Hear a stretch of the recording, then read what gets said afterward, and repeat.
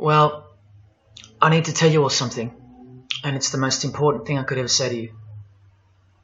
In a little while, you'll know for certain that I'm putting my very life on the line and the safety of my family by sharing this with you.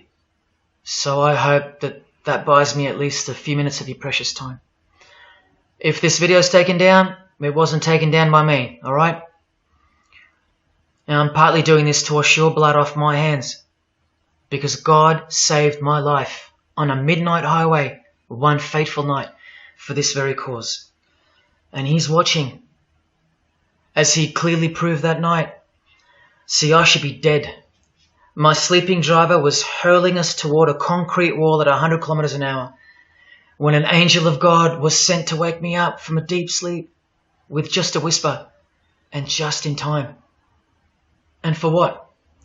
Not so I could win X Factor or buy that dream Porsche or marry that dream girl, but for this, for these words, for this moment, so I can tell you something, so I can warn you about something. Nothing could be more important than this. So cancel that movie you wanted to watch, skip that gym session. Don't scroll down to the next post. Just stay with me. Stay with me. Now, don't worry about the quality of the video or the audio. Just focus on the content. Listen to my voice and trust your eyes. Most of you won't care for the shocking thing I'm about to expose to you, because no one cares. No one cares. Not my exes, former friends, former bandmates, work colleagues, parents, family members, strangers. No one cares. But still, I'm doing all this for one person. One single human being out there. God is calling you, and He's looking for the last ones before the storm. And if you think you know where I'm going with this, please keep watching, because the most important part of this video comes at the end. Everything you're about to hear is a fact, and I'll prove it to you. I will leave no room for doubt. And nothing can stop what's coming. So this isn't a call for an uprising, boycott, protest. No. The Titanic is sinking, and it's unstoppable. All I'm going to do is point you to the life raft. And if you want to ignore me, then fine, proceed at your own peril. God knows I've tried. If you want to mock me, then at least share the video. Let others mock me too. Tell your friends. Check this freak out.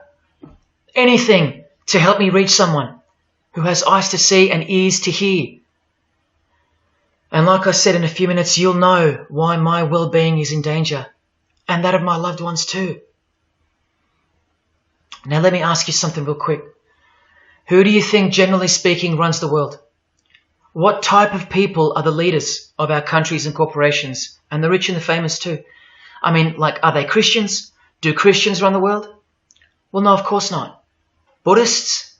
No. Do Muslims run the world? No. What about atheists? It's got to be atheists, right? Because we've come such a long way as a society, and atheism is the rational state of mind for the modern type of person, right?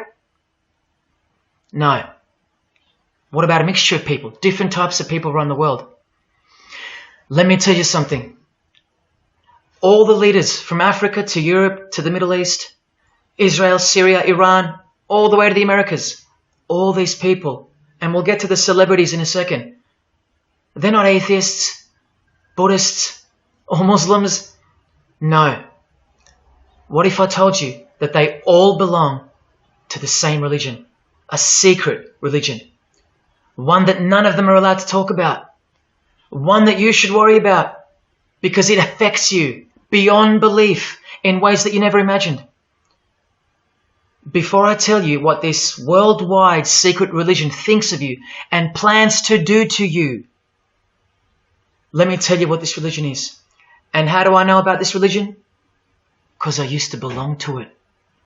And today I'm renouncing it publicly, breaking my oath of silence, which they imposed upon me and every single other member during ceremonies under the penalty of death. That's why my life is in danger. Every person you're about to see has taken the same oath as I did, over and over, no matter where on earth they're from, including Scott Morrison, your Prime Minister and mine. But see, I was plucked from it, saved from its camouflaged clamps, from its extravagant deception and its spiritual corpse, by none other than God Almighty. No one else is going to tell you this.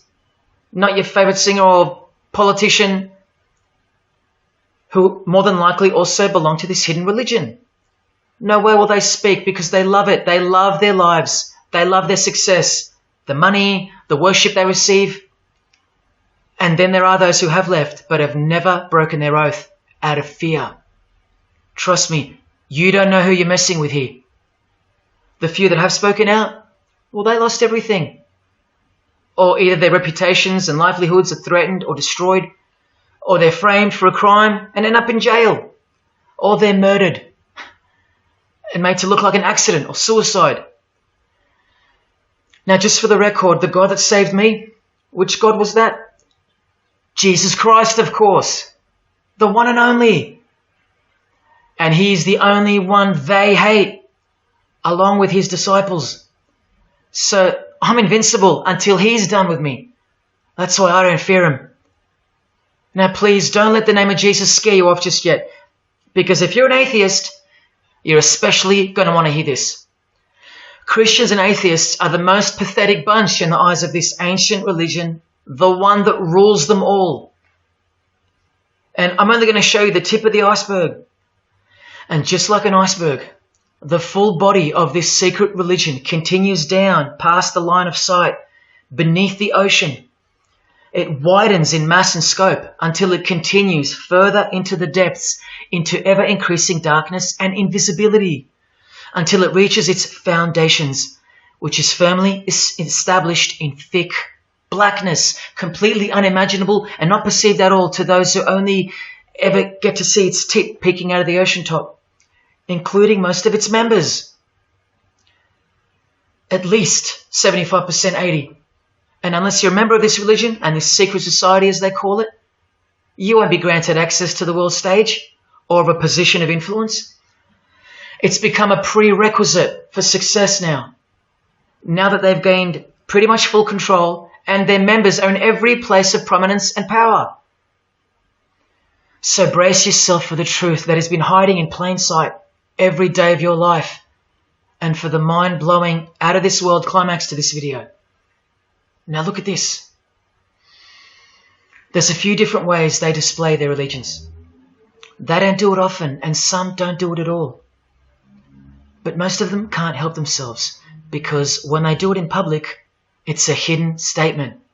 And that statement gives them a lot of satisfaction. The celebrities usually cover one eye, or hide it in some way, and obscure it, or emphasize it like this. Or they close one eye, or peek through it, through this hand gesture, all to highlight one single eye. It's called the all-seeing eye. Other times they'll just display a drawn eye somewhere, or a tattoo of it. The other method they use is what's commonly known as the hidden hand. Here, for example, River Phoenix is doing both the hidden hand and the all-seeing eye, so you can see the direct connection between the two. But in the political world, usually it's done with the hidden hand. And of course, this. That's a secret handshake for the members of this secret one-eyed religion. We'll start with Scott Morrison here, hidden in plain sight as usual, for everyone to not see as usual.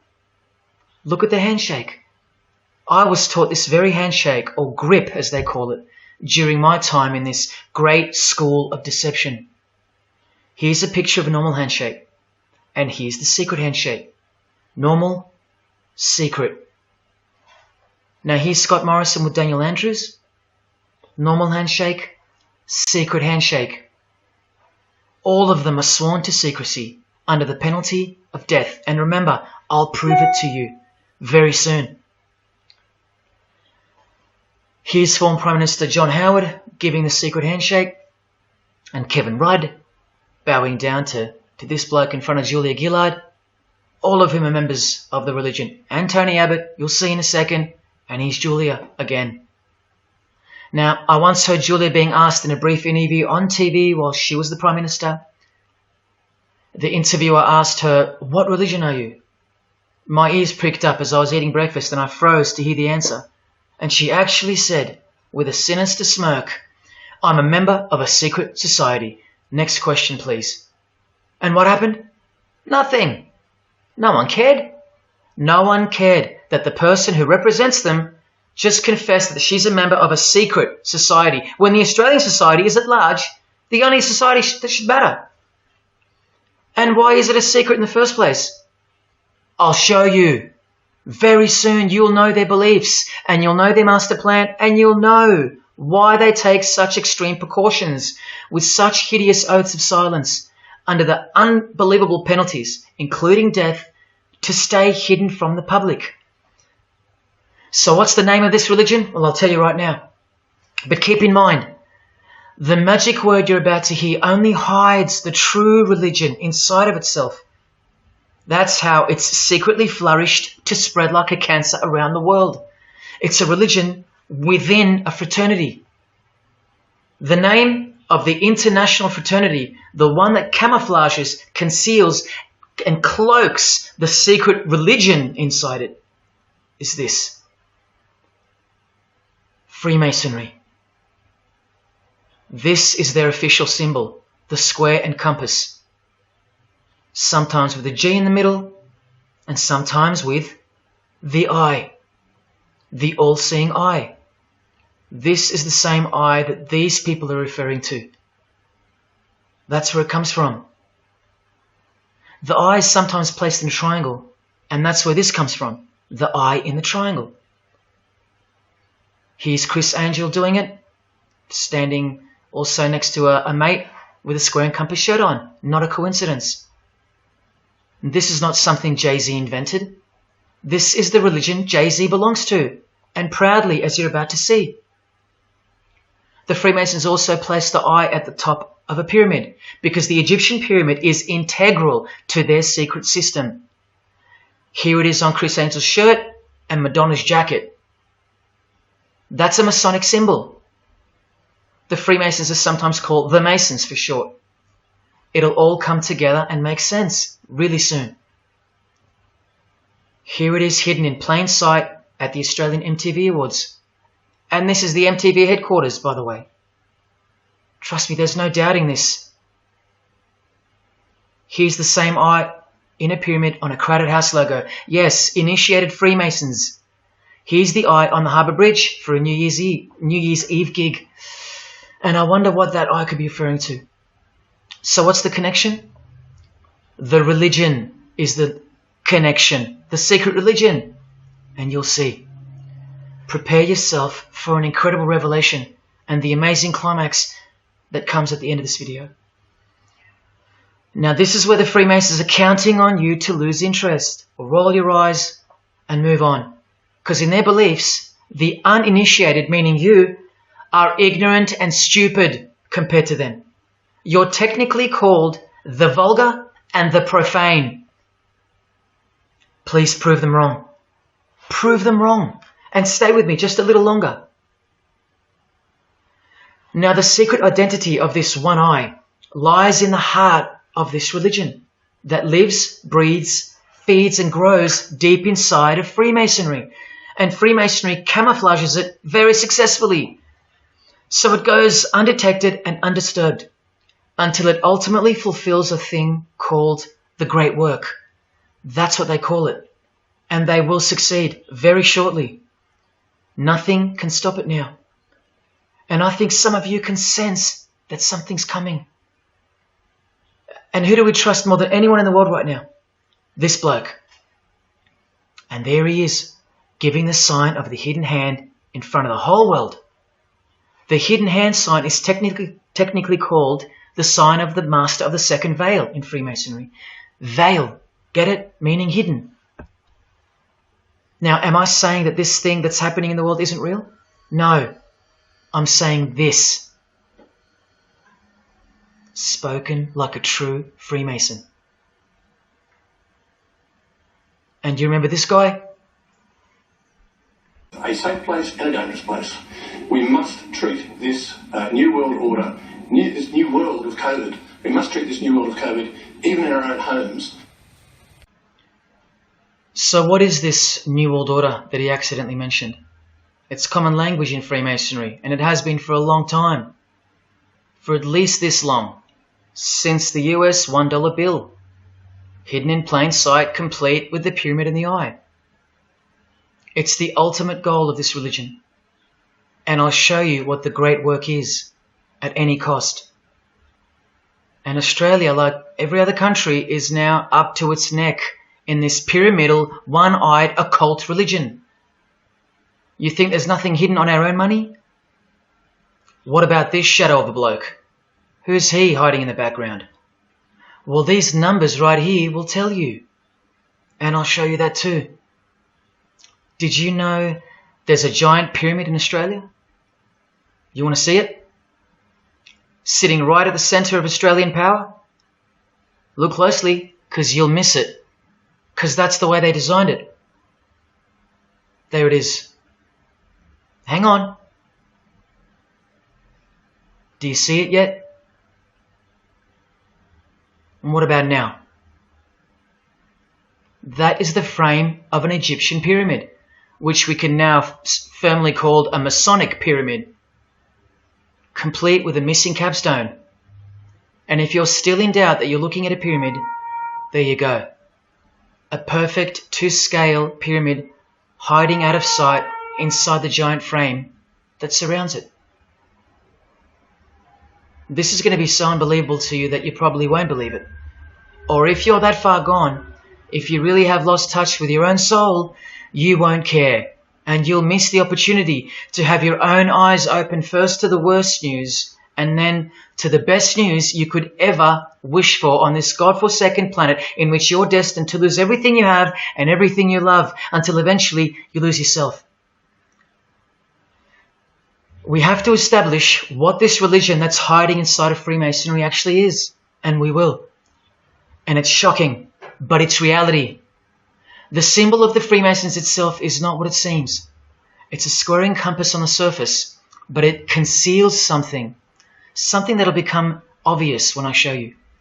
But before we uncloak Freemasonry to see its true nature, its ugly face and its shameful nakedness, because I gave you my word that I'm going to prove it to you. This is the oath they have to take. This is the oath that I took. And your favorite actors and singers, just about all your heroes, just about, even some of your relatives, who probably have no idea what Freemasonry is or was, and why they took such gruesome oaths. So for those who are going to say, my grandfather was a Freemason and he was a great bloke, or don't the Freemasons run that retirement home? Just wait. Because I'm talking to Freemasons here as well. And don't you worry, they're going to come out of the woodworks. But they're all under the oath of secrecy.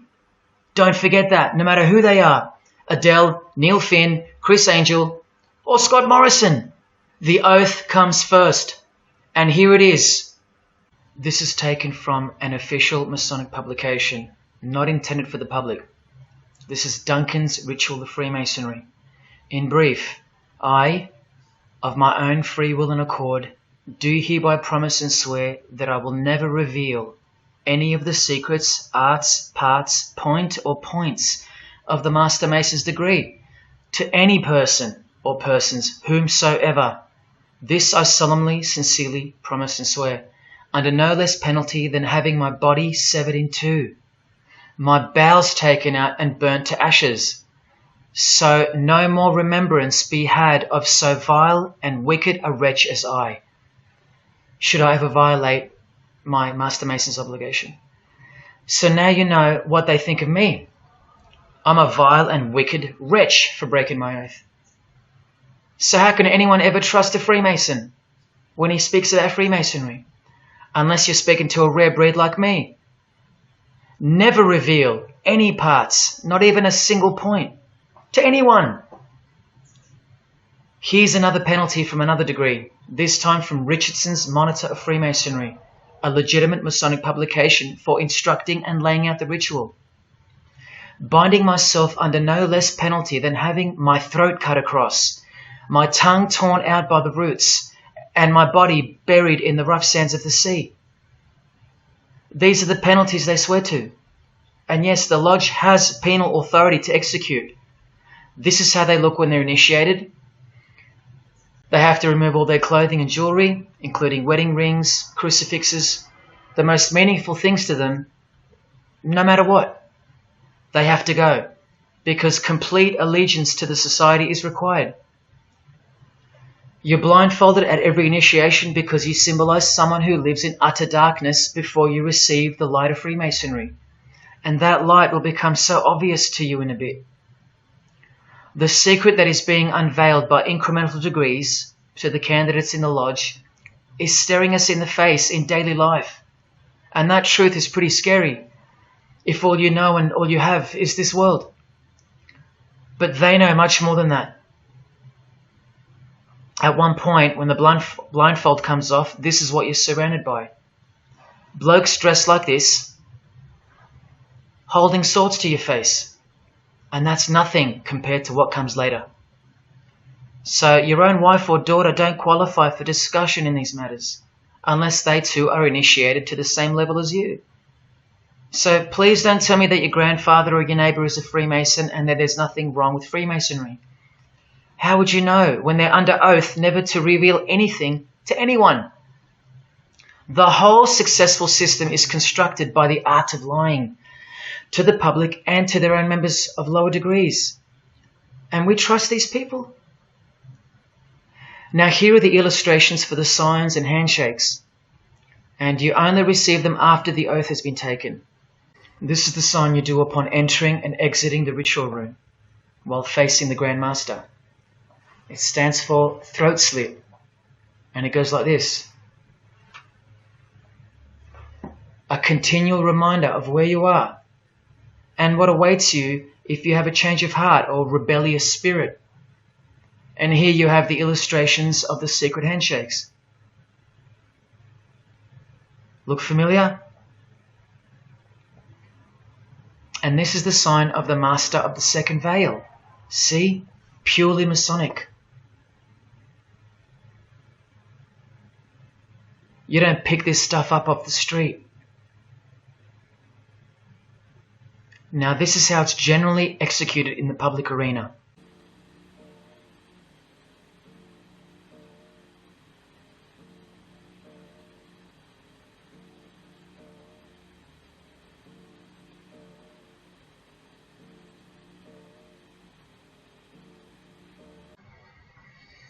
Sneaky, sneaky, huh? So when you see this, or this, you know for certain where it comes from and who they belong to. Look at Kramer on the front page of the privately circulated Freemason magazine, officially a Mason, like fellow brother Tony Abbott, and he's doing this. That's a direct link to the mysterious all-seeing eye of Freemasonry. There it is on the walls of the inside of a lodge room. So there's no reason to doubt that those who do this belong to this. This is another sign they do quite prominently. It's the sign of silence. This is from Richardson's Monitor of Freemasonry again, a finger over the lips. Now these signs are slightly morphed over time, so covering the mouth in a variety of ways is the expression of being bound to secrecy and silence. Silence or death, as Little Wayne here is portraying. Here's the oath of a second-degree Freemason on page 21 of Richardson's Monitor of Freemasonry. Binding myself under no less penalty than having my left breast torn open and my heart and vitals taken out, thrown over my left shoulder, should I willfully transgress any part of this my solemn oath. In this degree, the penalty is to have your whole body dissected, bowels removed and heart cut into pieces and thrown into a field where you are eaten by animals, all to protect the secret religion of the rich, powerful and famous. In the Knights Templar degree, the penalty is to have your head cut off. Listen to this penalty, and this one has happened throughout history more than any other, because it works so well without having to resort to death or the threat of death, and it's easier to execute. Now this applies to all areas of industry. It's done through the ruining of your reputation by fellow Freemasons, pointing him out to the world as an unworthy vagabond, by opposing his interests, making life very hard for you, by deranging his business, by transferring his character wherever he may go, and by exposing him to the contempt of the whole fraternity, the secret society, and the world. Wow. How many people do you think they've threatened, ruined, framed, cheated, and utterly destroyed to protect their secret religion? And in case you think the Masonic Lodge hasn't got the authority over the initiates, especially the ones in the higher degrees, this is from the Encyclopedia of Freemasonry. Under mandate, the orders and decrees of the Grand Master or of a Grand Lodge are called mandates, and implicit obedience to them is a Masonic obligation. And in Sickles' Monitor of Freemasonry, you plainly see they have a right to kill. A lodge has a right to exercise penal authority over its members. Exercise the penalties. So don't let a Mason tell you, oh no, that's just symbolic, the oath. Their laws are above the law of the land, and the proof are the oaths themselves. Because in normal society, you can't ask someone to accept having their throat slit as a penalty in order to be a member of any club or workplace. Unheard of. But not in Freemasonry, not in the secret society world. I told you, you don't know who you're dealing with and what's coming for us all. Here's what they think of the public. Here in speaking to the candidate, it's stated, but have a care not to defile the sanctuary by a spirit of curiosity, meaning don't try to join us just for fun. And take care not to increase the number of the vulgar and profane, meaning don't invite too many outsiders to join because they're vulgar and they're profane. This is more or less an invitation-only fraternity. Here from the Encyclopedia of Freemasonry again, written for Masons only and written by 33rd degree Masonic legend Albert Mackey, stating the same thing. Masonic definition of profane. One who is ignorant of the sacred rites of Freemasonry. One who is not allowed to enter the temple and behold the mysteries. And here, being uninitiated. That's the world at large. And here from this old ritual book written by the same legendary author, in the 33rd degree initiation, the Mason drinks wine from a human skull, which has been the cause for a few to leave Masonry, because they wonder, whose skull is this? In the 30th degree, part of the ritual involves stabbing skulls. Illustrated right here. The process of submitting the member further and further involves things like this. See, the candidate who's seeking admission into the next degree to receive more light has to be humiliated and intimidated. This guy here has his foot on the candidate's head. This is what our celebrities and politicians and the most prominent members of our society have done and continue to do. No one is exempt from this. And this is the intimidating and frightening path that you must take that binds you to the secret society before you are revealed the true beliefs of the religion. So can you see the risks I'm taking? You have to stay till the end. Don't let me down. Don't let yourself down or your fellow man. Believe me, it'll be worth it. Now here's one of the 3 greatest Freemasons of all time, who actually helped construct the 33 degrees or rituals of modern Freemasonry, Albert Pike.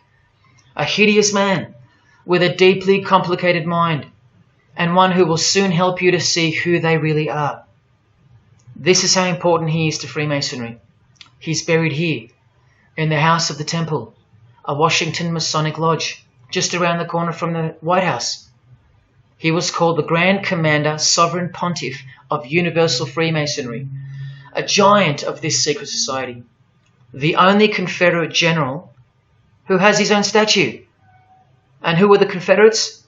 The dudes that fought for slavery, not against it, defeated by Abraham Lincoln, who was surrounded by these Freemasons, and who was assassinated by this one, John Wilkes Booth, doing the same sign of the master of the second veil. A Freemason assassinated Abraham Lincoln. Undisputable when you have the eyes to see.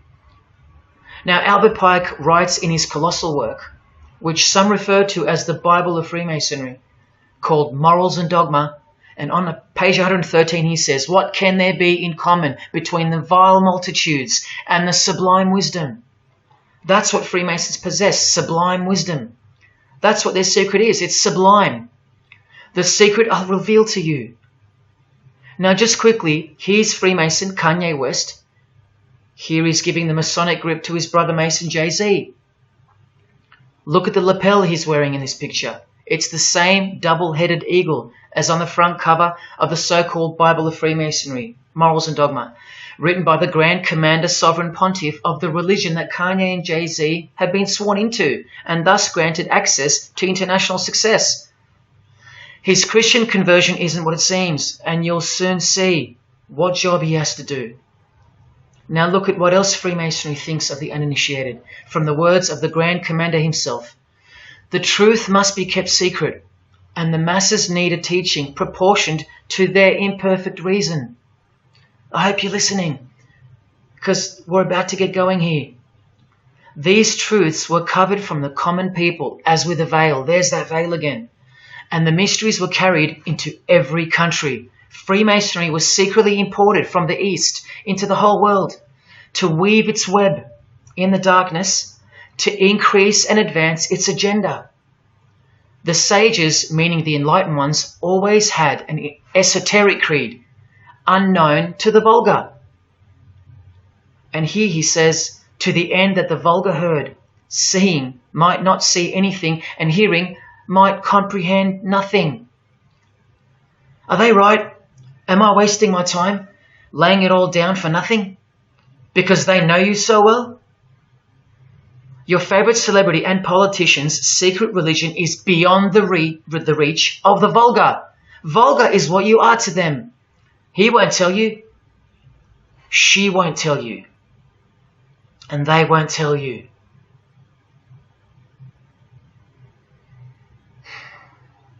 Because the other obscene penalties from the rituals of Freemasonry include having your ear and hand chopped off, or both hands,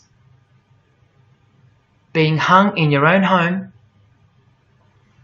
and my personal favourite, having the top of your skull cut off so your brain is cooked in the sun. Now can you imagine what they're hiding? And then the ritual monitor goes on to illustrate the same secret handshakes and signs. Hidden hand, sign of silence. These people mocking us, sometimes to our face with their symbolism, while we respect them, admire them, and sometimes even love them and idolize them. All of them partaking in the same initiation rituals, to belong to the secret society, a prerequisite for success, to belong to the religion that gives you everything you want, everything your heart desires. While the Gospels teach accurately that the heart is wicked. Now here is a practical example of how Freemasonry comes first, even above the title of president. Here's a portrait of George Washington doing the sign of the Master of the Second Veil, and here, Freemason, before and above president. And if you think that's just by chance that they put the word Freemason above president, then here, read this genuine quote from Harry Truman. This should tell you how deep the consequences of Masonic initiation go and what lies deep within. It's Freemasonry above everything else. There's the Queen showing her allegiance over and over. And here's the Queen leaving a very special hospital with a very special nurse. And this was the Queen's father, fully dressed in his Masonic regalia and that God-forsaken apron they wear, which also hides something, just like the square and compass. In fact, what the apron hides is what the square and compass really represents. And it's staring you right in the face. Can you see it yet? Prince Charles, handshake, hidden hand. Prince Harry, Prince William, And here is the Grand Master of English Freemasonry, Prince Edward, also in full gear. What a lovely looking chap. And now he's giving the Masonic grip in front of this stone that was placed there to memorialize his visit to Cape Town Lodge. And what about this guy? Prince Philip, husband of the Queen. Do you remember him saying this? Yeah, and here's the article in case you think he didn't. Initiated member. Do you slowly see what the Masonic mindset is? We are beneath them. And the craziest thing is, if they can turn you into what they think of you, then you deserve what's coming. It's a natural law. It's the law of nature. And I'll soon show you their real Bible, for lack of a better term, which justifies it all, and the one which guides their morals. And it makes a lot of sense, because the power of the deceptive phenomenon of Freemasonry lies in the fact that it contains real truth, intertwined with untruth. Now, this actual book that guides their morals and plans, it isn't written by hand, and it's been around longer than the Bible. So they think it's purer, sublime as they call it. And it's the foundation on which the religion is built upon. And that Bible, so-called, that unwritten Bible, is the key to unlocking its secrets. I'm going to hand you that key. And it's all going to come together like a flood. So they're going to own it all by their own words and actions. And they're going to introduce us to a new system of life, but only after a number of shocking events take place, which I'm so close to telling you about. But first I have to tell you the name of the secret religion and the identity of the I. Now, for the few of you that think of hospitals and charities and nursing homes when you hear the word Freemason, a word which I soon hope to never speak again after this video, well, it's a front, a cover story, and like everything else in this presentation, I'm going to show you. This too is for the poor Freemasons that are going to have the call to make an appearance in the comments section trying to defend their beloved fraternity. This is 33rd degree Freemason Manly Hall, who was named Freemason of the Century by the Scottish Rite Journal in 1990. And you'd be surprised how many Masons haven't heard of him, because they don't bother entering the Masonic library and searching out the mysteries themselves. These same Masons think they know something, and they parade themselves on websites and social media, calling people like me, oh, he's just an anti-Mason, anti-Mason. Blind fools at best, deceivers at worst. Well, the Freemason of the Century wrote in this book and in this chapter, Freemasonry is a fraternity within a fraternity, an outer organization, concealing an inner brotherhood of the elect, one visible and the other invisible. The visible society is a splendid camaraderie of free and accepted men and women, enjoined to devote themselves to ethical, educational, fraternal, patriotic, and humanitarian causes and concerns like hospitals and charities. But the invisible society is a secret and most august fraternity whose members are dedicated to the service of a mysterious arcanum arcanorum, meaning mystery of mysteries. Now, I wonder what that could be. So once again, don't listen to the lost or deceptive Masons that'll come here trying to cheat you from the truth, telling you that I don't know what I'm talking about or calling me an anti-Mason. Because there you just heard it. There's a Masonry for the majority of Masons, and then there's the real thing, the secret religion, which should shock you when it's announced. These same lost or deceptive Masons also love to repeat, like parrots, that Freemasonry is not a religion. Well, what does the Freemason of the Century have to say about that? From this book, he writes, Masonry is essentially a religious order. Not just a little bit religious, but essential. And here, the iconic giant of Freemasonry says in Morals and Dogma, every Masonic lodge is a temple of religion, and its teachings are instructions in religion. So please, Sit down, Masons, because Freemasonry is a religion. And soon, I'm going to tell you what it's really called. Now look at this from the same book, and speaking about fellow Freemasons being initiated in the lodge room. Part of the symbols are displayed there to the initiate, but he is intentionally misled by false interpretations. Their true explication is reserved for the princes of Freemasonry.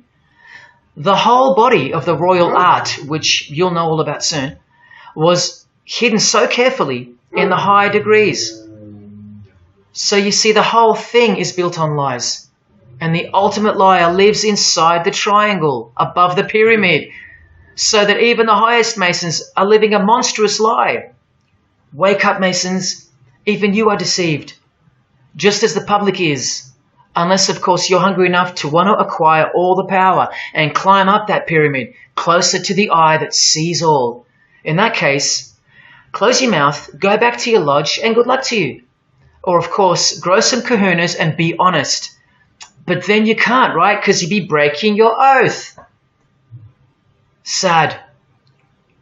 Oh, it's good to be free, under the wing of the true master. Stick around if you're interested, and you'll get to see some wonder. When I pull that cloak called Freemasonry right off, and those that are still here watching will get to see the true colours of the nakedness and the horror of the Masonic Lodge, and the religion that rules them all. Another thing that Masons will repeatedly say is that this has nothing to do with Freemasonry, and it's just a conspiracy theory. Well, the 33rd degree Freemason of the century also wrote this book about 100 years ago, The Secret Destiny of America, and look at the front cover. And I'll tell you why America is so important for the ultimate goal of the secret society. It's disturbing, but it's also essential in understanding the near future and what's going to take place. So for the Freemasons that still say that this is not a Masonic design, especially this Masonic website called Masonic Info, insisting here that even the eye in the triangle or pyramid is not Masonic. Completely laughable and pure disinformation for the stupid masses. Try arguing against this.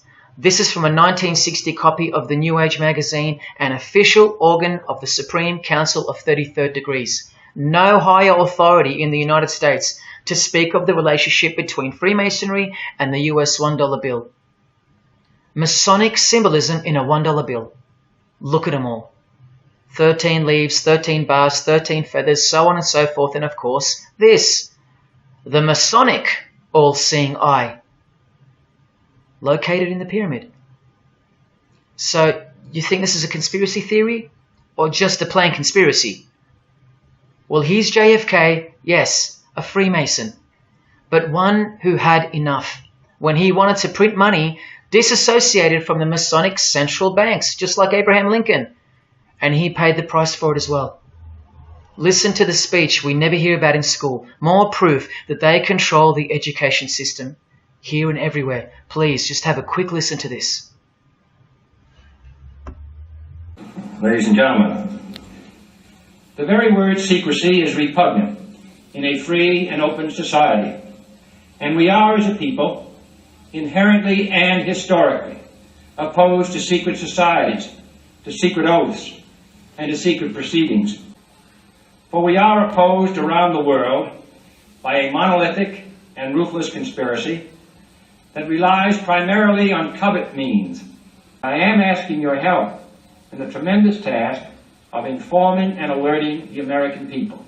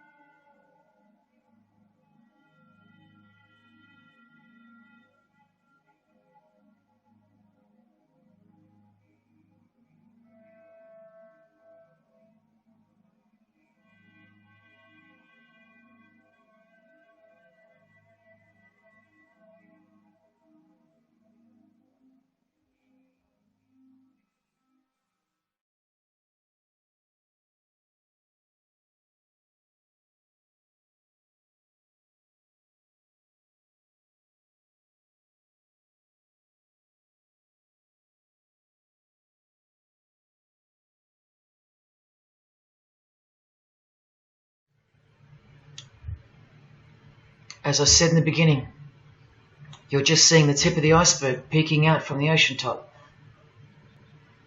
I told you, all personalities in the field of great influence are initiated members of Freemasonry. Otherwise they wouldn't be there. Within 60 seconds of me telling you what international Freemasonry really is, I'll prove it to you. Unequivocally, within 60 seconds. And then I'm going to drive it home, and then I'm going to show you what they're planning with this new age they're implementing, and then the conclusion, which is by far the most important part of this presentation. So when you hear me tell you the truth in just a moment, don't switch off in disbelief because you can't believe that your favorite idol or whoever could possibly be involved, like you know them or something. You don't know these people.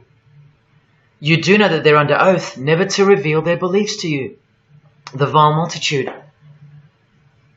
It's time to trust your eyes now, not your feelings, especially after all that I've shown you. This is why the secret religion is so hidden. This is why it's so ingeniously designed through layers of lies upon lies, cloak upon cloak, and oath upon oath, concealing the truth for its chosen few. What is Freemasonry? What is the most secret yet most powerful religion in the world? Well, that's easy. We live in an evil, evil world. So there's only one religion that befits it. Freemasonry is Satanism in disguise. Now start the clock. From Morals and Dogma, prepared for the Supreme Council for 33rd degree. That's the highest degree in Freemasonry, and written by the undisputed heavyweight champion of modern Freemasonry, Albert Pike. On page 321, he boldly states, Lucifer, the light bearer. Strange and mysterious name to give to the spirit of darkness. Lucifer, son of the morning. Is it he who bears the light? Doubt it not. Did you hear that? Lucifer is God, and do not doubt it. Come on now, stay with me. Here from the Encyclopedia of Freemasonry, written by 33rd degree Freemason, a beloved member of the craft, Albert Mackey. He tells us whose name represents the good principle in Freemasonry's secret worldview. Writing under the Masonic meaning of the word pentagram, he says that the pentagram, depending on its position, represents good or evil. See how he puts the positive aspect in the first position? Good first, evil second. Good or evil, light or darkness, victory or death, initiation or profanation, Lucifer or Vesper. Lucifer is good. Lucifer is light. Lucifer is victory. And Lucifer is true initiation. See, if you're not initiated, you're profane. If you haven't figured out that God is Lucifer, you're vulgar and profane. You're stupid, in their own words. That's the beginning of their big secret. God is the devil, and we're already in hell right now. Now from the Freemason of the Century, Manly Hall, and this will make it 3 out of 3 legends of Freemasonry stating the same thing. In the Lost Keys of Freemasonry on page 76, when the Mason learns that the key to the warrior on the block is the proper application of the dynamo of living power, he has learned the mystery of his craft. The seething, surging energies of Lucifer are in his hands. Do you see? The world's hidden religion, with its universal one-eye symbolism, who was revealed slowly and by degrees only to its dedicated members, is Satanism, or Luciferianism as they prefer to call it. Now all the oaths make sense, don't they? Now all the rituals make sense. Now all the penalties make sense. And their secret signs and symbols and handshakes all make sense. While the bulk of Freemasons make the external image of the fraternity and know nothing of who rules over them and who or what they're protecting. But which craft do you think the Freemason of the Century is talking about here? Which craft? Which craft? Which craft? witchcraft. You need to slowly wake up now. Witchcraft is the royal art of Freemasonry, jealously guarded and reserved for the few. I'll show you clear as day that this is in fact true. This is the symbol of Satanism. And this is the symbol of the lodge of female Freemasonry called the Order of the Eastern Star. Look at that. Satanism, Freemasonry. Trust your eyes. This is the symbol of the Church of Lucifer, founded by a 33rd degree Freemason, which I'll prove. Look at the Masonic squaring compass in the design. The Church of Satan and Lucifer, two sides of the same coin, nurtured and brought to an organized international level of power and influence by Freemasonry, in secret, and all done right under our noses. And if you think that your politicians or religious leaders or favorite idols can't be a part of this, you have to try and snap out of it, or suspend your everyday beliefs just for a moment, and I will clearly show you how it's not only possible, but it's actual. Please, I feel like it's now or never. If you don't get a glimpse of this now, then when? Who else is going to tell you this? When will you next be confronted with this? This is reality. And as much as you thought that ordinary people came into positions of power through hard work or concern for society or family connections, combined with brains and talent, that's not the case. That's the fantasy. This is the reality. They all go through Freemasonry. You think that Sam Worthington was so talented that he was picked over all those American actors to star in Avatar? Of course not. He was a Freemason. And so was the director, James Cameron, of the highest caliber. You have to remember that to them, Lucifer is good. Lucifer is the liberator. Jesus is the suppressor. Lucifer is pure love. Jesus is impure love. Lucifer left heaven for you. Jesus was crucified because he was a false Messiah. The world has always been deceptive, and we have been magnificently deceived. Here is an incredible example. Pay attention. This should blow your mind.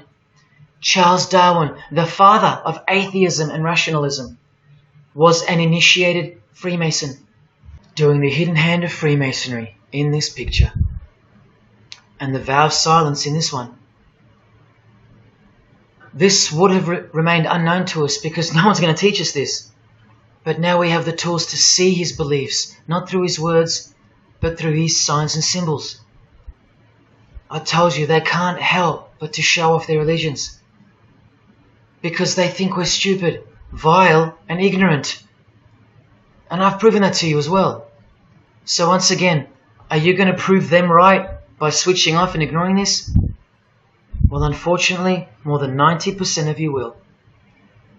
What I'm giving you here is priceless knowledge, because no amount of money or success can substitute its importance. And I'm risking everything but my own salvation to share it with you. If only for the few of you. Think about what you've just seen here with Charles Darwin, because I don't know if you got it. You cannot be accepted as a candidate of Freemasonry unless you believe in a supreme being, as exemplified here with Phil Collins, speculated by some to be an atheist, but this seems impossible because, being a Freemason, he has to believe in a higher power, or more accurately, supreme being, and I can personally vouch for that. And look here in the Masonic Oath itself. The candidate says, "I will not aid or be present at the initiation of an atheist, a madman, or a fool." Freemasonry believes that to be an atheist is to be the equivalent of a madman. And they're right. Yet while they propagate atheism around the world, in universities and schools, Charles Darwin himself was a believer in an intelligent designer, a supreme being. He had to be, because he's a Freemason. And that intelligent designer that gave birth to us is named Lucifer in the highest degrees of Freemasonry. See? Never tell. He lied to you, because that's what Freemasons do. The whole thing is a giant lie that was carefully constructed by mutilating the truth, because mutilated truths make the most successful lies.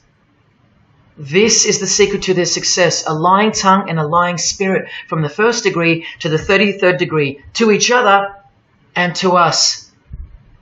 I've proven that as well. And what did Jesus, how did he describe their God? The father of lies. How accurate. The one who comes to cheat, kill and destroy. How accurate again when I tell you their plans. Look here, Charles Darwin is noted as an influential figure by the Satanic Temple. And proof for them, apart from the intelligent design that is all around us, that Lucifer is real and that he's the god of this realm, is the power of witchcraft or magic. Magic works because there's a hierarchy or a pyramidal power structure in the spirit realm, a realm devoid of any love for you. And these spirits can be conjured up and summoned by the practitioners of the royal art of Freemasonry. They ask for something in return, however. Listen to Bob Dylan, a Freemason. Hidden hand, one-eye symbolism. Out here doing these songs, you're still on tour. I do, but I don't take it for granted. Why do you still do it? Why are you still out here? Well, it goes back to the destiny thing. I made a bargain with it, a long time ago, and I'm holding up my hand. What was your bargain? To get where I am now. Should I ask who you made the bargain with? with the chief commander. On this earth? And in this earth, and then in the world we can't see. How does one communicate with Bob Dylan's chief commander, Lucifer? By the jealously guarded royal art of Freemasonry, witchcraft. This is from the Encyclopedia of American Religions.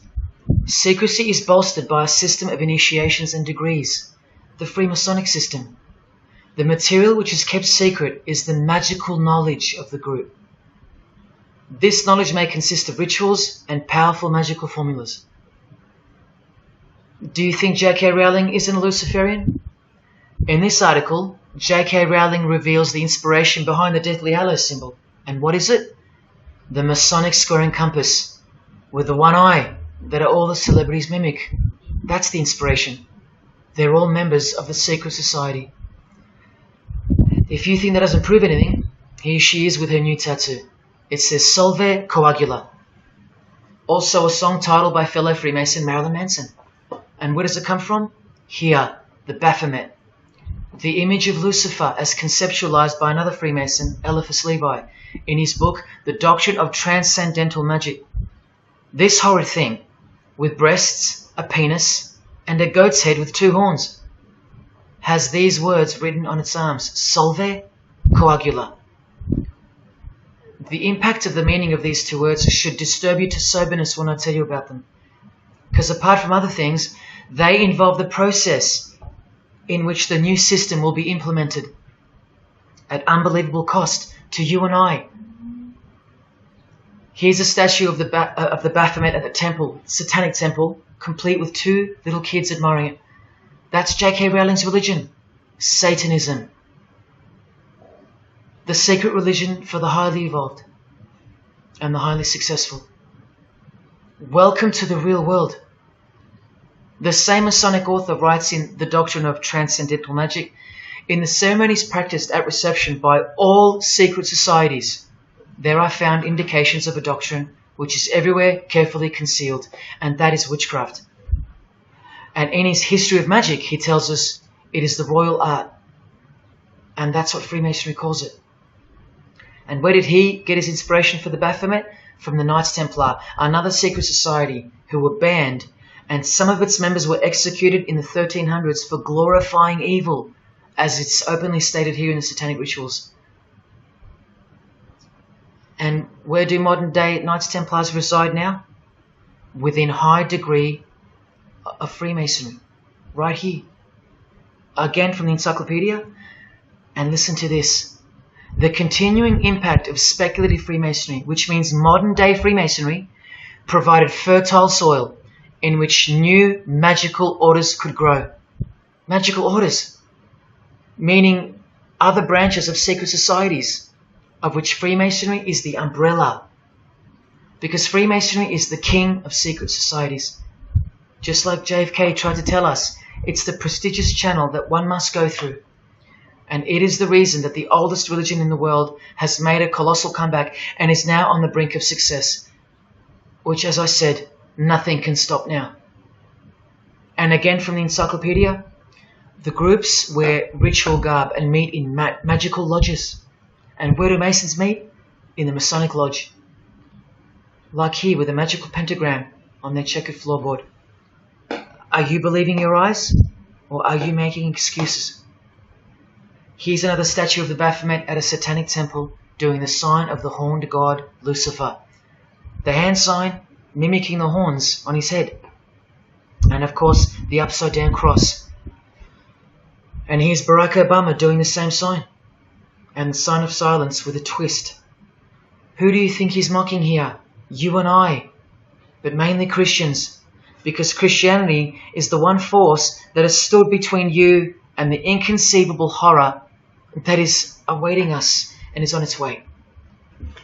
Here's an article on Barack Obama, and that's his hands adjusting his presidential seal. And there's his Masonic ring, and the sign of the devil's horns, over and over. Freemasonry and Satanism are intertwined. Look at these Masonic politicians throwing up the devil's horns. George W. Bush. Look how sneaky and sinister the look on his face is here. And the manner in which he's delivering the sign. In front of the whole world. Is he a fan of rock music? Is he saying I love you in sign language for the deaf, like some people like to say? This is his fraternal order called Skull and Bones, also known as the Order of Death, where you lie naked in a coffin with what's called a temple prostitute during initiation. Clearly a Masonic order, with this guy displaying the hidden hand of Freemasonry. In Stanley Kubrick's last movie before his death, he's telling you that all prominent members of industry, including politics, as the movie goes on to show, are members of a satanic secret society. In it, he shows the members engage in an orgy and feast after the ceremony of dedication to their horned god. To identify which secret society he's referring to, he leaves the clues in the artwork. Not once, not twice, but 3 times. The One-Eyed Religion. And who do you think the title of the movie is dedicated to? None other than the stupid, ignorant, and uninitiated masses watching the movie. And you know it now. He knew that when we'd leave the cinema, we'd be commenting on the performance of Tom Cruise, or giggling about the orgy scene, or just being disappointed because the movie went too long, or some other meaningless critique with eyes wide shut. Look at the cover of his other movie, A Clockwork Orange. The eye on top of the pyramid. And on his shirt, the word devil in Italian. Let me take it up a notch, in case this isn't registering.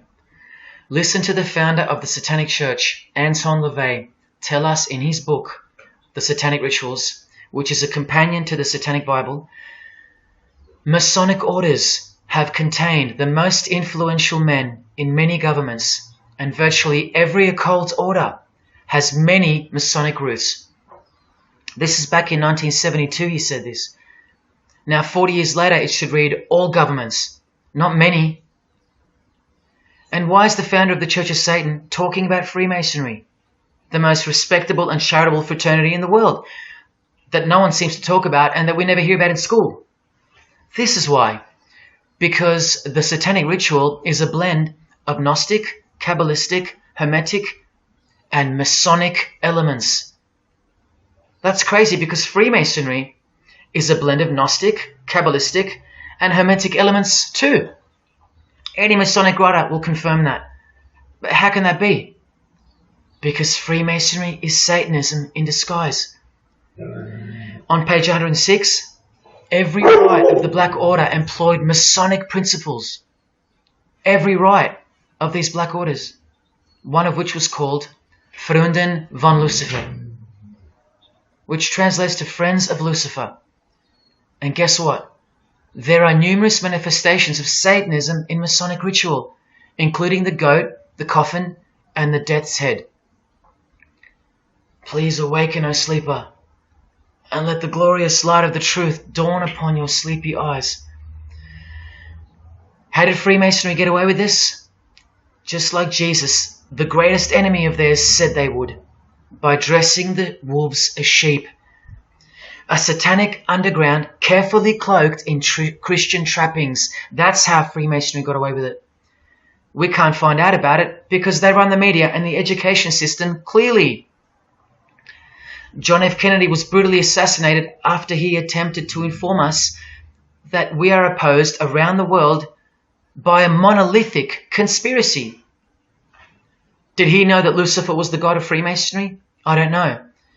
The Grand Master of my lodge, who was the mayor of the city, was a 32nd degree Freemason. That's one short of the top, one short of the true beginning of the secret religion, and he had no idea what Freemasonry really was.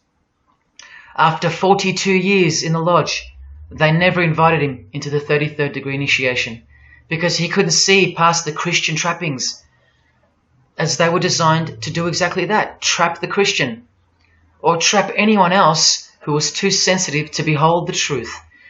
Thus, Freemasonry could halt their progress at any time without suspicion because it's a rare thing to reach the 33rd degree, and every Freemason knows that. So that there are no rude awakenings that take place with those that aren't ready to embrace Lucifer as the true god of Freemasonry and the world. This is an ingenious system, birthed by what must have been demonic inspiration. Anton LaVey says that this ingenious system I speak of serves as a rudimentary screening process for organized Satanism. Exactly right. It's a filtering process, as I've said earlier.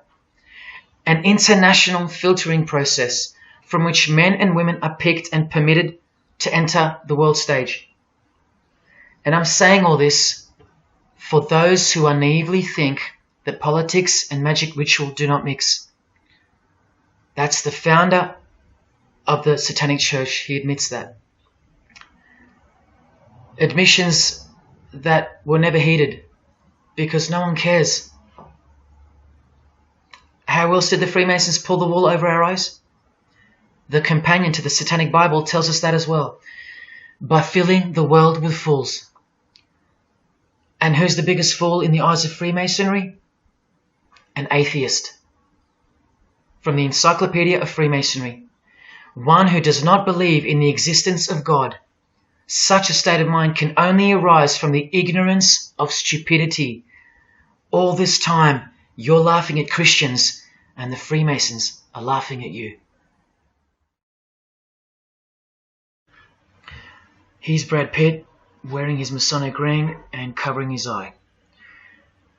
Now here's a genuine quote from Brad Pitt, the Freemason. In short, I could really try on something different for myself. That was Satanism. It's working out really well. I made a pact. That's why. You don't believe him? Bob Dylan does. And the hand sign they all do. Allow me to show you what it symbolizes. And now that you know what you know, it should make sense to you. It stands for 666. Yes, indeed. Satan's number, foretold by Jesus Christ. Now just hang on, let me prove it to you. Here it is for all to see on this shirt design, worn by Guns N' Roses guitarist Slash. See the I in the middle of the 6? Repeated 3 times. That's 666.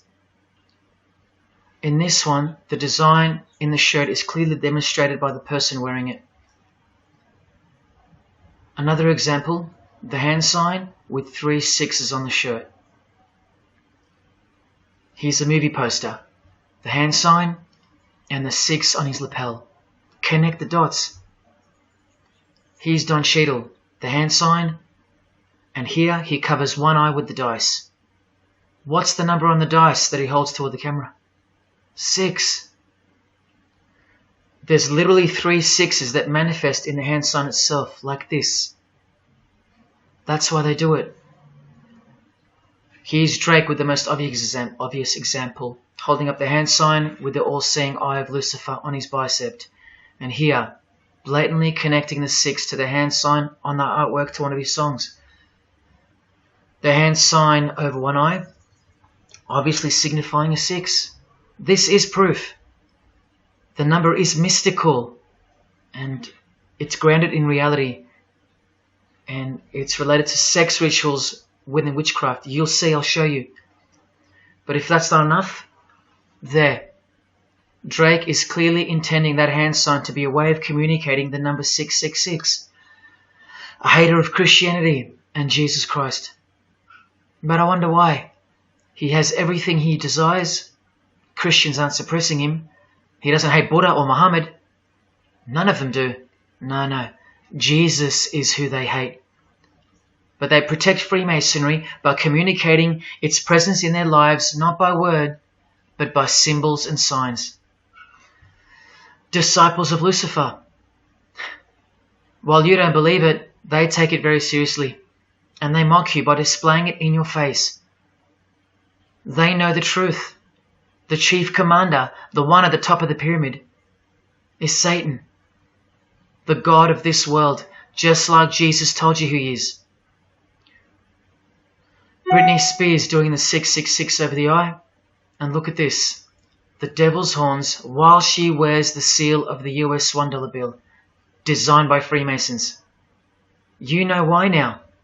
You just have to stop denying it. Freemasonry is Satanism in disguise. This is how they tell you.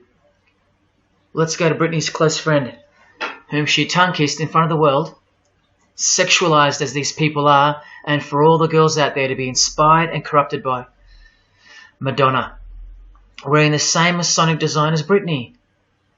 666 hand sign, the one eye symbolism, and the vow of silence.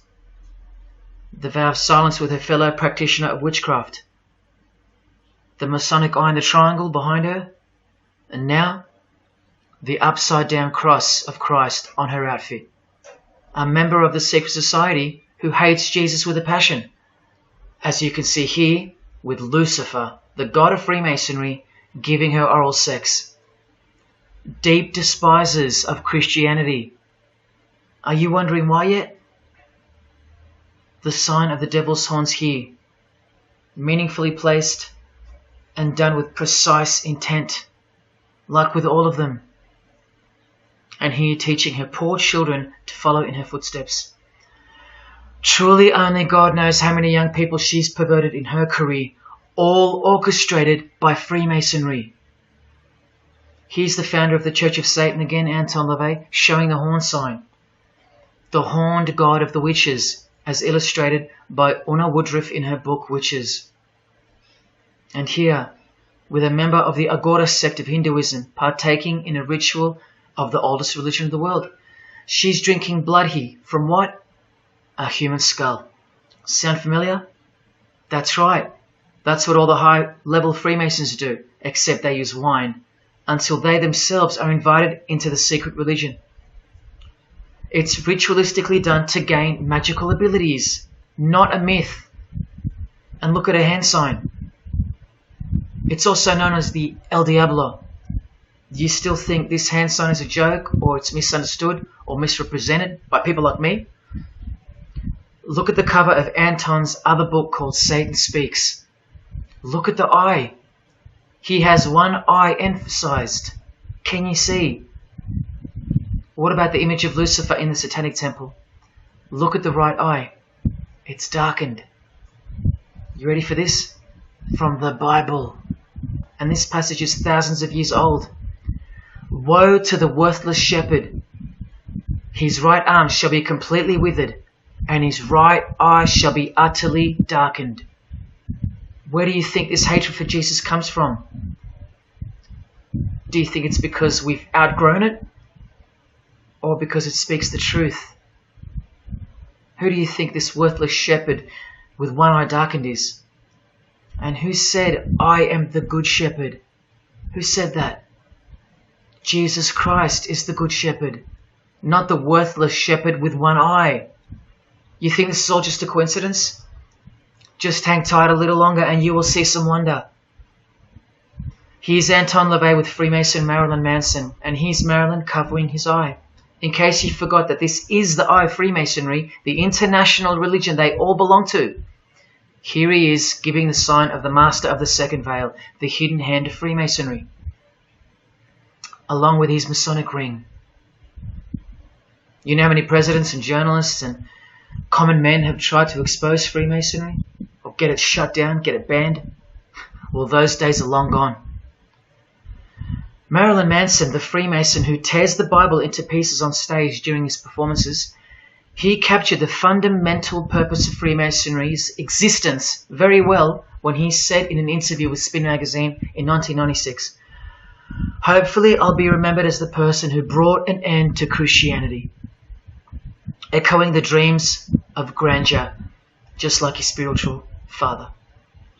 Now Kesha, one-eye symbolism of Freemasonry, the eye in the triangle, and the sign of silence. So she's a member. And behold, an inverted cross in her music video. Inverted cross on her outfit, and a satanic pentagram on this outfit. Just like the symbol of female Freemasonry. You think none of these Freemasons look like witches? Really? And none of these witches in the making? Remember, 90% of them don't know what they're serving, or what they're doing there, or why they're taking oaths of such silence and such penalty. Avril Lavigne does, showing her allegiance with the one-eye symbolism, participating in lesbianism in a video, influencing the masses, subtly stealing her innocence. And what's on her helmet? One eye. And doing the El Diablo with pentagrams at her concert. Anthony Bourdain with his one-eye symbolism. He was openly a hater of Christianity. And what kind of woman would suit a man like this? Well, a fellow member of the secret society who hates Christianity too, of course. Asia Argento. One-eye symbolism, again and again. The sign of Lucifer's horns. And this pose of his image. Remember the Baphomet. There's Asia mimicking its pose, complete with the finger position. Creatures with breasts and an erect penis and a goat's head. You know, things you find normal now. Thanks to international Freemasonry, normalizing evil and filth through multiple levels of and avenues of propaganda and influence, including television, movies, music videos, schools, education, through legislation, through passing of laws to protect the evil nature. And of course through your favourite idols. Chris Hemsworth, just your everyday good Aussie bloke? I'm afraid not. One-eye symbolism and the sign of silence. Both of which mean he's taken all the disgusting oaths of Freemasonry under the penalty of death, thus catapulting him over the competition, never to promote Christian values or Jesus Christ again. The 666 hand sign, and now, see how the hand symbol makes sense? Amber Heard, who was married to this Freemason, who's best friends with this Freemason. I told you they only date, marry and associate with their secret society. Here with the 666 over one eye, and this tweet. I think it's a tweet, I don't know. Look at the one eye closed, darkened if you will, and identifying its meaning with the devil's hand symbol. Of course, she camouflages the whole thing with her misdirecting words for the dumb masses. But we can see through that now, right? Oh, look, it's Elon Musk replying. He's a fan of Amber Heard. Or is there more to it? Good sign, he says. The sign of the devil's horns. The fertility god. The sex god. That's what he's referring to. Why on earth would he point that out? You know why.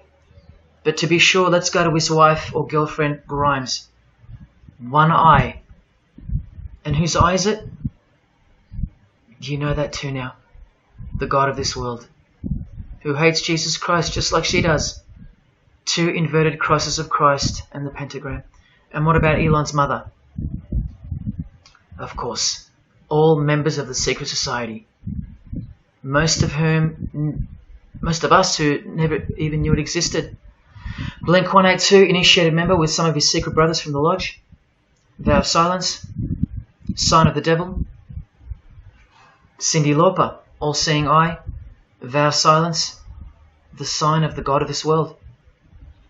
Christian Bale, who thanked Satan at an award show, doing the sign of the master of the second veil, the hidden hand of Freemasonry. Ashley Tisdale, all-seeing eye, social media post, and hanging out with her boyfriend, who proudly wears the satanic cross. You think they belong to the same religion?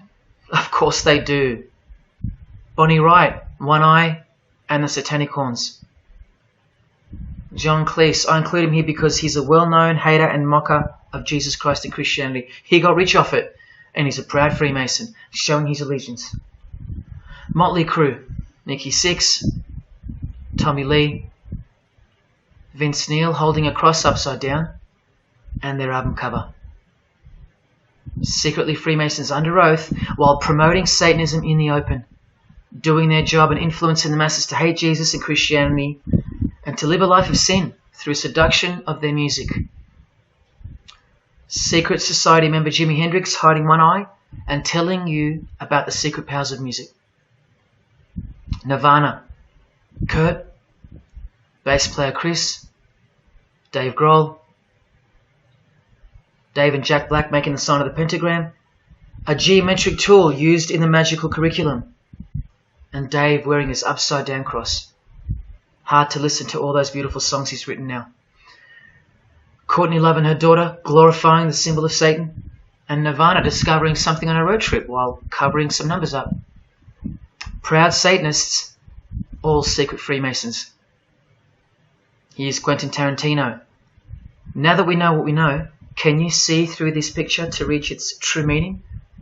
The all-seeing eye, whose identity is revealed by the hand gesture, which is 666, with the vow of silence and throwing up the devil's horns, which I hope you can finally see means something.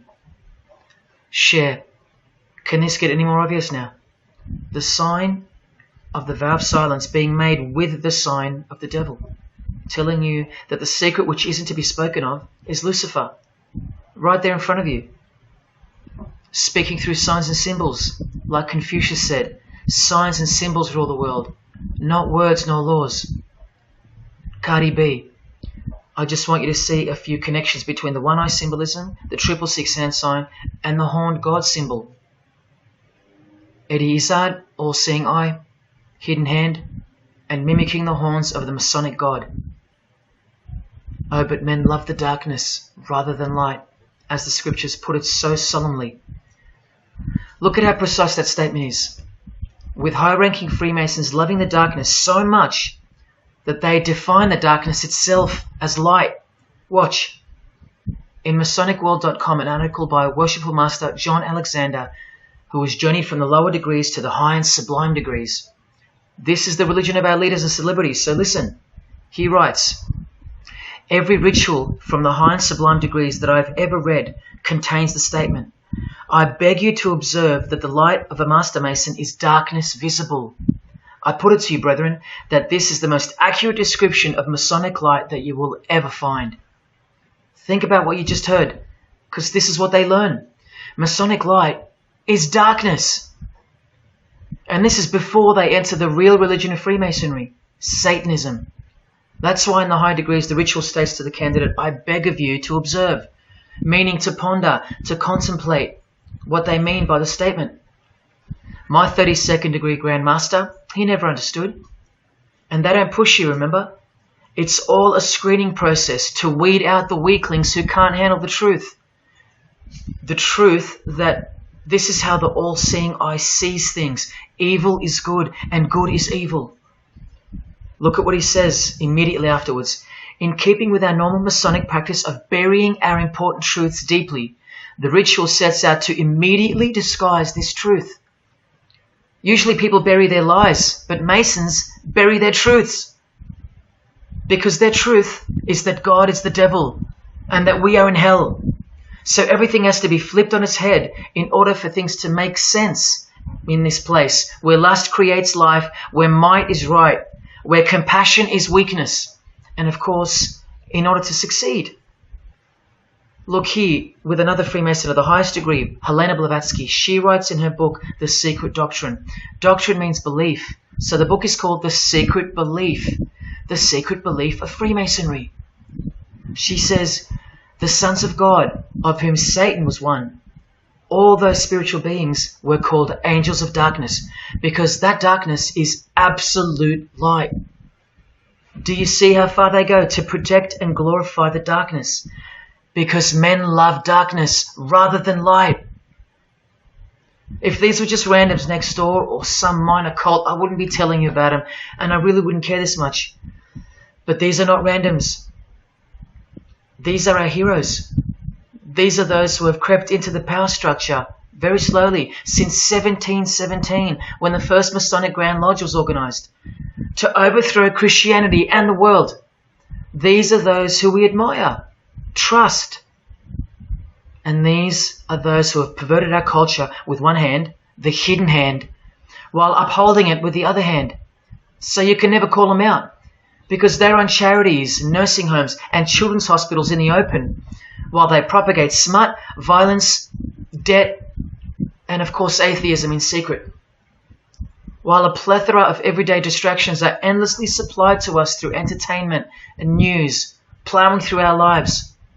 That's political Freemasonry, politicizing everything, including entertainment, supplying you with their heroes and their idols.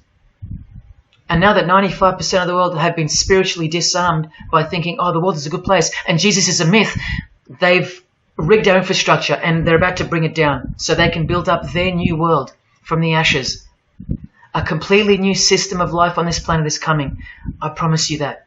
In a book called Satan's Master Plan, LaVey affirms his commitment to destroy Christianity.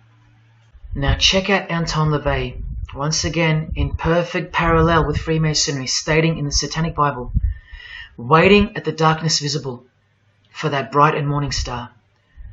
Bright and morning star being a reference to Lucifer. The exact same expression as the Freemason and worshipful master John Alexander that we just heard describing Masonic light. Darkness visible. Identical language. Because Freemasonry is Satanism in disguise. This is what the initiated queen of Freemasonry, Helena Blavatsky, says of the bulk of Freemasons in her book. The knowledge of their members about the full signification of their symbols is nil. And that's of course true to the Freemasons listening. How do I know she's a Freemason? Because her diploma was reproduced on page 66 in Freemasonry Universal, Volume 5, Part 2, in the Autumn Equinox, 1929. And also because she's displaying the Masonic penalty sign, like all these Freemasons. Drew Barrymore, all-seeing eye, vow of silence. And see, the symbol of her secret god. Elijah Wood, one eye, hidden hand of Freemasonry, and the devil's horns. Sammy Davis Jr., the eye of the Freemasons is the all-seeing eye of Lucifer. Because here he is with Anton LaVey, the founder of the Church of Satan. So when you see him hanging with other celebrities like Bill Cosby, can you be sure that they belong to the same religion? Sure you can. I told you they don't hang out with the uninitiated. You think the Rat Pack weren't Freemasons? Well, here's their leader, Frank Sinatra, doing the hidden hand.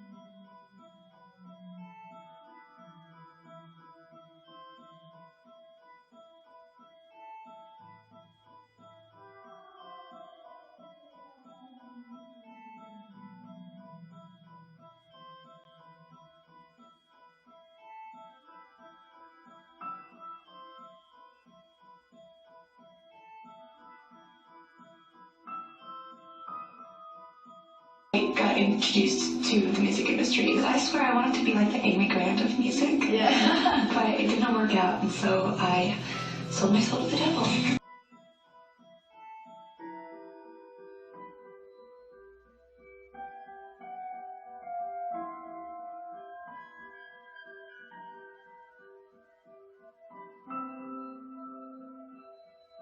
On that, have you considered maybe doing more acting? I only had a few lines. It was fantastic, but I can't really tell you anything else. But it would. Sure you can. I know I can't. It's very secretive. It's a very secret society.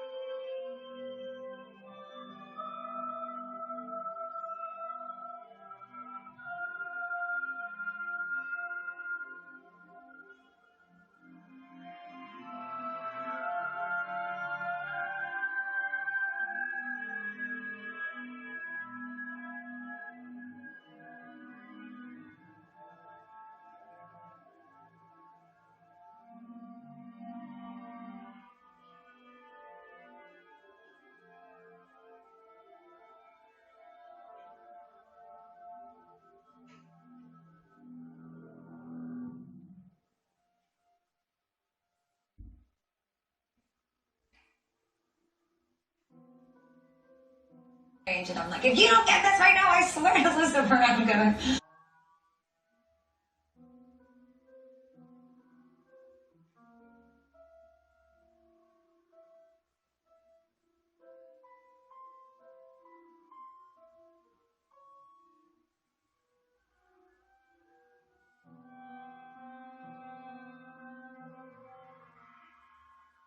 poker facing with your sexuality. When I was making love to my old boyfriend, I used to think about women sometimes. Oh, good Lord. I'm sure he was delighted when you told him. Oh, good Lord. I'm sure he was delighted.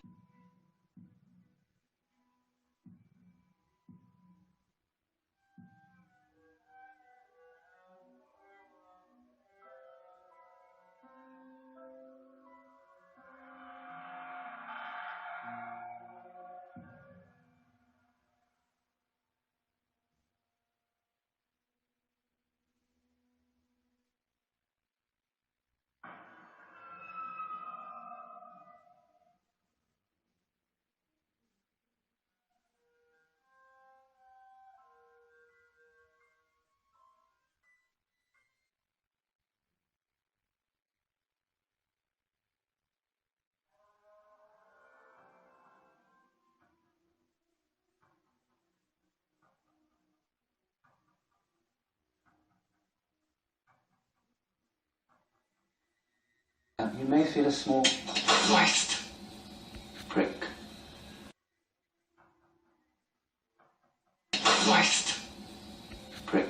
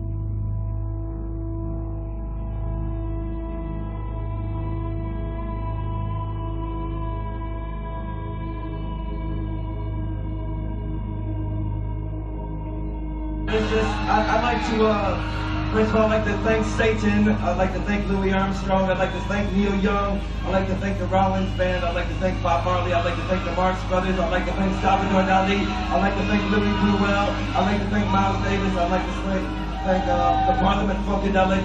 And I'd like to thank you, too.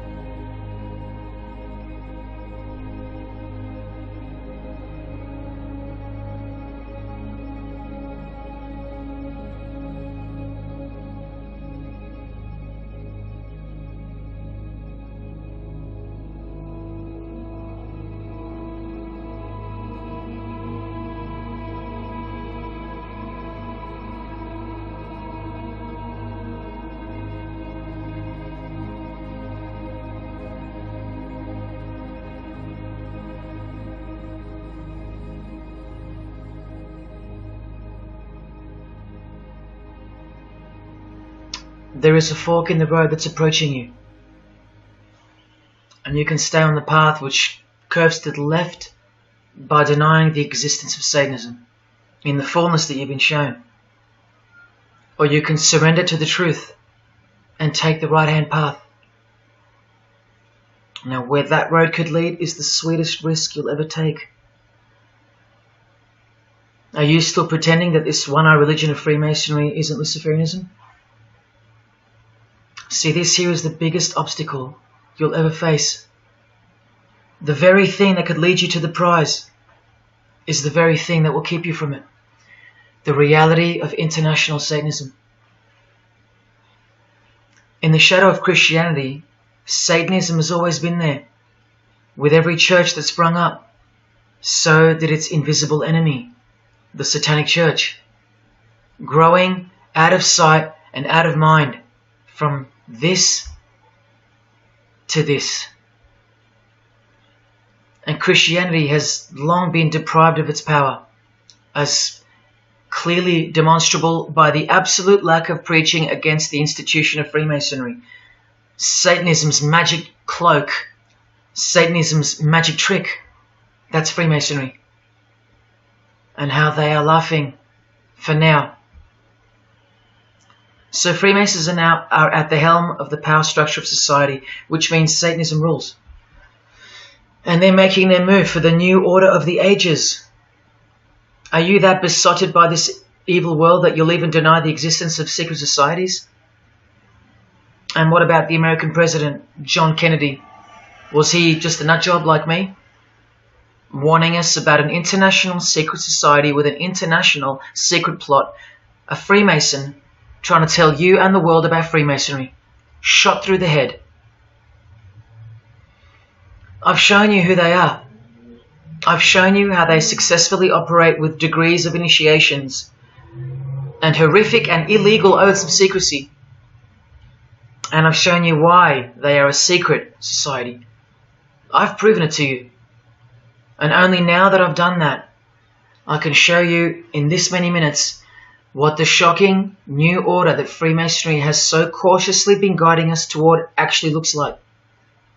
And of course you won't believe that either. By now there's a 98.5% chance that you belong to the world. And in that case, the world can do, will do, and is doing whatever the hell it wants to with you. And when all you have is the world, you'll do anything to hold on to it. Christian or not, most of you will follow this world straight to the slaughterhouse in the name of peace, safety, and progress. Clinging to it, because all you love is inside it. Blissfully ignoring people like me warning you of who's really in charge of it. Men, women, actors, singers, businessmen, and politicians, all interlocked, whose God is named Lucifer. You've seen it with your own eyes, but now you can hear it with your own ears from this 33-degree Freemason in person, just in case the Masonic literature wasn't enough for you. Okay, define Lucifer for me. Pure, virtuous, wholesome, innocent individual that's out to help people. Lucifer is? Yeah. Say that again. Lucifer is a pure, holy... Virtuous. Virtuous. Now, see the Lucifer that God created? That's the same one. Oh, man, this is great. I'm going to put this on the internet. God bless you, brother. Because that's exactly what the Shriners and Masons teach, is that Lucifer is light. No. And what about those hospitals? You know what, sir? Jesus said, many will say to me on that day, Lord, Lord, did we not do these good deeds in your name? And you'll say, away from me, you workers of iniquity, I never knew you. Jesus said it? In Matthew chapter 5. You've been bred from childhood to fall for the biggest lie ever told, that Satan doesn't exist. And if Satan doesn't exist, well then neither does Jesus. And while your heroes and idols know full well that they do exist. And when I say you've been bred from childhood, I mean just that. Walter Disney was a high-ranking Freemason. Here's a Masonic stamp dedicated to him, and his very exclusive Club 33, which stands for the 33 degrees of Freemasonry. And who's the god of the 33rd degree Freemason, Walt Disney? Or Walter hides the answer in plain sight, because that's what Freemasons do. Firstly, the God of Mr. Disney is wicked. See how they veil evil with a cloak of innocence? What does the word veil itself conceal? Secondly, Walter's God is horny, symbolized by the horned god of the witches. And we all know Walt Disney loves magic, which is witchcraft. So the depictions of sex are hidden in plain sight as well. Remember, lust produces life, not love. So lust is purity, lust is love, for the high degree Freemason. And thirdly, he hides the number of his God's name in the open as well. No, that's not a 666 he's seeing interwoven in the design. That would be ridiculous, wouldn't it? Not even when they separate the sixes from the name, all three of them, and place them together for you like this, in plain sight. No, not even then will people see. Do you think things are any better 50 years later? Here's the eye of Lucifer in the Nickelodeon channel, and his lightning flash. Remember what they actually believe about Satan. From Freemason Helena Blavatsky's book, The Secret Doctrine, meaning the secret belief. Who is Satan? He is the angel who was proud enough to believe himself God, brave enough to buy his independence at the price of eternal suffering and torture, beautiful enough to have adored himself in full divine light, strong enough to still reign in darkness amidst agony. Helena Blavatsky is suggested as recommended reading by the Encyclopedia of Freemasonry right here. And the Grand Pontiff of Universal Freemasonry, speaking of Lucifer, Satan and the Devil on page 407, writes that to the initiate, the devil is the instrument of liberty or free will. That's who Lucifer is to them, okay? To show you how little you know of who you're dealing with and the extent of this religion's influence and power, not to mention their plans, let me jump ahead for a minute. Watch this. This is Lucius Trust. The Lucius Trust is a non-for-profit service organization incorporated in the United States in 1922, and their objective, from Lucius Trust website, dedicated to the establishment of a new and better way of life for everyone in the world based on the fulfillment of the divine plan for humanity. The divine plan. A new way of life. Like a new world system. Like a new order. Now, you want to see who they work for? The Lucius Trust has consultative status with the Economic and Social Council of the United Nations. The United Nations, the UN. They consult the United Nations of the world. They advise the United Nations of the world. Now look at this. The Lucius Trust's publishing company was founded in the early 1920s as Lucifer Publishing Company. The Lucius Trust says that the name was probably chosen to honor Lucifer. What on earth does a modern day consultant to the most powerful and progressive force engaged in uniting all nations under one banner, the UN, have to do with the fallen angel of the Holy Bible? The one that Jesus Christ told us would manifest on earth as a world ruler, to deceive the whole world into a new world system. Yes, that angel. Why on earth would they honor that angel? Well, that's easy. They were founded by Freemasons. Incorporated into the United States by Alice Bailey and her husband Foster. Well, here's a book written by Foster the Freemason, The Spirit of Freemasonry, published by Lucius Press, also known as Lucifer Publishing. And one last thing, if you dig a little, you'll find an article on their website, The Esoteric Meaning of Lucifer, on a modern company website with consultative powers to the United Nations of all things. Wow, I really hope you're seeing this. In the article it states that the Baileys had enormous respect for H.P. Blavatsky, who stated in her renowned occult book, The Secret Doctrine, on page 245 in the chapter called Holy Satan. It is Satan who is the God of our planet and the only God. Then the article goes on to say that the Baileys sought to elicit a deeper understanding of the sacrifice made by Lucifer. Everything has been reversed. Evil is good, Jesus is the enemy, and Lucifer sacrificed himself for you, not Jesus Christ, the one who washed the feet of his disciples and the only one they fear. Modern progressive atheists do not influence world events, people. Satanists do. Remember the goal of the Lucis Trust? The fulfillment of the divine plan for humanity. Yeah, the divine plan exposed by Jesus Christ in the Gospels. Hence their war on the Bible and the abolition of it from the school system and even from modern Christian churches who dare not preach from the book of Revelation. Your most highly evolved and contemporary leaders of society secretly believe that in the theosophical perspective, the descent of these solar angels was not a fall into sin or disgrace, but rather an act of great sacrifice. They believe in the fallen angels and their revolt against God as revealed in the Bible, led by the devil, the chief commander of Freemason Bob Dylan, remember? These people make contact with these fallen angels, with the royal art of Freemasonry called witchcraft. Please stick around, let me show you that. How many solar angels does the Bible say followed Lucifer out of this heavenly realm?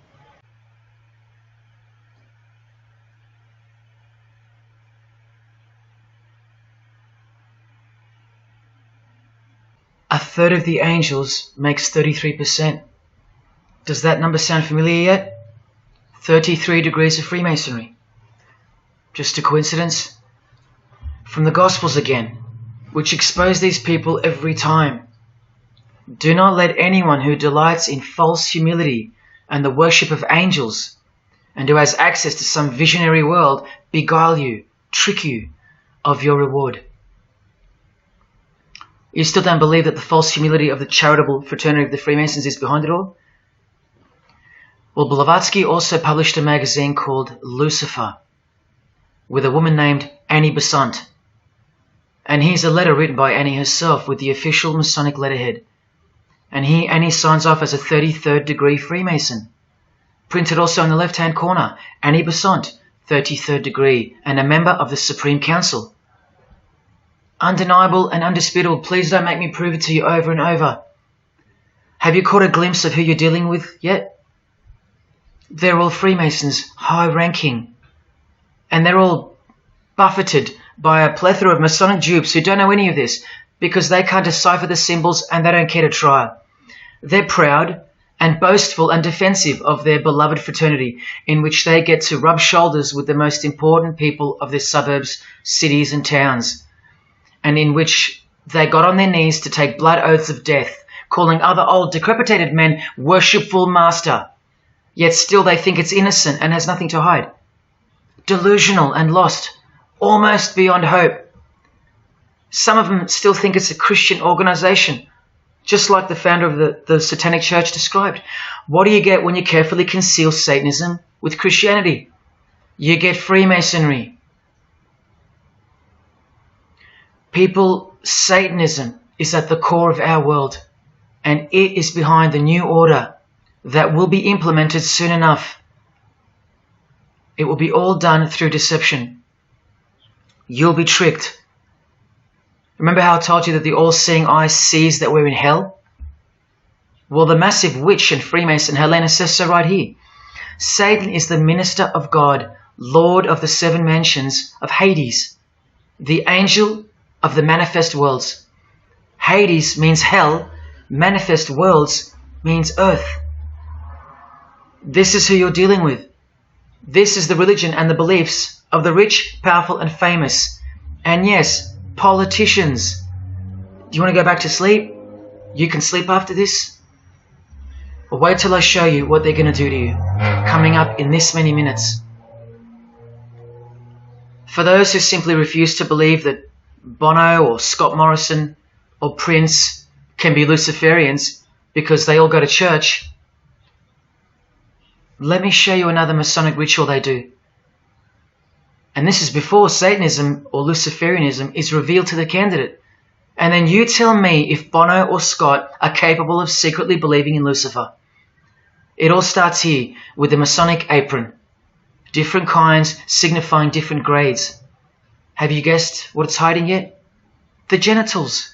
Pretty obvious. Like everything else they hide, once you can see. The genitals are the true working tools of a Mason. Freemasonry is foundationally a sex cult, like Satanism, because it all starts with sex, doesn't it? Life itself starts with sex.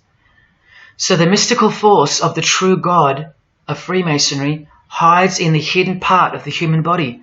That's the Holy of Holies, covered by the Masonic apron, the seat of God, the seat of Lucifer.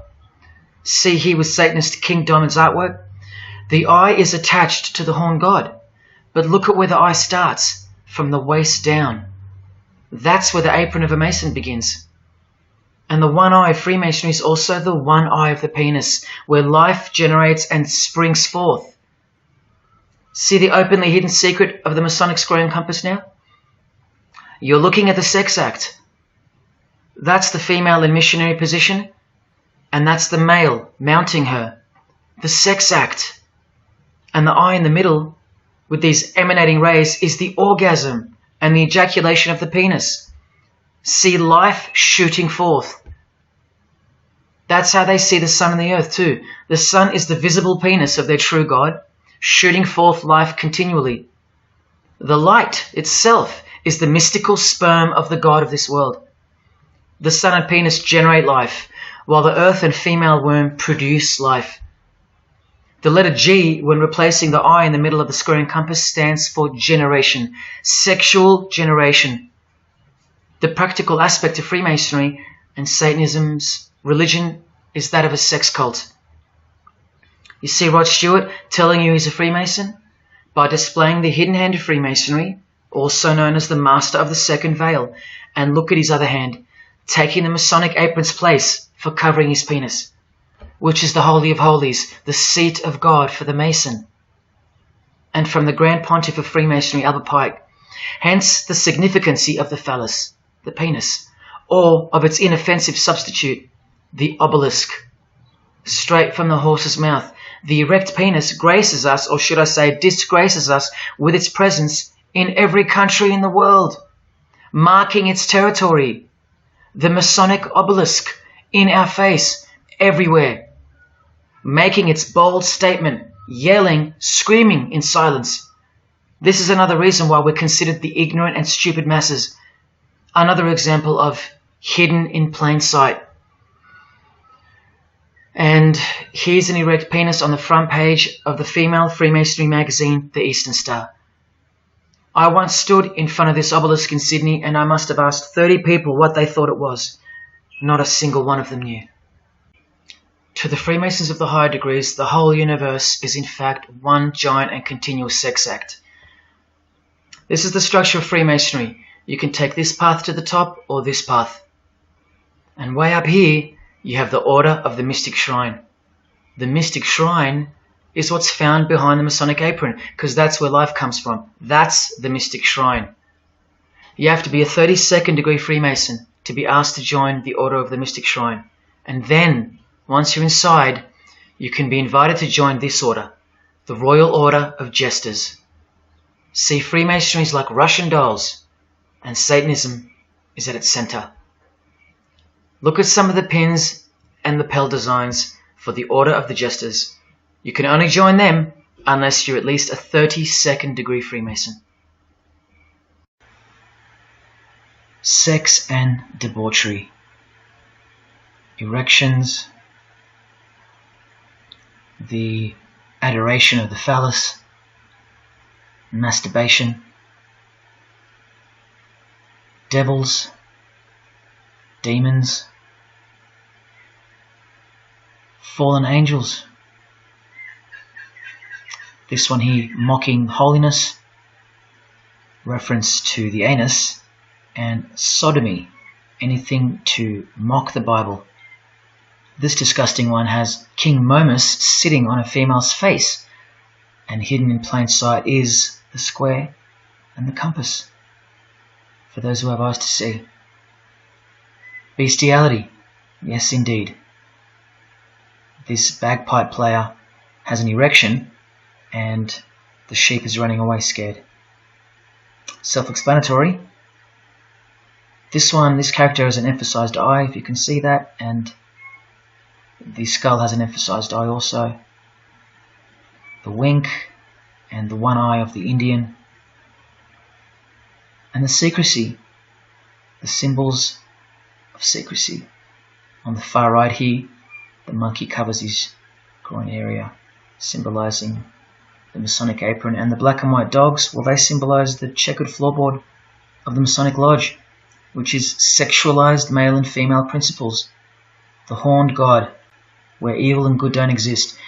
And in the first degree, Masons are given a Bible stamped with a square and compass, oblivious to the inherent mockery and the foundation of the whole fraternity, as alluded to here with a genuine Royal Order of Jesters private lapel. This is a certificate that a jester receives after his initiation, and you see here their patron is named King Momus, and he was a god, or a daemon, which is a variant of the word demon, who was expelled from heaven, as the legend goes. Sounds just like Lucifer, because it is. Did Freemasonry disassociate themselves from the tax-exempt branch of Freemasonry known as the Jesters? Well, no, they didn't. Because, I mean, this is rare footage of an event within the lodge. Now, I'm sorry about the quality of this, but this is a Masonic lodge. So for Masons that want to say that the Jesters are contrary to Masonry, well, look. Look at these dirty old men. Masters of the lodge, with sublime morals. All married, probably all have daughters and granddaughters, yet still this, inside the lodge. But for you it should be obvious, because you can see the square and compass, the sex act, and the all-seeing eye right in the middle. I told you that Satanism was the oldest religion in the world, and it is. The sex act was ritualized and organized as a religion before we called it Satanism. But Satan has always been the god, the horny god, the horned god of these sex cults. All of them, from Samaria to Egypt to Greece and so on, that's called paganism. And the real Bible of the Freemasons and the pagans, the one not written by hand, the one that's older than any book, the one that supersedes all the rest in age, thus making it the purest and most unadulterated word of God in the eyes of the Freemasons, is nature. And nature is their Bible. And before you think there's nothing wrong with that, wait a second, because you're not thinking straight. Ask a Mason, whether he be a first degree or a 33rd degree, what is Freemasonry? And the universal go-to answer is this: a peculiar system of morality, veiled in allegory and illustrated by symbols. Now, why would you need to veil your morals? Because in their peculiar system, evil is good and good is evil. That's Satanism 101. A peculiar system of morals. That should tell you something. That should tell you everything. Why would your morals need to be a secret? Because their deeds are in fact evil. Glorifying the laws of nature, where cruelty and self-obsession are virtuous characteristics. That's nature. Nature is as cruel as she is kind. The checkered floorboard, where everything is legal. It's Christianity that lives in reverse. The first shall be last. Love your enemies. The meek shall inherit the earth. These are unholy and unnatural concepts in the eyes of visible nature, the nature of Freemasonry, which is Satanism. What the Freemasons really mean by this morality veiled in allegory is that they're allowed to steal because nature allows it. They're allowed to kill because nature allows it. They're allowed to commit adultery because nature isn't monogamous. They're allowed to lie, indulge in all their God-given senses, especially sexual, because nature encourages it, as long as no one finds out, under oath.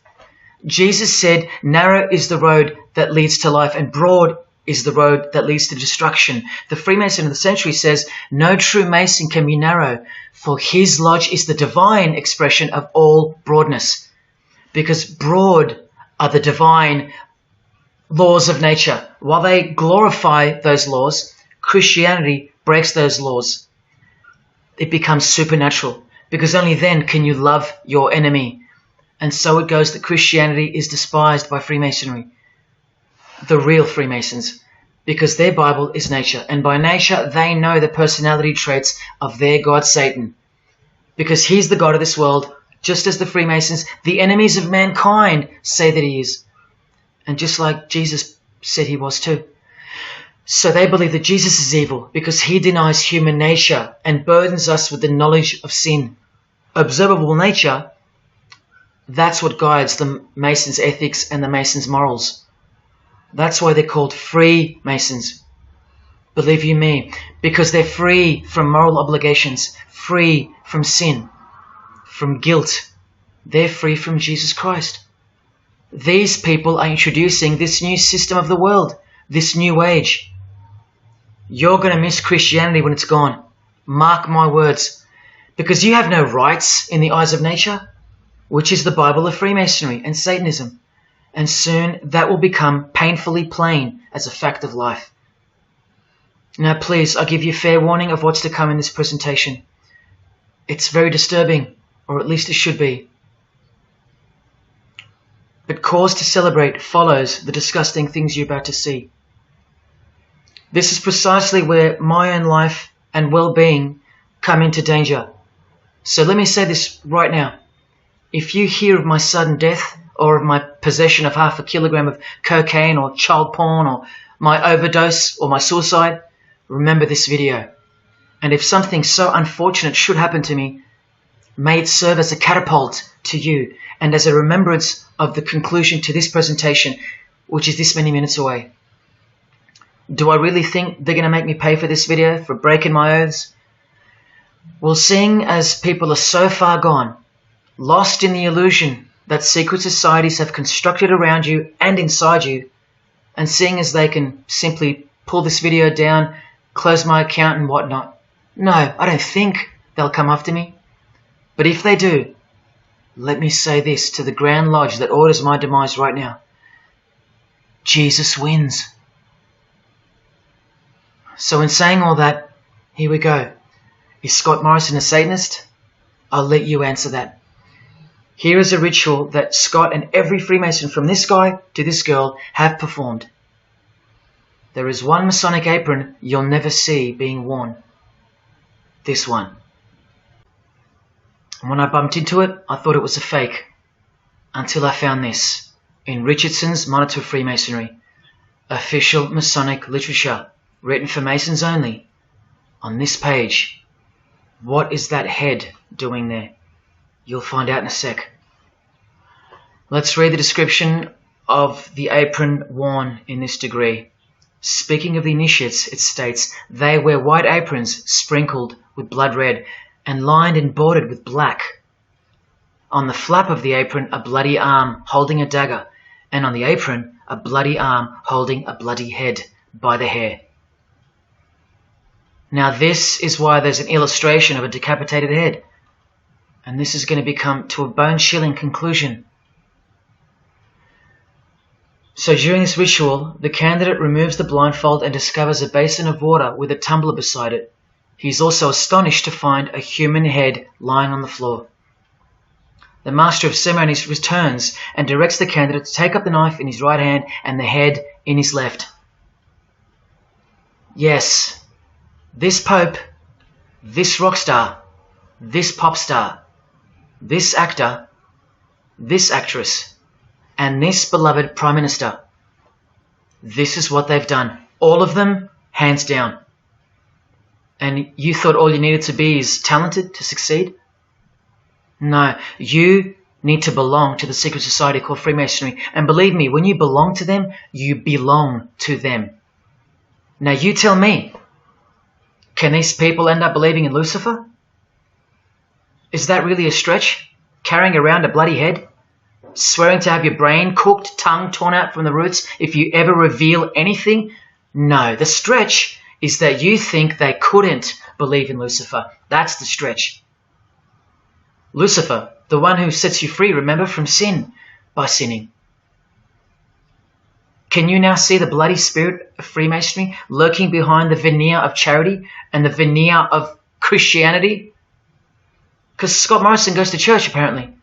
The Pope is a Christian, apparently. But look at these people.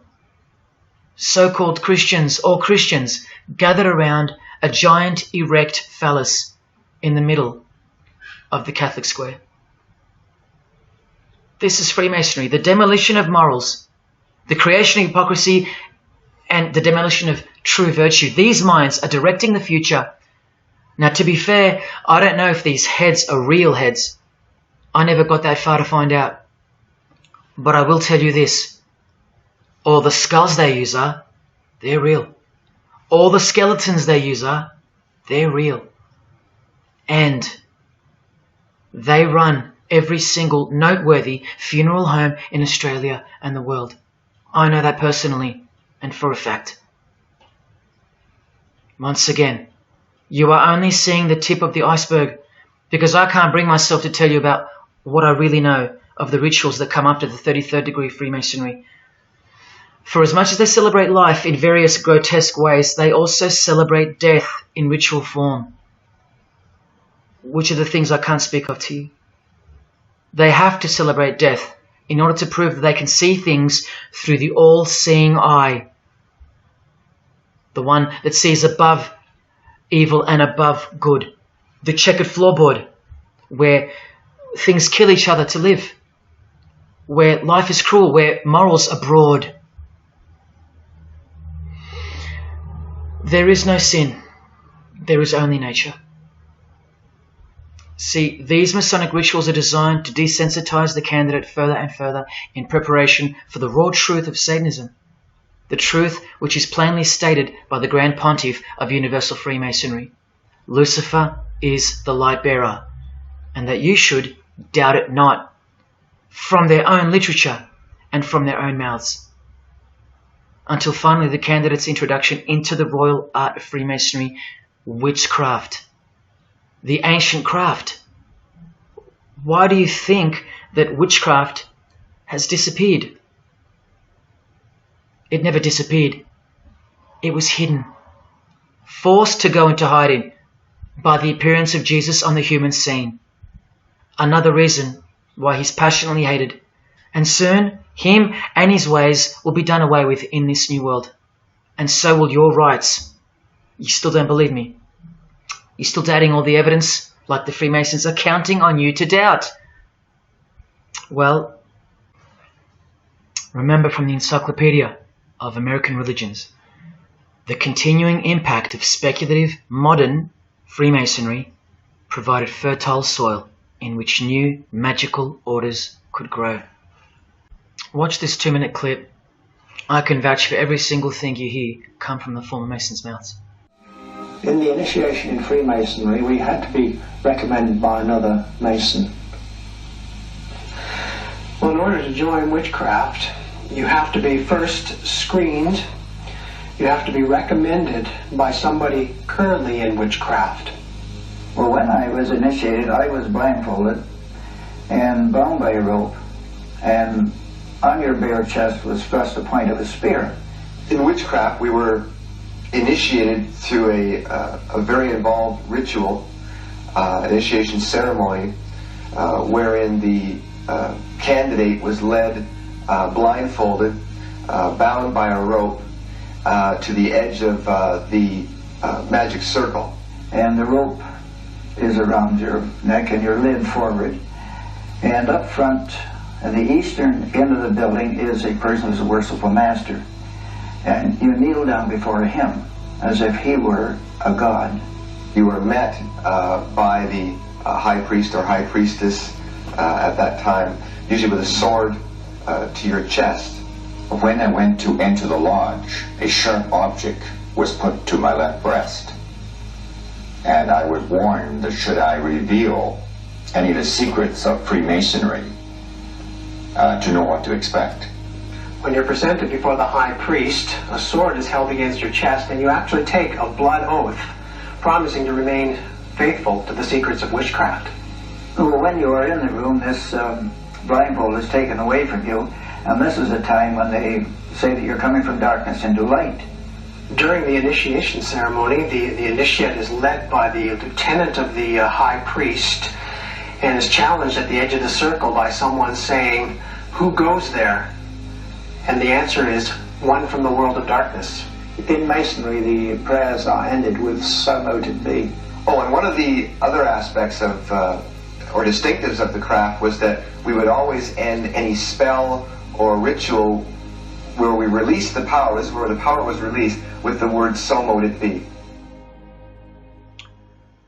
By now this should sound like a stupid question, but why do you think that the initiation ceremonies into witchcraft are almost identical to that of Freemasonry?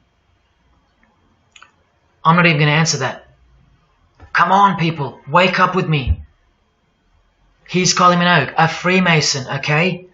Hidden hand of Freemasonry and the one-eye symbolism of the god of her religion. Now here she is giving the vow of silence, but what the masses fail to see is what's written on the book she's holding. Witchcraft. The royal art of Freemasonry. This is what her vow of silence is referring to in the picture. Yes, Kylie Minogue is a witch. And if you're still that deluded by the magic wand that is television, entertainment, movies, media and whatnot, then you'll no doubt fail to use the incredible eyes that God gave you, from which to see the real world with, the evil world, where Satanists are at the helm. The ban on witchcraft was only officially lifted in England in the 50s, after more than 1500 years. So that tells you who's in control now. And when I give you a glimpse into witchcraft in a minute, you'll see why it's evil.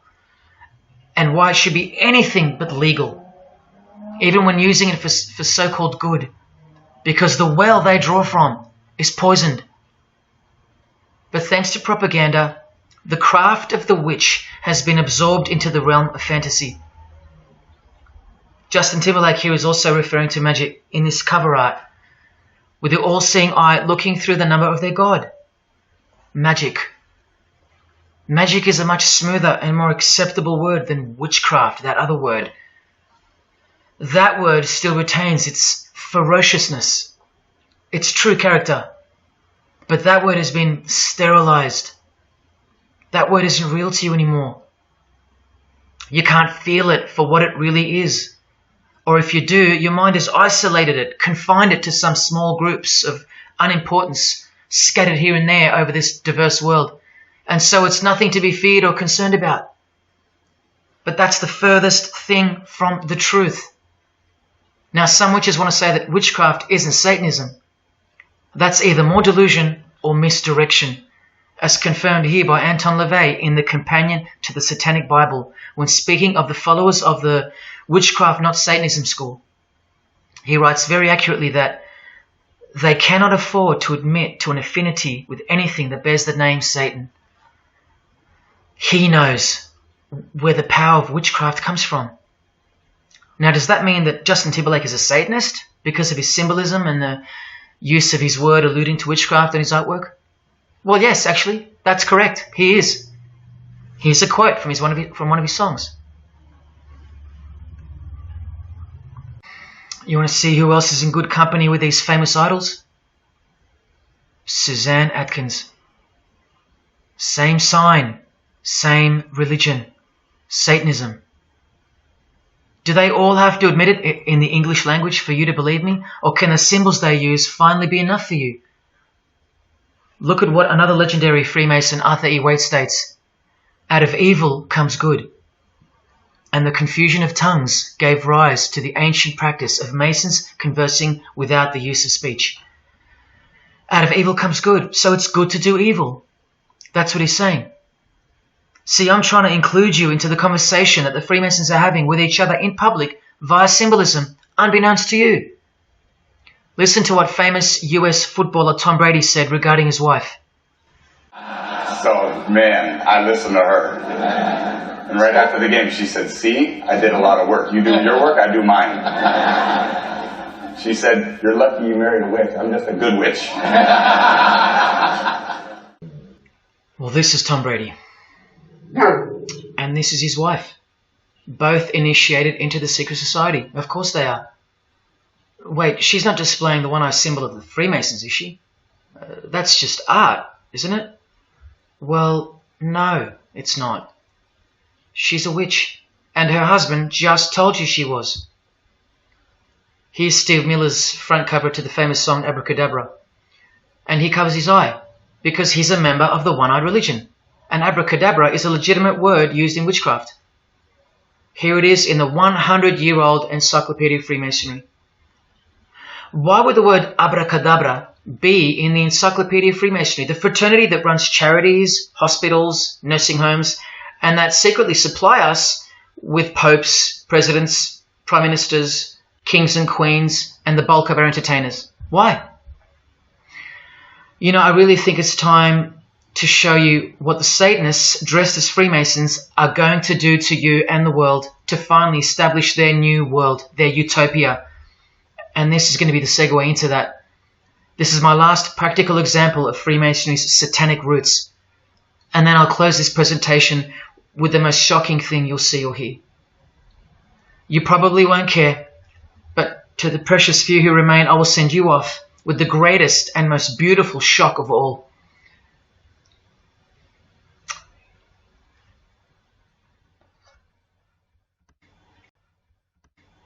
This is Jay-Z inside his Masonic Lodge. You could see the Masons in aprons in front of him. This is where Jay-Z takes his sick oaths of silence, kneels down in front of other men, and calls them Most Worshipful Master, an appalling title to give to a man on this planet.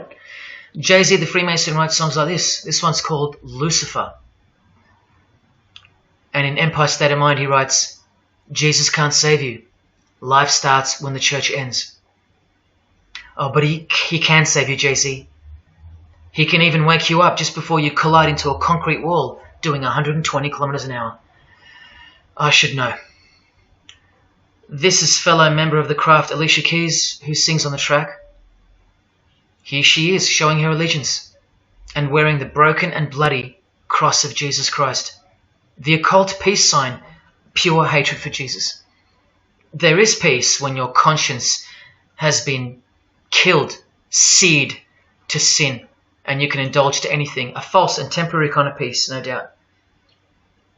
Here's a shot of Jay-Z's clothing line, purely Masonic, The Craft. Well, this is the craft he's referring to. This is him with well-known witch, Marina Abramovich, also showing her sign of allegiance to Freemasonry. Now here we go. Here's Jay-Z wearing a most revealing top and the dead giveaway that you need to see behind the curtain of Freemasonry. Do what thou wilt. Do whatever you want. That's the adopted motto of the most notorious Satanist of the 20th century, 33rd degree Freemason, Aleister Crowley. Here is his certificate of appointment, known as the 33rd degree inscription and the double-headed eagle of Freemasonry. And here, next to his name on the certificate, including the symbol for a Grand Commander of Freemasonry, as shown in their encyclopedia. But to really confirm that he's a Freemason, here he is doing the Masonic sign of the Master of the Second Veil. Now here's a legitimate letter from Aleister. Again, the addition of his inscription of the 33rd degree, and he signs off with a symbol of the past Commander of Freemasonry. What does he write beside it? Baphomet. This Baphomet. Now listen to this man to get a clearer picture of the truth behind the secret religion of the stars and the leaders of the world. Aleister is the founder of a Luciferian church called the Ordo Templi Orientis, and he named himself the Beast 666, straight from the Bible, depicting the number of wickedness in human form. In his what's called Liber's writings, he says, "With my hawk's head, I peck at the eyes of Jesus as he hangs upon the cross."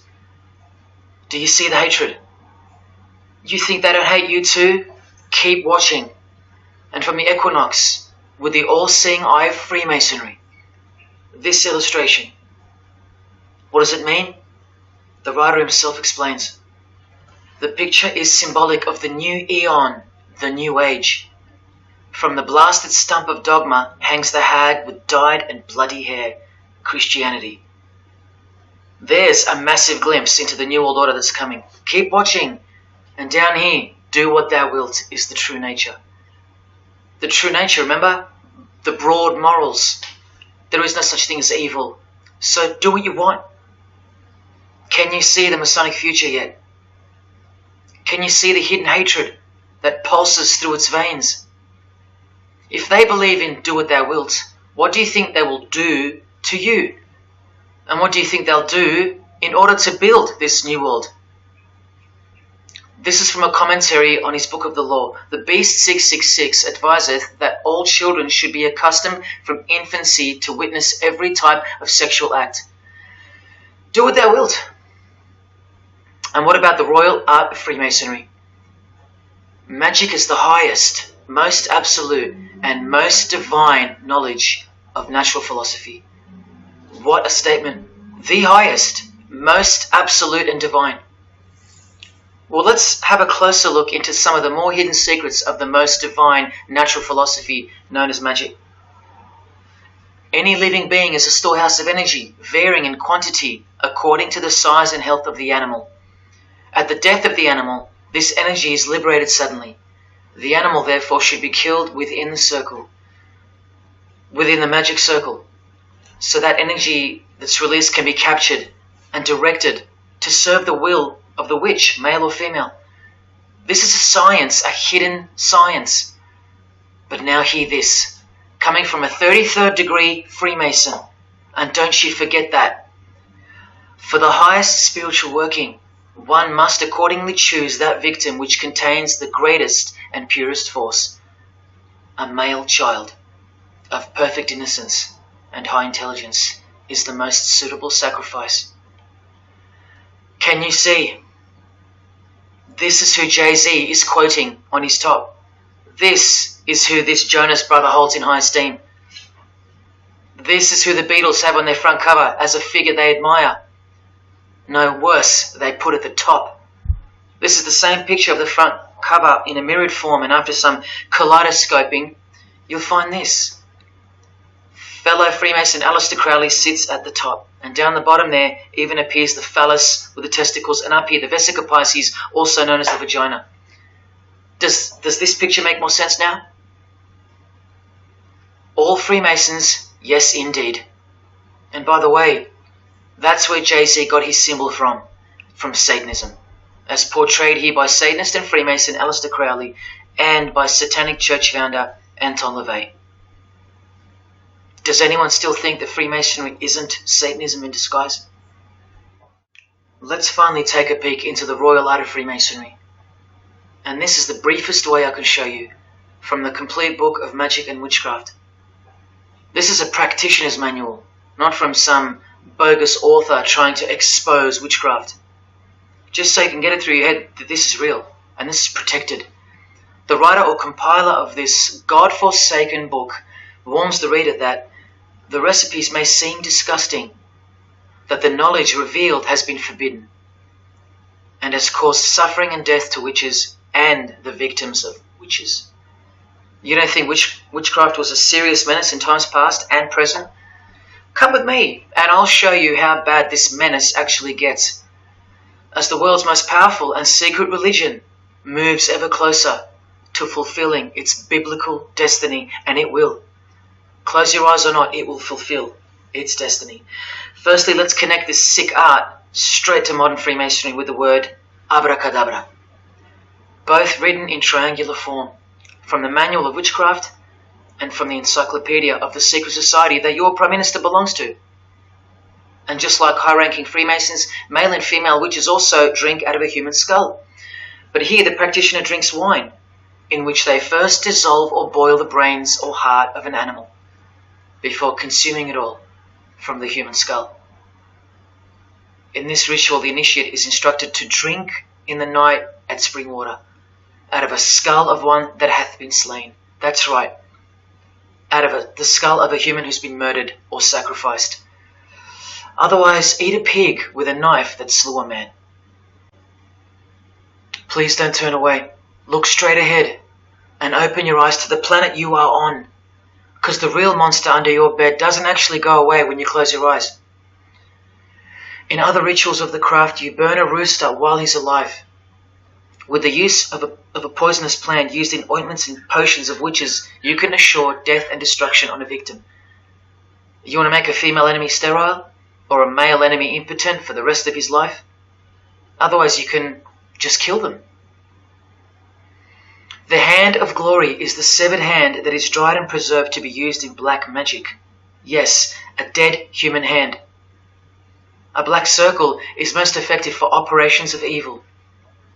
The use of blood and sex in ritual was considered helpful for obtaining the necessary energy to successfully work magic or achieve mystical insight.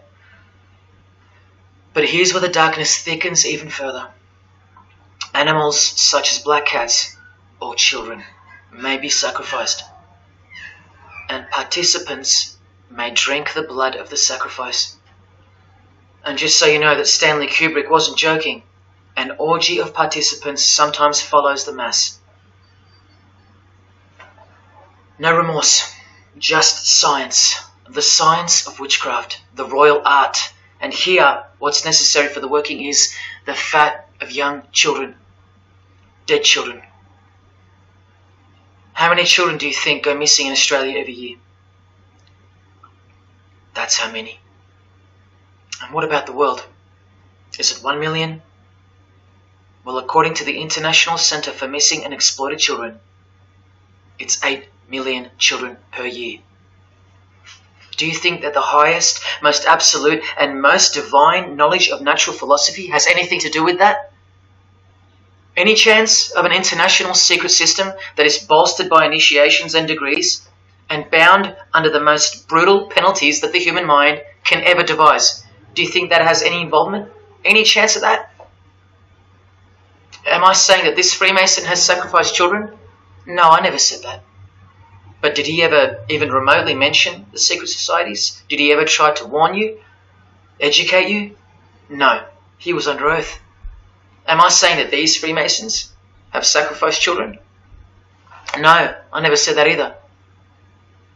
But have they ever warned you about the secret society that believes that Lucifer is the savior?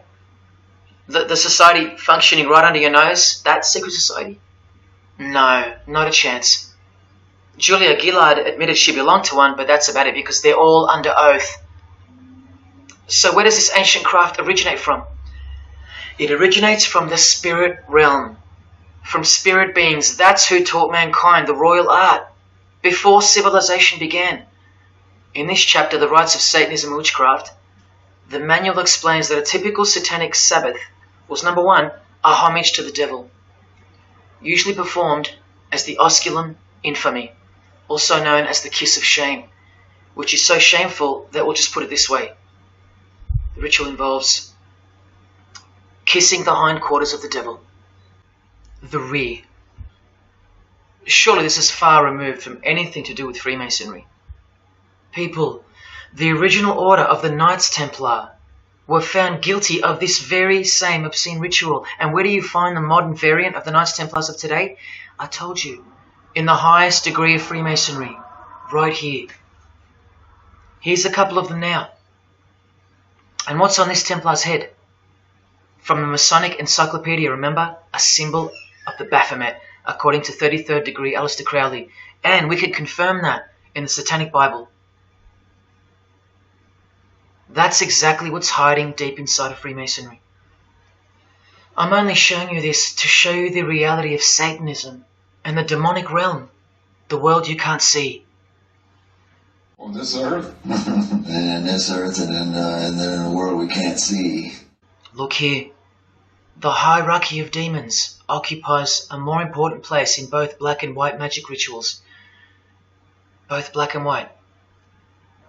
This is where the power of witchcraft comes from. And this is the reason these bizarre rituals actually function and actually work.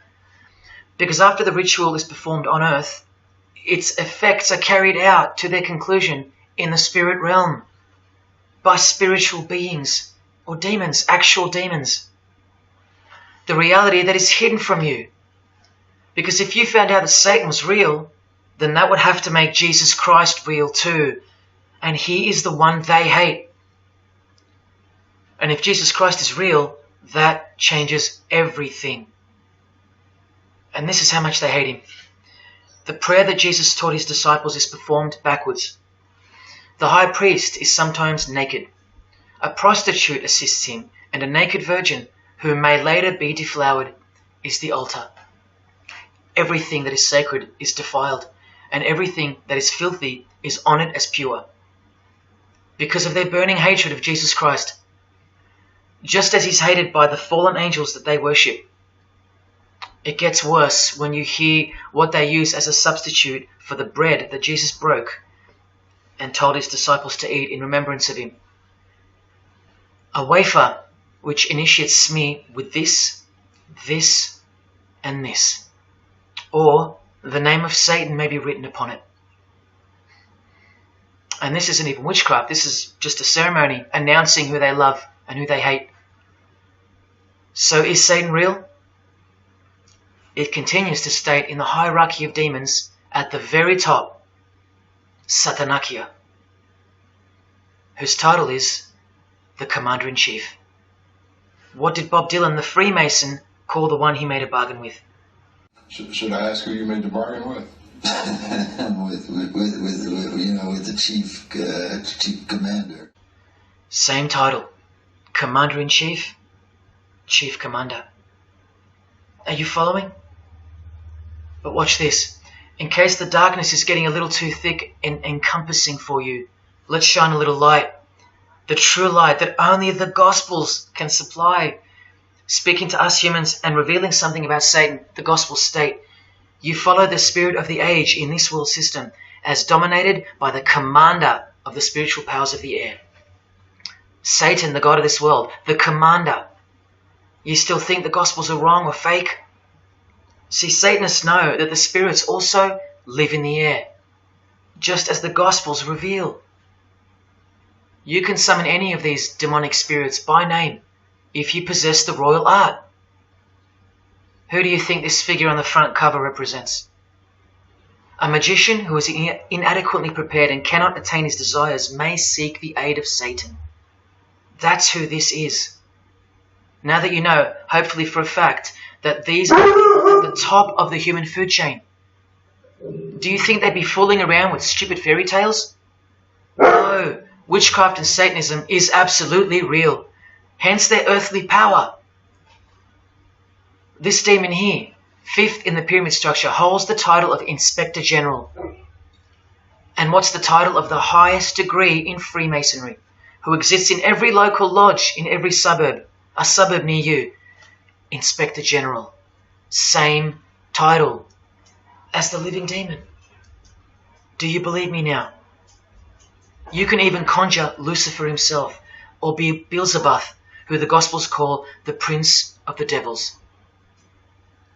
Both of whom are listed as superior spirits in this book of witchcraft and magic. I can show you so much more from this disgusting book, but I'll cut it off here with the seal of Saturn, a demonic sigil from the complete book of magic and witchcraft. And this is his seal. Can you see? Do you see? This is the society that lives amongst you, above you. The one-eyed religion of Freemasonry, hidden right in front of those who have their eyes wide shut.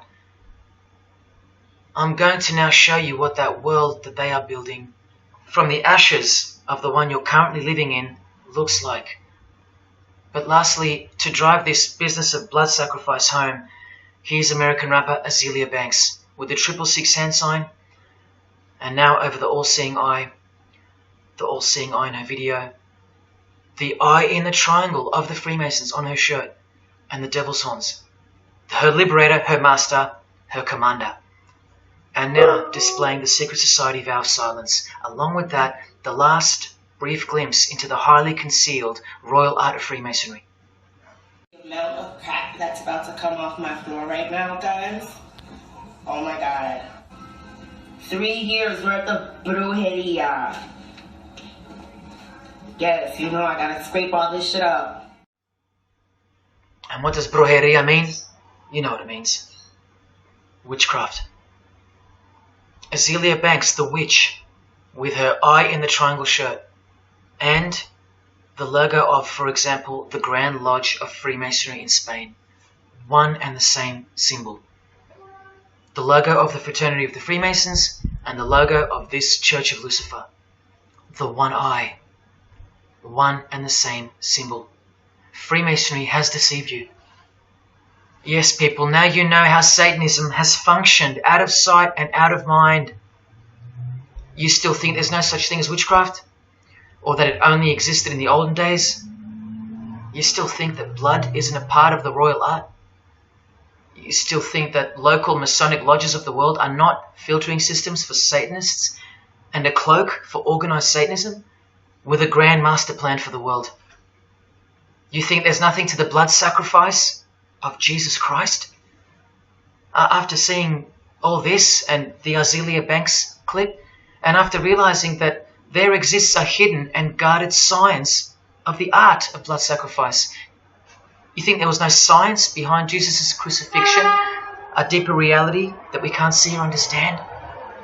You think Jesus didn't know what he was doing? Or are you one of those who still think he didn't exist? Tell me, how can they hate something that doesn't exist?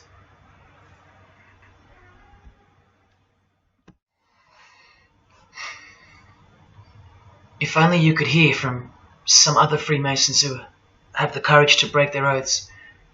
But you won't. You won't. This is probably it. But I once heard from a Freemason, an honest one, in about 2016, after I posted this picture on Facebook. He knew. He knew the truth. Just like you do now, or just like you should. And he wrote to me. And he said, by the time we are done, every church will be a brothel. Well, in case you think that that's impossible, this is a fashion show that was held in a church, a real church, and it was organized by high-ranking Freemasons, who you will see now to be Satanists. Designed to be a heart-wrenching mockery and a colossal sign of the times, this event. Just so you know, it's a Masonic production. Here's the inside of a lodge. See those twin pillars? Well, here they are. See the Masonic checkered floorboard? Well, there it is. See the Masonic square and compass? Well, there it is. And do you see the eye of Freemasonry? Yeah, there they are. The lower square in the square and compass has been disfigured so that as to not make it too obvious. But now that we've established that, here is the spirit of Freemasonry, as displayed through just a few of the models. This one wears the horns of the Baphomet, the horns of Satan, with his all-seeing eye in the background. More horns.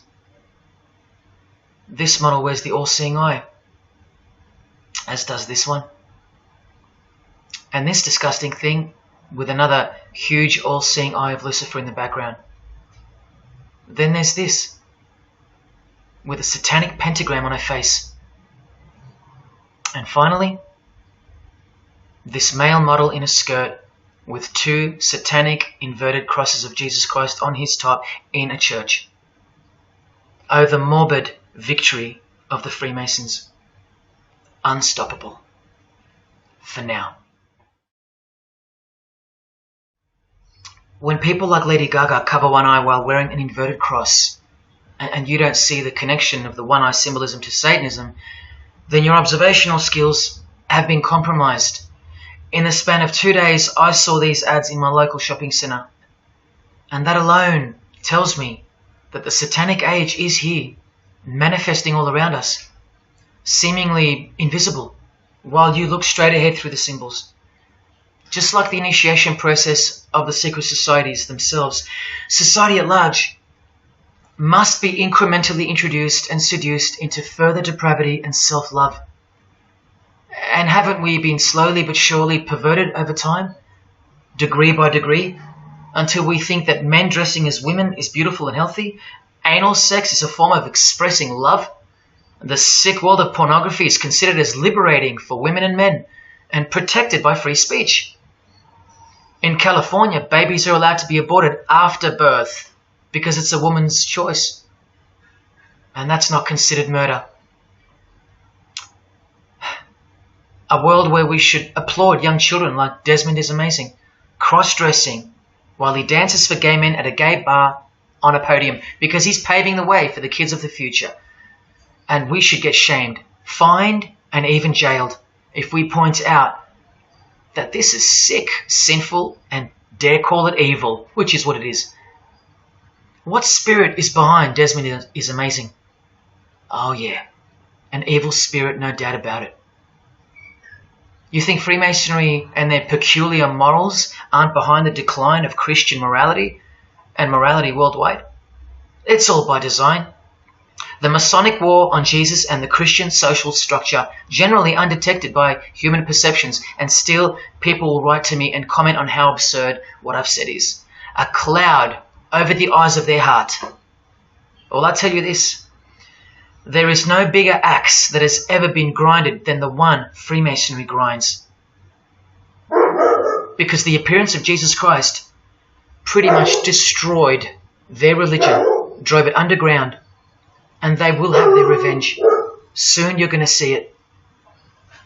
We've all been initiated into the lowest levels of materialistic Satanism under the banner of secular humanism. I know blokes who think that life's great, mate. Life's terrific. Life's what you make it. Evil, Lucifer, Satan, these are just words that Christians invented to help them sleep better at night. There are no cults. There are no conspiracies. John F. Kennedy's speech about secret societies plotting against the world, that's not relevant anymore. That's history. There's no such thing as Satanism amongst civilized people. Oh, children, when darkness comes to your door, takes your wife, takes your health, your job, your home, your freedom, your children, then you call out, oh my God, this is evil. Why is this happening to me? Well, here comes the darkness. Here comes the evil. You want to know what the New World Order looks like? You want to know what the future holds? You want to know what horror is coming to our planet? As Jesus told us, for then there will be great distress, unequaled from the beginning of the world until now, and never to be equaled again. Ladies and gentlemen, welcome to the Masonic New World Order. These are the mysterious Georgia Guidestones, also known as the American Stonehenge. They are a set of granite monoliths which were constructed in 1980 and funded by an unknown and anonymous group and commissioned by a man using the pseudonym R.C. Christian. On a ledger beside the monument is written, "Let these be guidestones to an age of reason." Here we have a reference to a new age. With this, we get a clue as to the spirit behind the structure. The Age of Reason happens to be the title of a book by Thomas Paine. Now, you can colour him any which way you want to, but whichever way, one glaring colour shines through. Thomas was a hater of Christianity. That's the second clue to the spirit behind the Georgia Guidestones. The third is the fact that the Guidestones feature as what could be seen as a replacement to the Ten Commandments of the Christian God with the new Ten Commandments of the New Age. Because I will not steal, cheat, lie, kill, and so on. They're just, well, too narrow for the New Age, for the Age of Reason. Clearly designed to be a take on the biblical commandments, being 10 in number. They are all very vague indeed. But anyone can ascertain the horror that must first take place before this New Age can begin by looking at the first guideline. Because this one's not vague at all. Maintain humanity at under 500 million. That's right, a reduction of at least 7 billion human beings would be necessary for that. This thing cost the equivalent of $500,000 US to build, and the street it's located on is named after it, so that tells you how much reach its creators had. Its presence alone is a disgrace and a declaration of execution to most living people alive today. But let's go on to the fourth clue, as to the spirit behind these monuments. the monuments outlining the Age of Reason. The name R.C. Christian, the so-called person who commissioned the building of these giant slabs, anyone who's versed in secret societies or is a high-ranking member themselves would instantly recognize the pseudonym as a reference to the secret society known as the Rosicrucians, which is just another secret society branch that exists under the umbrella of Freemasonry, which is an extension of all secret societies of the past and is now the mother of all of them. In this Masonic website, Worshipful Master Win Westcott urges the Freemasons to consider their status as Rosicrucians. The RC stands for Rosenkreuz. Christian Rosenkreuz is the mythical founder of the Rosicrucian order. And as impossible as it is for me to prove that Thomas Paine himself, the writer of Age of Reason, was a Freemason, he did also write this book, The Origin of Freemasonry. That is the spirit behind the Georgia Guidestones, the satanic spirit, and a straight off the bat view of this approaching new age. I told you, the whole system is about to change, and it's not going into the future, it's actually going back into the past. The old religion, that's what's taking everything over. And you'll walk straight into it, blind as a bat, thinking these people want to help you. They will appear as your saviors, forgetting or never being told in the first place that all this time there have been two societies in the world. The visible one, which is the one we're in, and the invisible one. Remember that the invisible one considers you profane, vile, and vulgar. Why on earth would they want to keep you around? In a book I can't mention written by them, people are referred to as useless eaters. We've become excess inventory, redundant, and past our use-by date in their eyes. Think about this. According to a prediction by information technology and research advisory firm Gartner, 1/3 of jobs will be replaced by software, robots, and smart machines by 2025. That's 4 years away. Google engineering director Ray Kurzweil anticipates that robots will have reached human-level intelligence by 2029. And by 2050, 80% of all jobs will be eliminated by automation. What on earth are you and your family good for then? What do you think the secret society will do to the vile multitude then? The utopia is coming, but it ain't your utopia. You still think that by the measure of the minds of international Satanism, you should be kept around? This excess baggage that the bulk of society has become? No, no, no. The new age is dawning. And generally speaking, you're not invited. It'll just look like you are. Remember that Charles Darwin, the Freemason, is listed as an influential figure in the Satanic Church. So, mass murder and mass death are natural and necessary themes in the name of evolution, an artificially induced evolution into this. Here's the same image in real life in Eilat, Israel, seemingly unrelated to the seal on the US dollar bill, right? But standing in glory with a Masonic square and compass, telling you exactly who owns this pyramidal symbol, complete with the one eye on top. Same symbol, same designers, worshipping the same God. You should be getting goosebumps by now. Is this a conspiracy led by international Freemasonry?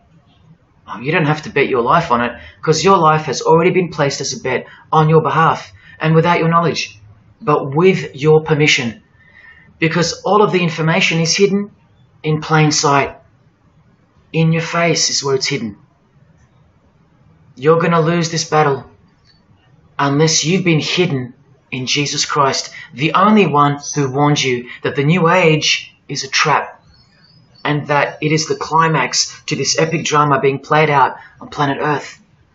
Now hang on, brace yourself, because I ain't going to let you down. This is a magazine called The New Age, but if you press rewind, you can find its source. Supreme Council of 33 Degree Freemasonry. This one stretches way back to 1922. See the twin pillars of Freemasonry? Look, this is 19th century Freemason and New Age pioneer Helena Blavatsky on the cover of this edition. She's the one who wrote that darkness is absolute light, and that Satan is the god of our planet, and that we are in hell. But do you think the readers of these magazines are told that? No. Darkness is sold as light. Satan is disguised, and it's him in the details. This Masonic New Age magazine was the precursor to all magazines and trends, promoting the great deception of self-love and spirituality. Meanwhile, you're feeding off the plate that Luciferians serve you. Look at how the Satanic Bible in 1966 reveals the reality behind the curtain. Evidence of a new Satanic age. A new age. The new Satanic age. All rigged and all propelled by Freemasonry. Satanism's magic cloak. After all, and I think you should have guessed by now that Anton Szandor LaVey, the founder of the Satanic Church, the one who vowed to help destroy Christianity, is himself a Freemason. I can't prove it to you, but I know it, because of not only his obvious fondness of the fraternity of the Freemasons and the mention of it in his Satanic Bible, and its vital role in the Satanic takeover, but also because of the symbols, specifically this one, generally called the Devil's Claw or the Lion's Paw. Freemason James de Rothschild displaying the Devil's Claw or the Lion's Paw. X-Factor's L.A. Reid showing the Devil's Horns next to fellow Freemason Avril Lavigne. The Secret Society sign for the Devil's Number, and displaying the Devil's Claw over and over. The better example is with New Age guru Annie Besant, co-writer of Lucifer magazine and 33rd degree Freemason, also showing the Lion's Paw here and here. But the best example I have is with Aerosmith. Guitarist Joe Perry clearly displaying the sign of the Master of the Second Veil of the Freemasons, and right next to him, Steven Tyler, doing the Lion's Paw. Clearly both Freemasons, secretly showing their allegiance with symbols. And here's Anton LaVey displaying the same Masonic symbol. Yes, a Freemason founded the Satanic Church. Now that we know who's really behind the so-called New Age, listen to some of the confessions of the New Agers in their literature, once you scrape past all the talk of spirituality and love and rainbows. New Age author, feminist and hater of Christianity, Barbara G. Walker writes in The Woman's Encyclopedia of Myths and Secrets, a 666, 666, was the magic number of the triple Aphrodite. She further compliments the number when she calls it the miraculous number 666. Speaking of the New Age to come, PhD Christopher Hyatt writes in Undoing Yourself, as we moved closer and closer to the well-planned for and long-awaited invocation of the Prime Minister unto the very King of Hell, the Grand Vicar of Lord Lucifer. Yes, the very well-planned for and very long-awaited indeed. Do you see what's coming? Mr. Hyde also enlightens us in the fact that opposites do not exist apart from the mind. Evil and good are all in your head. That's why you should brace yourself, because these are the minds creating the New World System. He confirms this. The New Age will require new men, men of high consciousness and fortitude. All of our present dogma models will crumble. He means the Christian and the Christian social structure will crumble. In the introduction to the book, another PhD, Robert Anton Wilson, tells you what the New Age really thinks of the Christian social structure, which you have more or less enjoyed your whole life, Christian or not. Christianity and democracy have been among the worst disasters to ever befall the human race. I told you, atheists, you're going to miss Christianity when it's gone. Here's a picture of Robert with the Masonic eye in the triangle on the wall behind him. Remember where the term New Age came from. So once again, do you think that the new system, the New Age, is going to be democratic, a system that respects you, or gives a damn about what you think once it's in place? Let me answer it this way. Christopher Hyatt quotes from one of his literary heroes and famed philosopher, Friedrich Nietzsche, who said, "What is more harmful than any vice? active sympathy for the ill-constituted and weak. Christianity. So to be a Christian and to actively have sympathy for the weak, that's the worst vice. That's backward and evil.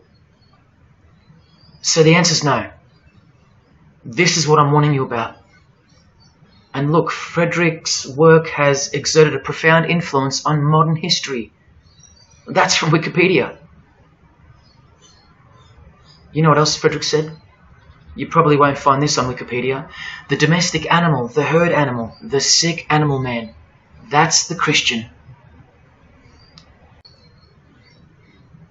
And what book of Friedrich Nietzsche were these quotes pulled from? The Antichrist. Nietzsche also wrote Beyond Good and Evil. That's how the all-seeing eye sees things, remember? So does Christopher Hyatt mention mass murder and depopulation in his book? Sure, here you go.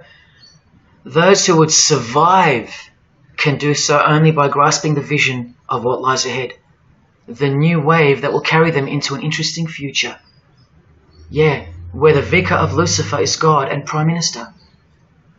He openly admits the identity of this man. This Antichrist that most of you still think is a fairy tale figure from a fairy tale book.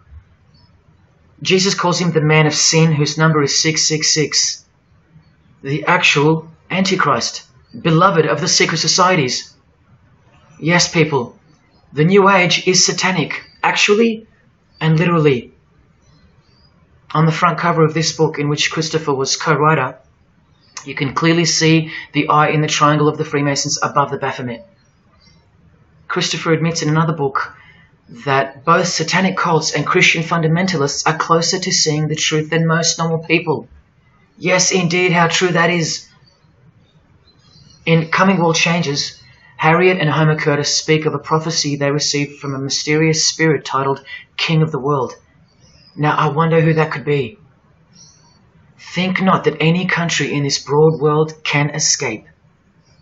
And they also speak of the long-expected great teacher, the king of the new one-world government.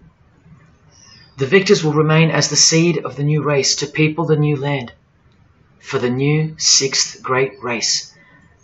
This is the race that Luciferian Lady Gaga referred to. All part of the plan. In Threshold to Tomorrow, New Age author Ruth Montgomery writes on page 206 that only those open to the reality of one world will be around to enjoy it. Sounds like another vague suggestion for mass murder. Vera Elder Stanley's book title implies much the same thing. Initiation of the world. That's right, it's coming. You think Vera hasn't been initiated into the secret one-eyed religion? What else has she authored? How about The Finding of the Third Eye, the all-seeing eye? New Age author John Randolph Price writes in The Planetary Commission, in question and answer form, how do you define the Antichrist? The answer is pretty amazing. Any individual or group who denies the divinity of man as exemplified by Jesus Christ, the higher self of each individual, which Jesus Christ never exemplified because he is God. If you deny that mere men and women are divine gods, you are unfit for the glorious New Age kingdom. And you are the definition of Antichrist. In Practical Spirituality, he prepares his readers for a population drop of 2.5 billion people before the New Age era can begin. On page 32 of New Age author Barbara Marx Hubbard's book, Happy Birthday Planet Earth, she states that people will either change or die. That's the choice, she says. Notice the New Age has a new gospel, yet all the while, the world will be neglected of the information in the real Gospels, where it warns and predicts. For if someone comes and preaches another Jesus, not the Jesus whom we preached, or another gospel, you are most beautifully tolerant of them. In the Book of Knowledge, The Keys of Enoch, the writer has a quote-unquote direct experience with two spirits, Enoch and Metatron, and they share with the writer spiritually scientific teachings regarding the new system of things soon to be fully manifest. The reason this work is considered extra special amongst its readers is because it was the first book to point out the alignment between the Great Pyramid and the constellation of Orion. The first book ever. that's basically proof that these spirits, Enoch and Metatron, are the real deal. Not only that, it was also the first book to show the direct relationship between DNA coding and the divine name. That's pretty serious, and the atheists should be really waking up by now, because this is the world's most powerful and secret religion we're talking about, nothing less. The writer was told that those who govern the earth are those who have fallen from the heavens. He calls them the masters, and even states that they were punished with penalties that were assigned to each. These are the fallen angels of the Bible, people. These are the masters of the Masonic New Age, as proven here in one of the illustrations from the book. Same symbology. This worldwide catastrophe that is coming will bring about a complete reorganization of Earth's life system. And like all high-grade initiates of the secret societies, every attempt is made to bring positivity to the number of the Vicar of Lucifer. I was given instruction to use the specific light harmonics 666, 999, and 12, 12, 12. The spirits further inform the writer of the Keys of Enoch that the pattern 666 is used to identify you with respect to the Earth's vibration. The number of the beast of the Book of Revelation of Jesus Christ is not only being glorified, it's manifesting in the world. And from another illustration from the book, once again, the same image we see being used over and over with the eye on top of the pyramid. This is the secret religion that encompasses us and has been influencing us for decades upon decades. 2 to 3 centuries, in fact. Just like the Gospels explain, this is an absolute counterfeit of the truth. Christ is mentioned everywhere, but not Jesus Christ. No, this is the Antichrist spirit, who will eventually manifest and appear to the world as one man. Doesn't sound so mythical anymore when you see that the enemies of Jesus Christ and those behind the New World System, they use biblical terms. And Christ, to depict the antithesis, the anti of the real Christ, their Saviour. And these spirits from the world we can't see are the ones who taught mankind the sick art of witchcraft. Look at who supplies this book online, sacredmagic.com. You know what magic really is and what it really entails now. So once again, you can see the connection, the relationship. If you still think that this phrase, New World Order, is a conspiracy theory, you're suffering from a medical condition. On the Lucius Trust website, the consultants to the European Union, you find the statement that the New World servers are occupied with the task of inaugurating the New World Order. In the same article, this shocking admission is made. 2/3 of humanity will stand upon the path at the close of this age, and with that, 1/3 will die, or to put it surreptitiously, will be held over for later unfoldment. That's the Lucius Trust, the word Lucius being the replacement for the word Lucifer, who works hand in hand with the EU, the European Union, stating that 2.5 billion human beings are planned to be killed off, all predicted by Jesus and only Jesus. And if you still think I'm joking or misleading you about what these people are and what they plan to do, here's a book written by the founder of the Lucius Trust, the Freemason Alice Bailey, Education in the New Age, where she, well, educates you about mass population reduction. When a form proves inadequate or too diseased or too crippled for the expression of that purpose, it is, from the point of view of the hierarchy, no disaster when that form has to go. Death is not a disaster to be feared. The work of the destroyer is not really cruel or undesirable. Do you see? Did you hear that? Through the all-seeing eye of Lucifer, the destroyer, for the purpose of the new world, death and mass murder isn't evil, it's good. And Alice Bailey in The Labours of Hercules also tries to re-educate us and protect that God-forsaken number, predicted in the Gospels to be associated with evil. The number of the physical plane activity is called the number of the beast. This idea seems to have a horrible fascination with many, but what it really means is that Virgo is the symbol of triplicity, 6 on the physical plane, 6 on the emotional plane, and 6 on the mental plane. not 666 at all. And one more time, from the consultants to the European Union, from their website Lucius Trust, to prove to you that these people are all working toward and waiting for the world leader. The coming of the Avatar and the advent of the coming one are the keynotes of the prevalent expectancy. After everything I've shown you, are you going to ignore this? Or worse, are you going to trust these people, of whom were predicted to this very condemnation 2,000 years ago? Right down to a one-world system, depopulation, and to the man who will carry the number 666, and with it, implement a new system in which you won't be able to buy or sell unless you receive a mark in your hand or forehead. And what's just been announced by Business Insider? Cashless society. Due to this, by 2024. This is the manufactured trend for the world. And you better believe it's fulfilling biblical prophecy. You know that book that's been ripped out of schools and hysterically discredited? Why do you think there's a single eye displayed on all the covers of George Orwell's dystopian novel 1984?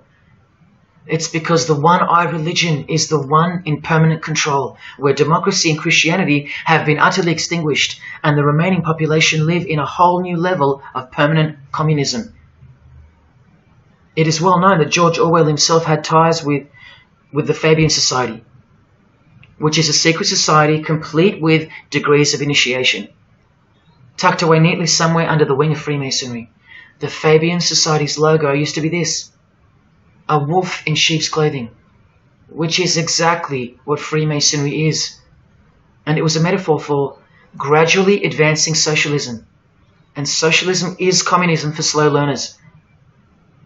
This level of denial on our part has been brought on by mass propaganda, because everything has been weaponized to work against you and God's truth. Education, entertainment, and economics. You're a slave to each one. And Freemasonry is the slave master. Listen to the Grand Pontiff of Universal Freemasonry tell you about it in Morals and Dogma. The blind force of the people is a force that must be economized and also managed as the blind force of steam. You are just blind energy to them, made to be enslaved. This force must have a brain. Who do you think the brain is? Freemasonry is the brain, obviously. And he's saying that we're just the body parts that move to its will. Look, these are some pictures I took of the local obelisk in my town. An erect phallus hidden in plain sight. See how the cube at the bottom is rough? In Freemasonry it's called the rough ashlar stone. Well, watch this from Morals and Dogma. The rough ashlar is the people, rude and unorganized. Once again, you can see what this secret society secretly thinks of you. Now see how the stone built on top is smooth? That's called the perfect ashlar. The perfect ashlar is the state, the rulers. Yeah, the one-eye sex cult of Freemasonry, which hides its master, Satanism. Now, where is this brain taking us? Remember, this guy is the general who fought against the United States forces to uphold the institution of slavery. And the Grand Pontiff of Universal Freemasonry, who calls you the vulgar herd and the ignorant multitude, and admits that, yes, unbelievably so, Lucifer is the light bearer. This is the highest authority in Freemasonry, the secret religion of all our leaders and idols. Believe it.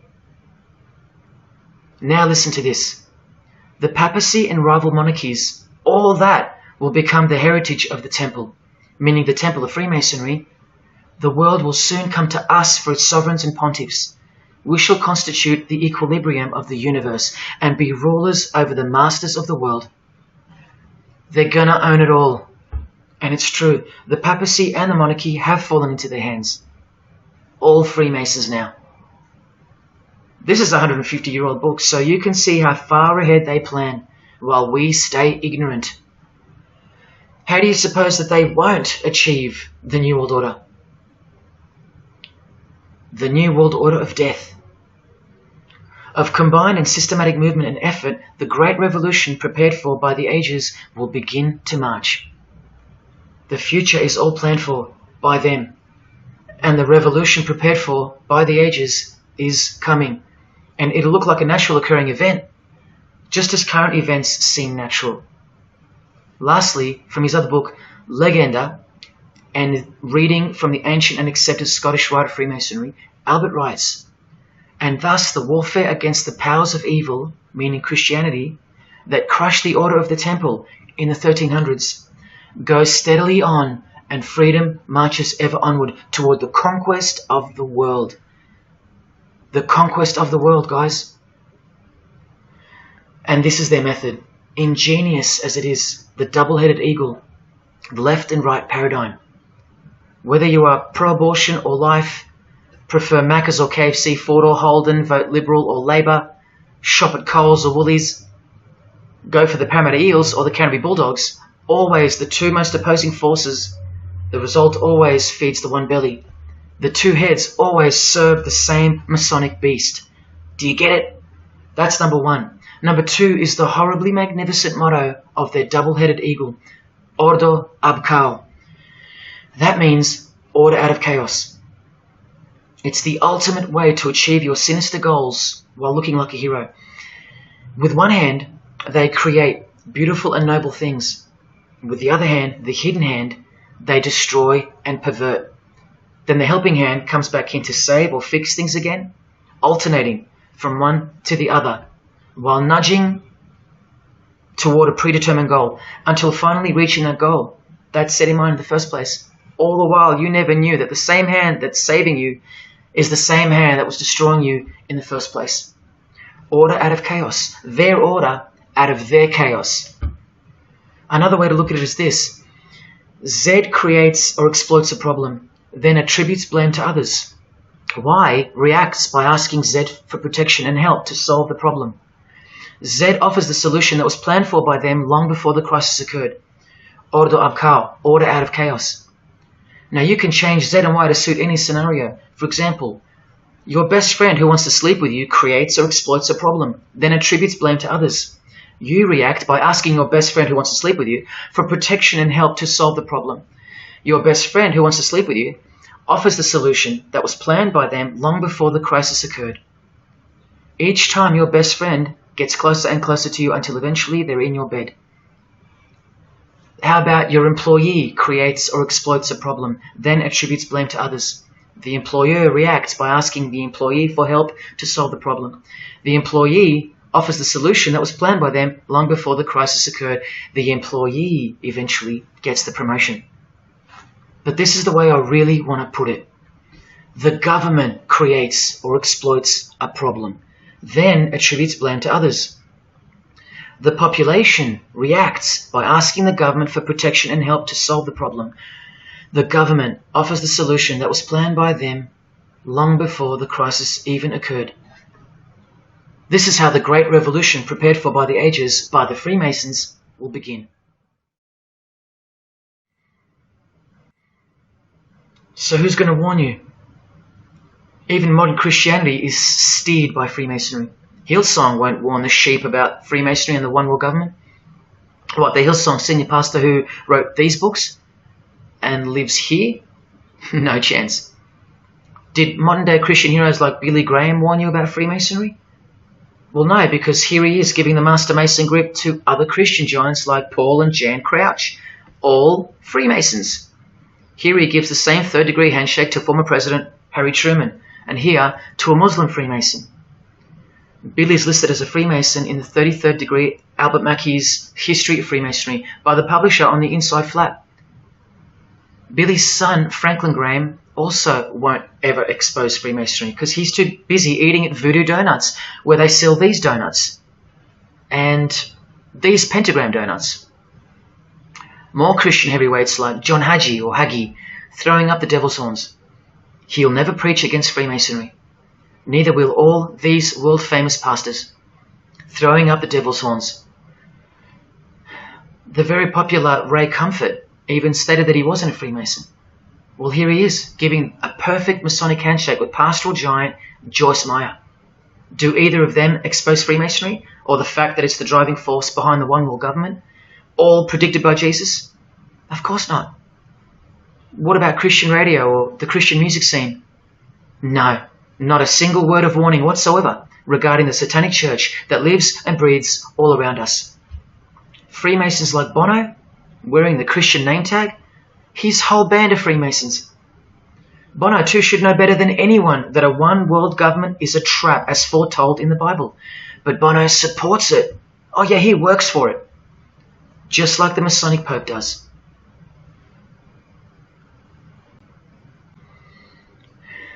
Even if by some freak chance they didn't know any better. No disciple of Jesus can bend their knee to another man in the Masonic Lodge, calling him master and swear to keep secrets. Look what they call each other from the Encyclopedia of Freemasonry. Master Mason, Grand Master, Most Eminent Grand Master, and the most appalling title of all, Most Worshipful Master. Most worshipful.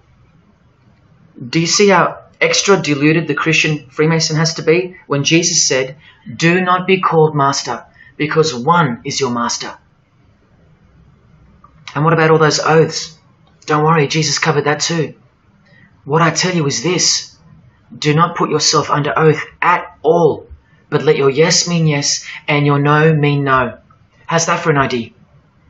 But the Freemasons' yes means no, because they all swear to lie and conceal from the first degree initiation all the way through.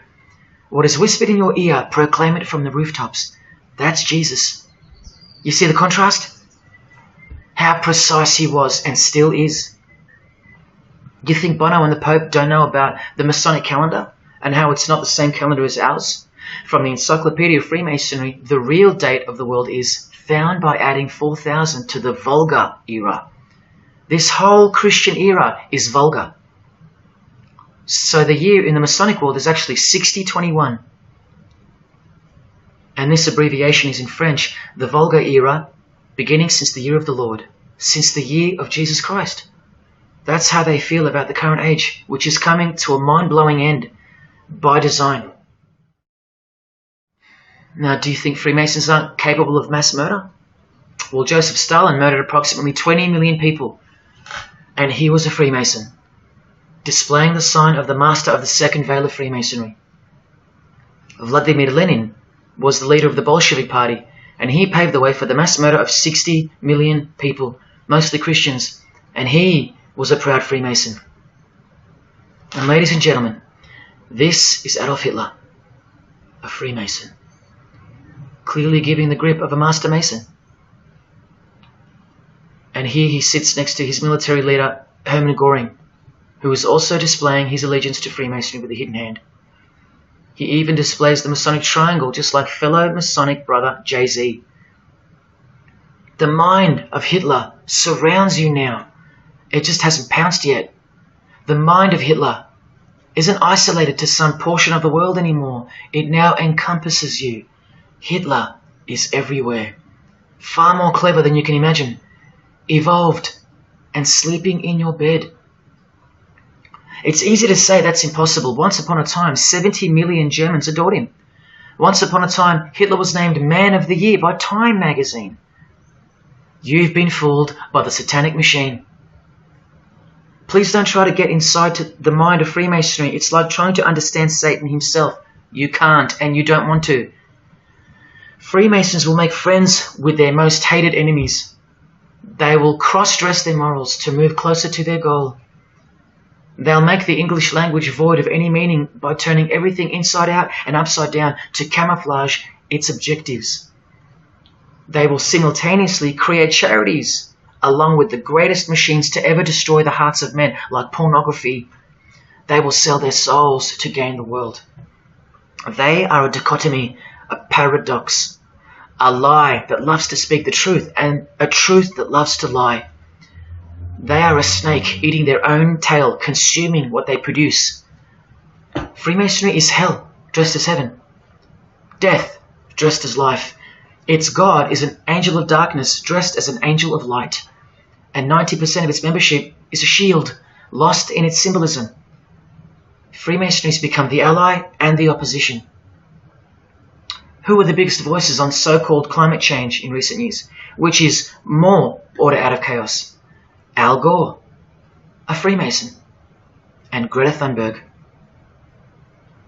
from a Jesus-hating secret society family. Freemason and former Russian President Mikhail Gorbachev said this in 1996. Yes, the whole world is under the control of the evil one, like the Gospels say.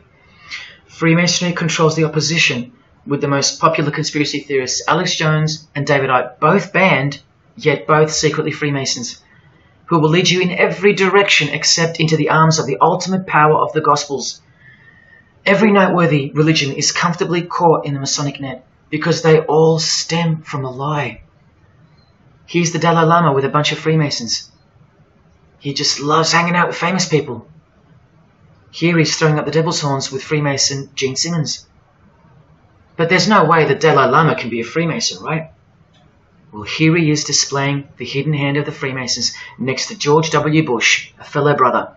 That's right, the Dalai Lama is a Freemason, under an oath of silence and sworn to secrecy. Are you going to wake up now? Here he is with his students in his temple. And what's behind him? This symbol. Can you see? The pyramid with the emanating eye on top, symbolized by a sun, which you know now is the phallus of the god of this world, shooting forth his generative light, his mystical sperm that gives life, and whose one eye transcends good and evil, both of which are just illusions of the mind.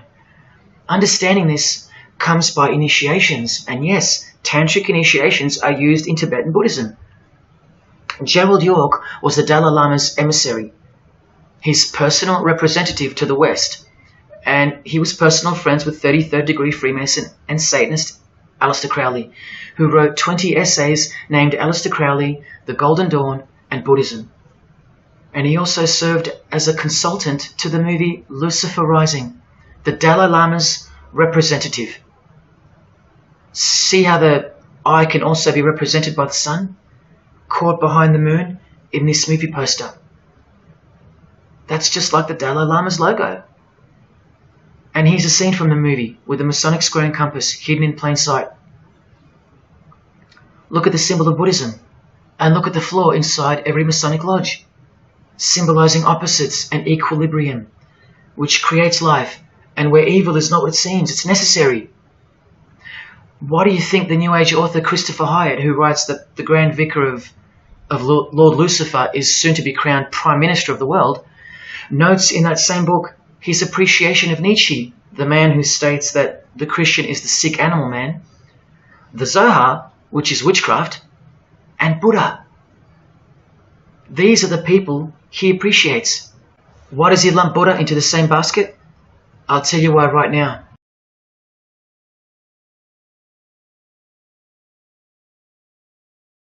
Freemason and Satanist Aleister Crowley, who wrote 20 essays named Aleister Crowley, The Golden Dawn, and Buddhism. And he also served as a consultant to the movie Lucifer Rising, the Dalai Lama's representative. See how the eye can also be represented by the sun, caught behind the moon in this movie poster. That's just like the Dalai Lama's logo. And here's a scene from the movie with the Masonic square and compass hidden in plain sight. Look at the symbol of Buddhism, and look at the flaw inside every Masonic lodge, symbolizing opposites and equilibrium, which creates life, and where evil is not what it seems, it's necessary. Why do you think the New Age author Christopher Hyatt, who writes that the Grand Vicar of Lord Lucifer is soon to be crowned Prime Minister of the world, notes in that same book his appreciation of Nietzsche, the man who states that the Christian is the sick animal man, the Zohar, which is witchcraft, and Buddha. These are the people he appreciates. Why does he lump Buddha into the same basket? I'll tell you why right now. Because in his highest manifestation, the Buddha, seeing the illusionary world through the all-seeing eye, his third eye, would not interrupt a rape if he happened to walk by, so as to stay detached from the karmic cycle. Whereas Jesus, knowing everything and more than the Buddha, would sacrifice himself, because he was born to destroy evil, not transcend it. So tell me, who would you rather have walk by if you were being raped? A transcendental meditator or Jesus Christ? Whatever you think of me, you will have to reconcile the fact that all the leaders of the world from Scott Morrison to the Dalai Lama belong to the very same secret society as Adolf Hitler did, Freemasonry.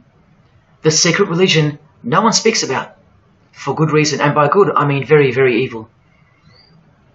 What do you think is going on here? I've told you almost exactly what's going on. We're in a lot of trouble. Because in the land of the blind, the one-eyed man is king. And Hitler, Stalin, and Lenin combined will be child's play compared to what's just ahead. Now here's a point-blank picture of the future and the reality of their most brutal truth from the 33rd degree Freemason Aleister Crowley's The Book of the Law. We have nothing with the outcast and the unfit. Let them die in their misery. Compassion is the vice of kings. Stamp down the wretched and the weak. This is the law of the strong. Do you see? Can you see the future yet? Now please pay attention from his other book, Magic in Theory and Practice. This is what all the degrees of initiation are for. And this is what it takes for them to create the New World Order.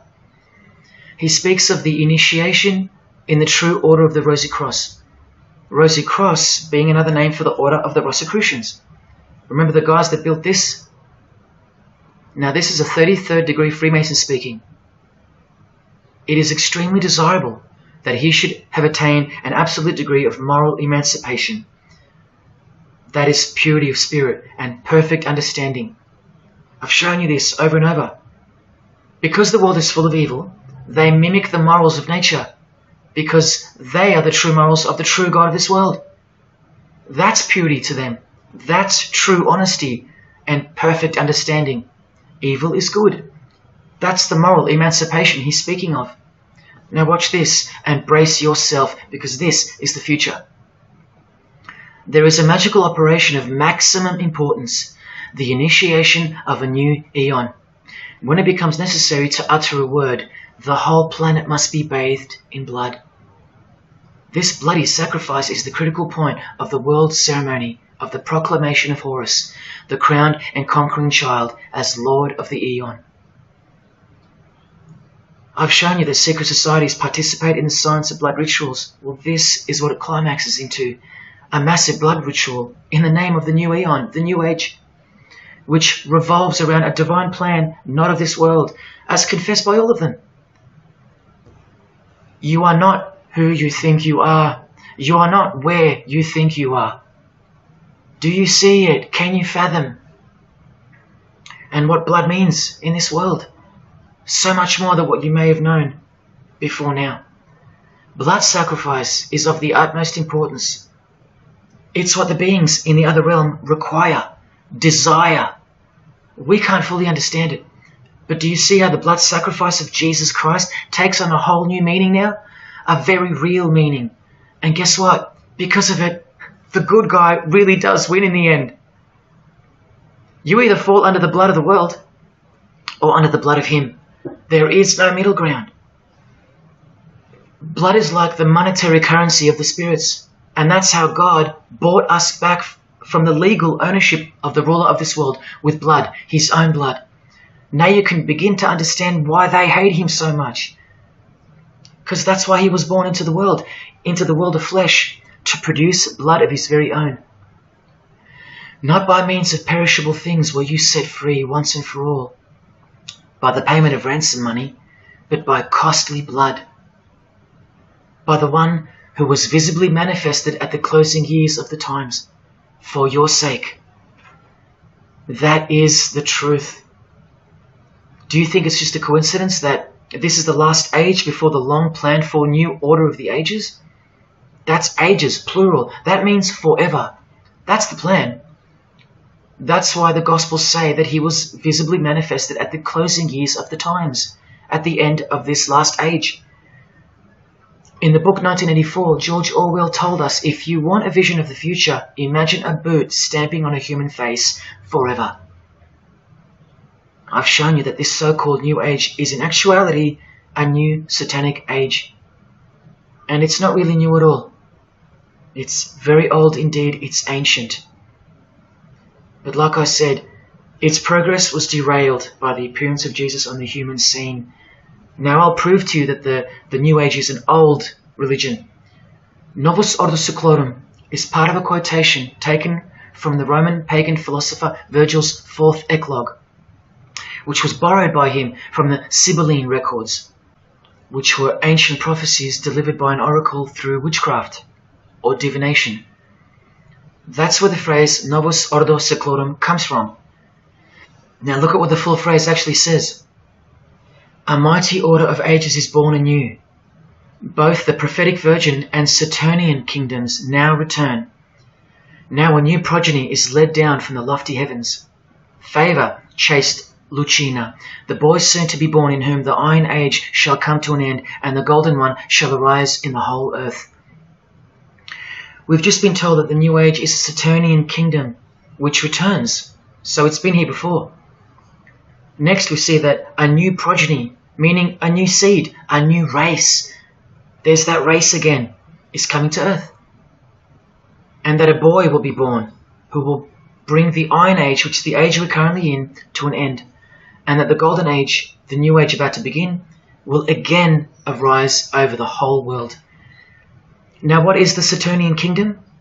Well, for starters, this is a band called Saturnian Mist. And here on their front cover, we have a reference to magic. Then we see by the singer's shirt, they're Satanists. Then with his other shirt, we see the connection once again between the inverted pentagram of Satanism and the one eye of Freemasonry, the secret religion of the who's who of planet Earth. Freemason and Satanist Marilyn Manson has a song called Saturnalia, and on a satanic website on ritual offerings for demonic bindings, we find that Satan is Saturnian in nature. Here on the front page we see the inverted pentagram under the head of the Baphomet, and right next to it, a version of the squaring compass of the Freemasons, of which a lodge is located near a suburb near you, no matter where on earth you live. The Satanic Church hidden in plain sight. Now let's go straight to the source so you can see for yourself the nature of the New Age Saturnian kingdom found in the full quote of the Freemasons' New World Order seal. From this book, which is a factual study of the single most influential occult organization in modern Germany, the Fraternitas Saturni, or the Brotherhood of Saturn. We learn of the path of the Saturnian initiate, which is outlined in detail with the meaning of all 33 grades, 33 degrees of Freemasonry. This is the very same thing, the same objectives. All secret societies work for the same goal because they all have the same spirit. The only difference between Freemasonry and this Saturnian fraternity is that your local Masonic lodges are veiled and camouflaged filtering systems for future Satanists, from which all influential figures of society are chosen, where the real religion begins at the 33rd degree. Whereas with orders like the Saturnian Brotherhood, there is no filtering system. As such, you're a student of Satanism from the first degree. That's why Satanism's takeover would have been impossible without international Freemasonry. The Saturnian teachings include sexual mysticism, sex magic, and Nietzschean Thelemism. Nietzsche, remember the guy who says that Christians and the mindset to help the weak makes up the sick animal man? The guy who wrote this book and doesn't believe in good and evil. And Thelemism from 33rd degree Freemason, who says that in this book that to initiate the New Age, the whole world must be bathed in blood in a bloody sacrifice before man can accept the law of Thelema. Nietzschean Thelemism. That's what the New Age Saturnian kingdom, from which the Freemasons took this phrase from, actually looks like. This factual study on the Saturnian Brotherhood is filled with references to Lucifer, Satan, magic, sex magic, blood,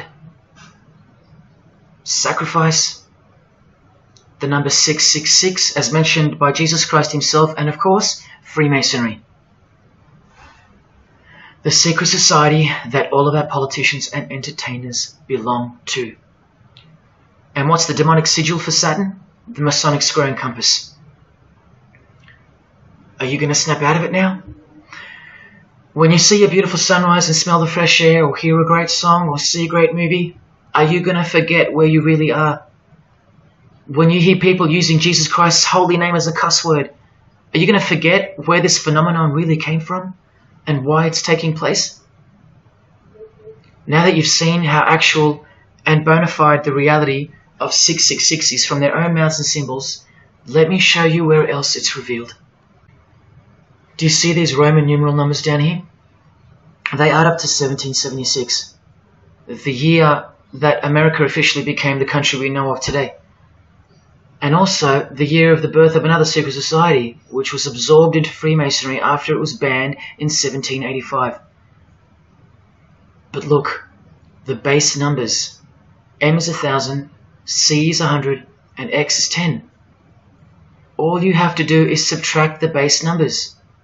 1776 minus 1,000 minus 100 minus 10.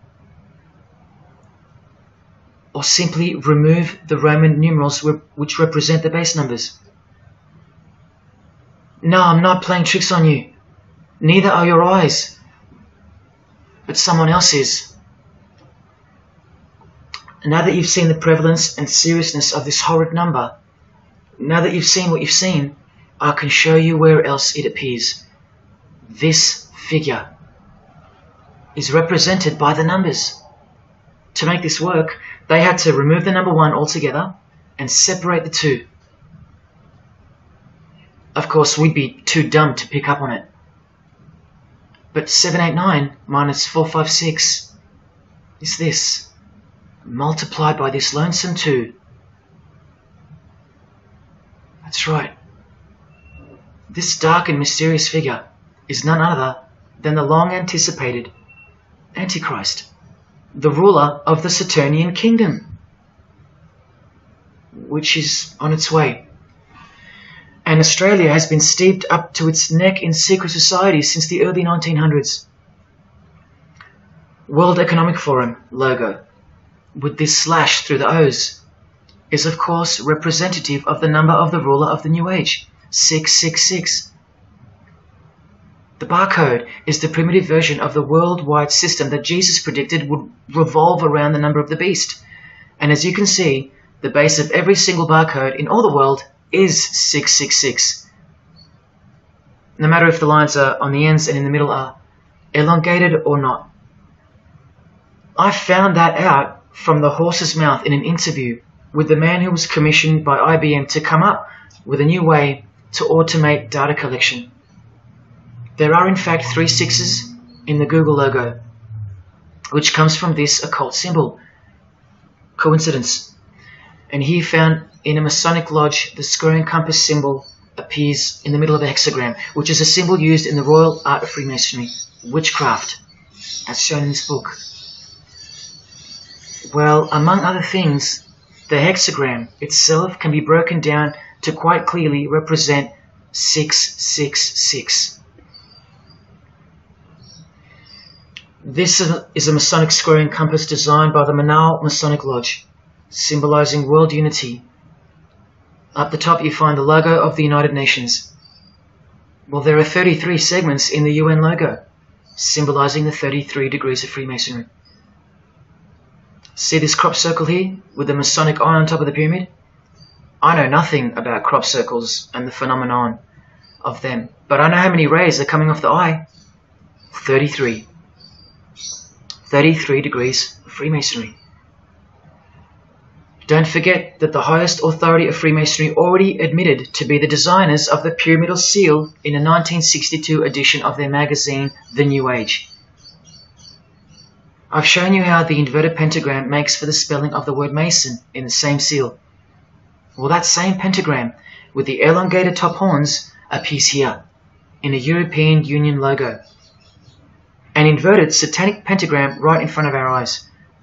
Here's the European Union building architecturally mimicking the Tower of Babel.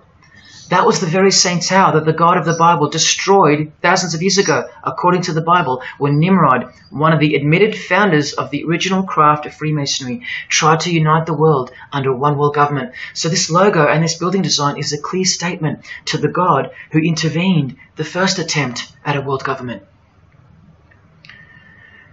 This is England's Secret Service logo for MI5, with the word intelligence being symbolized by the eye of Lucifer, who was viewed as the most intelligent entity in existence by the secret societies.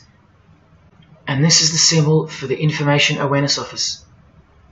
You know exactly who's in control, and now you know exactly what they want, and they will get it. In a 1962 article written by former US President and Freemason's wife, Edith Roosevelt, in the New Hampshire News, and speaking of the spiritual counterpart building for the United Nations called the Temple of Understanding, she writes that the symbolism planned for the building dates back to the black magic practiced by the high priests of ancient Egypt, and that the building will contain a giant eye. You don't have to wonder why now, because you know why. This clothing designer is fully aware that the one-eye symbol is synonymous with Satan and a hatred of Jesus. Does this movie poster make any more sense to you now? Well, are you ready for the second biggest shock of all? Whatever you think of what you're about to see, please come see me on the other side of this so I can show you something. This clip only goes for a few minutes. And keep in mind, the only reason I'm showing you this to you is because the writer and director of the preview of this movie-style documentary was murdered, along with his wife and his little daughter and his dog, all before the production could begin. The murder was made to look like a murder-suicide, the news of which never made national broadcasts, just the local news. Case closed, nothing to see here. You have to ask yourself why. After so many movies with a dystopian, World War, totalitarian type theme, why was this movie so dangerous and strictly unacceptable for public viewing that a whole family would be murdered? Well, this movie was going to tell us about America's secret destiny. And one other thing which you'll see on the other side of this clip, an amazing thing. As titled by Manly P. Hall over 100 years ago, what's the secret destiny of America? Well, it's this.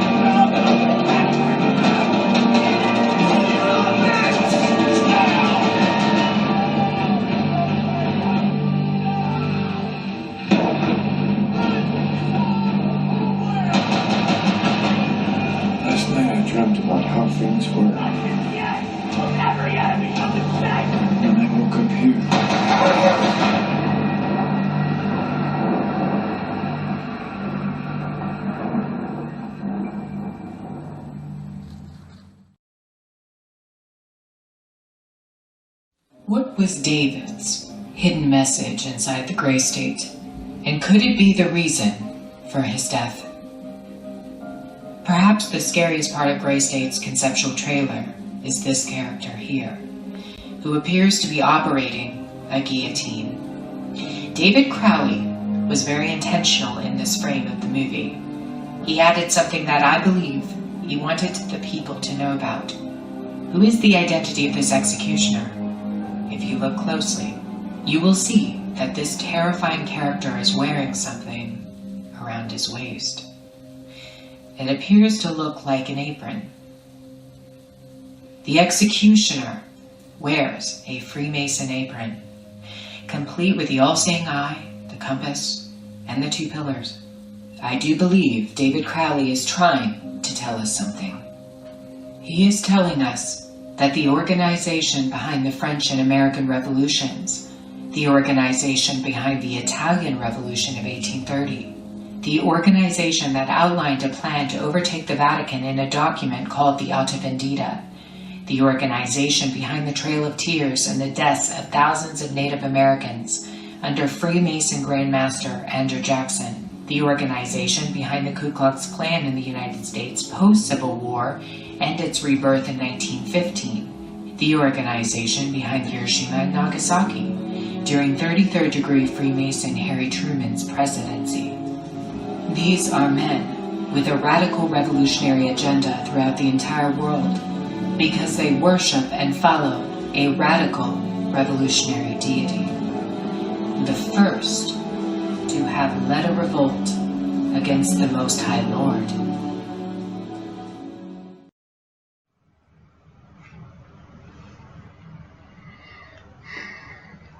When I was in high school, coming from a completely non-Christian and non-religious family or background, I distinctly remember the first time that I decided that the Bible, or the New Testament, to be more precise, was definitely not true.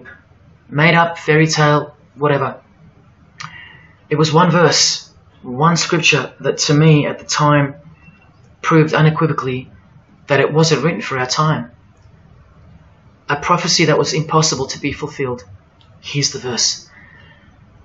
And I saw thrones, and they sat upon them, and authority to administer justice was given them. And I saw the souls of those who had been beheaded, because of the testimony they bore of Jesus, and because of the word of God. No way could guillotines be introduced as a form of execution in the 21st century, right? No way. Proof that the Bible was a prehistoric book written for prehistoric people. And this is long before he woke me up on a midnight highway to spare my life from a high-speed collision into a concrete wall. Ladies and gentlemen, in 2021, like the smartphone or the smartwatch, this is called the smart guillotine. Built by Chanel. You know, the perfume and clothing and accessories brand for the rich. What on earth does a perfume company have to do with chopping people's heads off? Well, I thought I told you that all of this is just the tip of the iceberg. I wonder who really owns Chanel. Well, here's their logo, and there is an eye in the design. And have you seen their drip design? How odd. Welcome to the real world. You ready? This is from a legislation archive from the Georgia House of Representatives in the 1995-96 sessions. This is Bill HB 1274 on the death penalty, guillotine provisions. How far along are we into enacting these bills worldwide? I don't know. Maybe they've been enacted already. But I just wanted to show you that in 1995 the ball was already rolling. Another ball that's rolling are the 7 universal Noahide laws. They sound great from the outside, designed so to conceal some terrifying details on the inside. Firstly, they were signed into US law in 1991 by George H.W. Bush on March 26. Here's the bill and resolution. It was named Education Day. As you can see in the details of Resolution HJ 104, they are the 7 Noahide laws. resolved by the Senate and House of Representatives of the United States of America in 1996. Every single president since H.W. Bush has annually re-signed this resolution. Many world leaders have called for the acknowledgement and observance of the 7 Noahide laws, including the President of the European Union in July 2014 and the Australian Governor-General Michael Jeffrey in 2008. And this will be international law. So what's the problem? Well, just for starters, the law against idol worship will include, quite specifically, the worship of Jesus Christ as the Son of God, which the Noahide laws will classify as blasphemy, and the punishment for transgressing the 7 Noahide laws and for blaspheming the ineffable name of God by calling Jesus God is decapitation. I'll let you take that in for a second. This will be governed by a world court with no possibility of appeals. Something like this, an international Sanhedrin.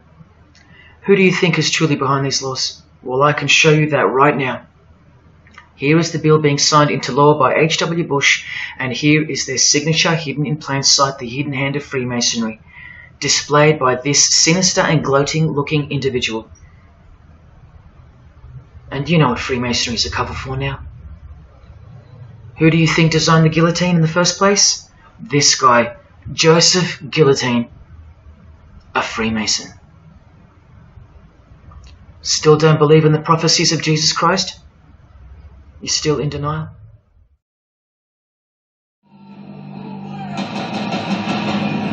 Last night I dreamt about how things were. And I woke up here.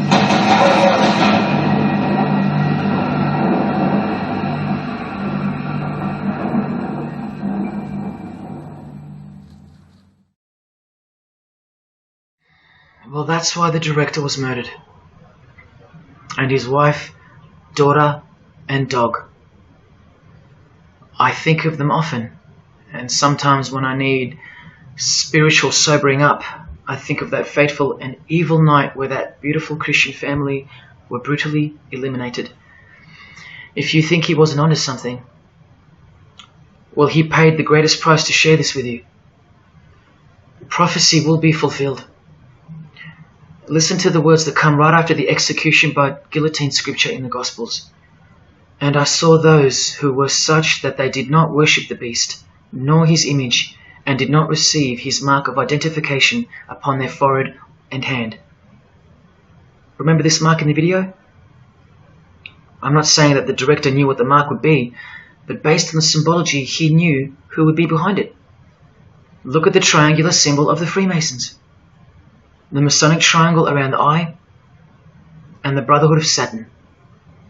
Now look at the front cover of the book written by New Age author Maurice Nicoll. The mark. Same symbol. Identical to the symbol used by J.K. Rowling, who said its design was inspired by the Freemasons. Who has this tattoo, which represents the Baphomet. Well, Solve Coagula is the process in which they will bring this New World system to life. It's identical to the Masonic motto of order out of chaos. Solve means dissolve or destroy, and coagula means to bring the elements back together into a new and higher form, a new and higher system. Jesus described it as the beast system, and one way or another, we will be marked as a form of identification in order to participate. But first, chaos must ensue. A deep Masonic truth, which is mostly true anyway, is that destruction precedes construction. It's like having to destroy a tree in order to create a table. The same principle applies to creating the New Age. That's why I know that the process which involves the creation of a new system must involve the destruction of this one. Now, this is the last referenced work I'm going to use to show you who will be the head of that system, that one world government. A book by David Spangler, considered as one of the founding fathers of the modern New Age. He also has an intimate relationship with the United Nations as shown in 1975 document which was uploaded to the UN archives in 2006. Please pause to confirm that. Where you can find his name listed under the Board of Directors for the Planetary Citizens Group. In his book, Reflections on the Christ, David Spangler, remember, one of the founding fathers of the New Age and a member of the Board of Directors in a United Nations sanctioned program, repeatedly upholds and honors the entity known as Lucifer. He tells us all about what is required to step into the New Age. Well, mainly, what's required is a new understanding of the angel Lucifer. He writes that when this great project of evolution began, man went forth as consciousness to learn his divinity, and Lucifer went with him. It is important to see that Lucifer, described as an angel, a being, a great and mighty planetary consciousness. He says that, just like in Halloween and trick or treat, if the person offers a treat to Lucifer who knocks on his door, and the person says to Lucifer, "Come in, and I will give to you the treat of my love and understanding, and I will uplift you in the light and presence of the Christ," Christ meaning my outflow, then Lucifer becomes that being who carries the ultimate treat, the light of wisdom. Lucifer represents experience. Lucifer is literally the angel of experience.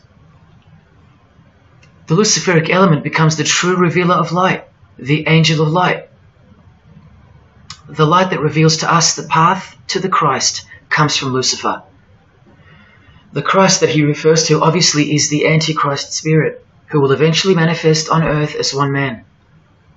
But for some odd reason on page 60 he feels compelled to clarify that he was only joking once when he said maybe to enter the New Age we all need to take a Luciferic initiation. Well, that's definitely no joke. That's right, Lucifer is the savior of the secret societies. The solar system was the manifestation of the consciousness of a very great being known as the Solar Logos. And if we go back to the secret society of the Brotherhood of Saturn, we read that mankind will be able to take a measure of egocentric power from the Solar Logos. In this way, Lucifer is the savior of humankind.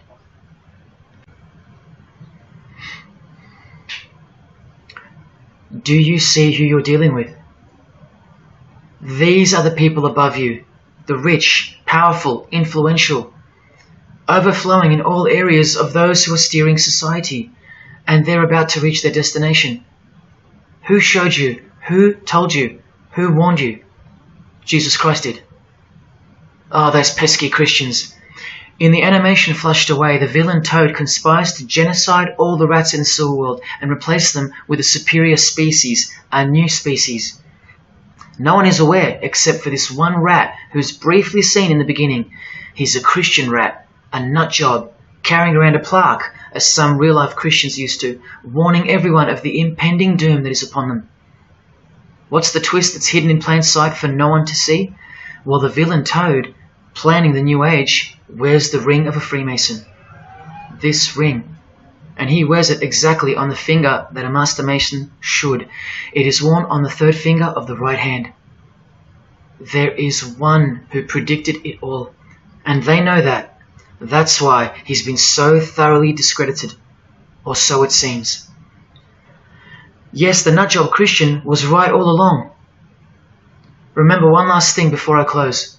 From Masonic New Age author Christopher Hyatt, who spoke of the well-planned-for and long-awaited invocation of the Prime Minister of the world, when he wrote in his book, "A massive truth that I wish with all my being that you would grasp.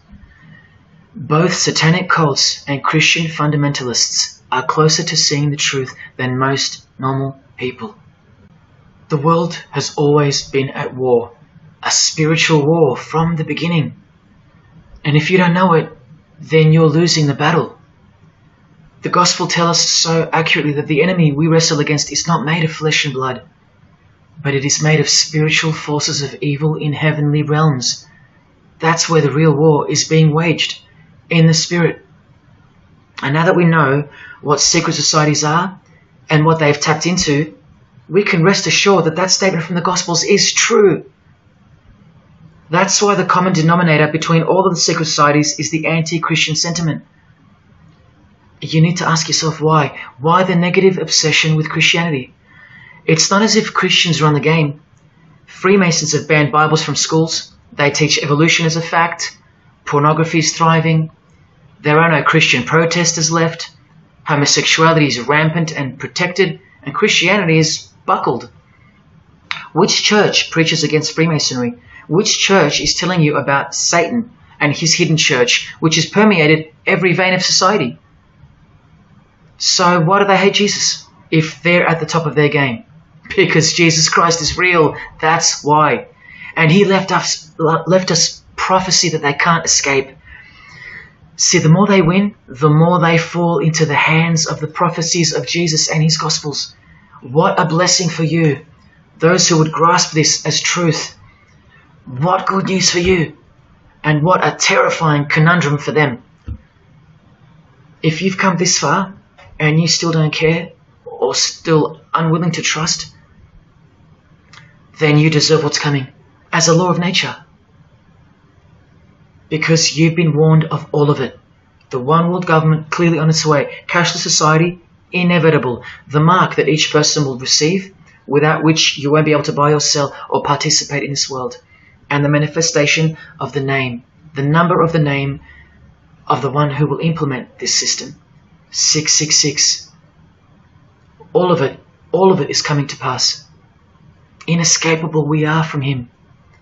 Everything and everyone will fall back into his hands, where he will finally separate the goats from the sheep.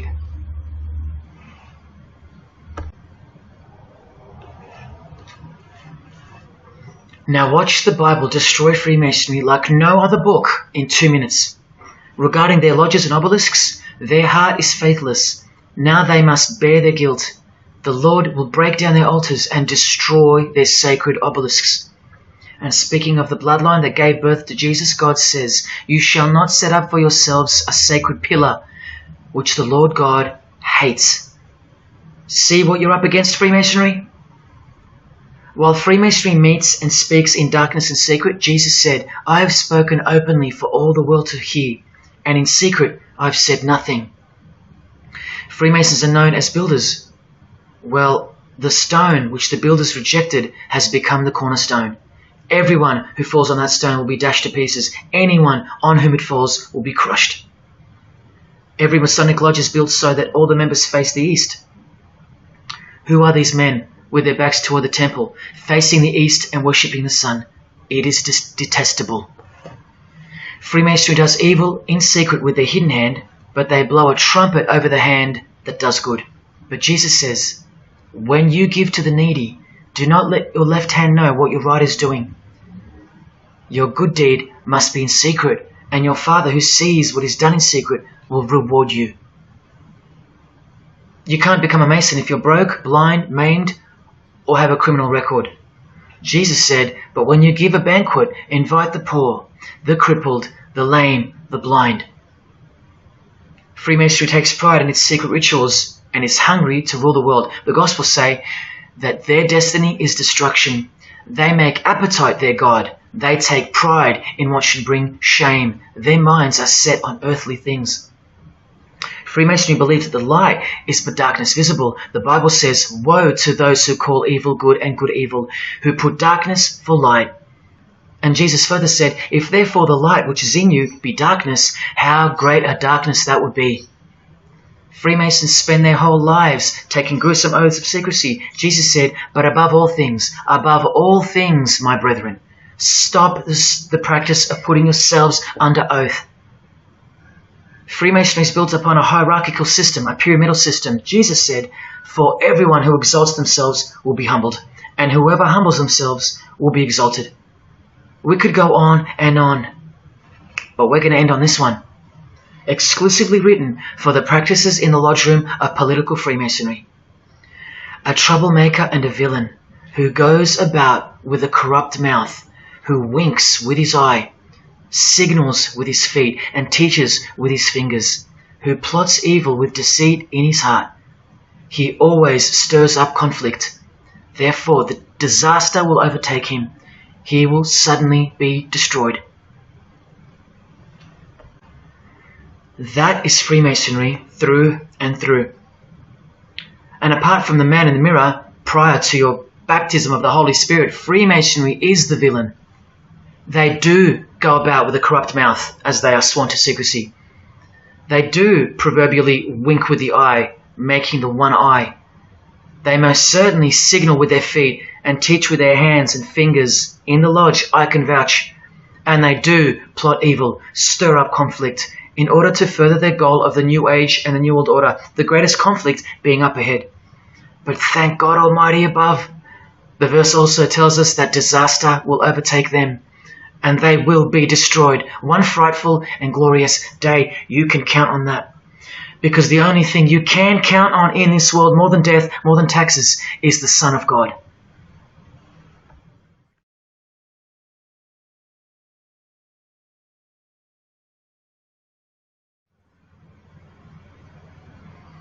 This is it. This is the last shock, and by far the biggest. If you ever needed intellectual proof that Jesus Christ is real and living right now, this is it. If Jesus and the Gospels weren't true, then Luciferians wouldn't be running the world. Atheists would, or some other version of modern man. Anyone, but not Satanists, not the passionate enemies of Jesus. If Jesus wasn't real, then so-called Satanists would be scattered here and there over the world in little local covens by silly teenagers rebelling against society and living in their own la-la land with their own little make-believe devils, being make-believe rebels. But no, people who believe that Lucifer is God run the world from top to bottom. They are dedicated to the core. They're highly sophisticated. They make the movies, they star in the movies. They write the songs, they sing and dance. They are worshipped as idols. They set trends, they live large, and they practice witchcraft, complete with sex magic and blood sacrifices. Why? Why do they do that? Why would they bother? Because witchcraft is real and has been since before civilization began, hidden from the vile multitude who have been stupefied by propaganda to the point that they don't believe in anything anymore. And who waged a war on witchcraft on your behalf? God did, the God of the Bible. If Jesus wasn't real, Luciferians wouldn't be building their paradise on earth. Atheists would. If Jesus wasn't real, Luciferians wouldn't be passionately hating him to the point of keeping their existence hidden under penalties of torture and death. Lo and behold, in the 21st century, yes, if Jesus was a myth, Luciferians wouldn't be working overtime to inadvertently fulfill every prophecy that Jesus gave us. Can anybody read me?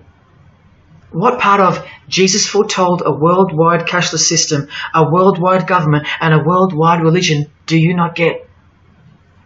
If Jesus wasn't real, why do former Satanists freely admit that only the true Christians are immune to witchcraft?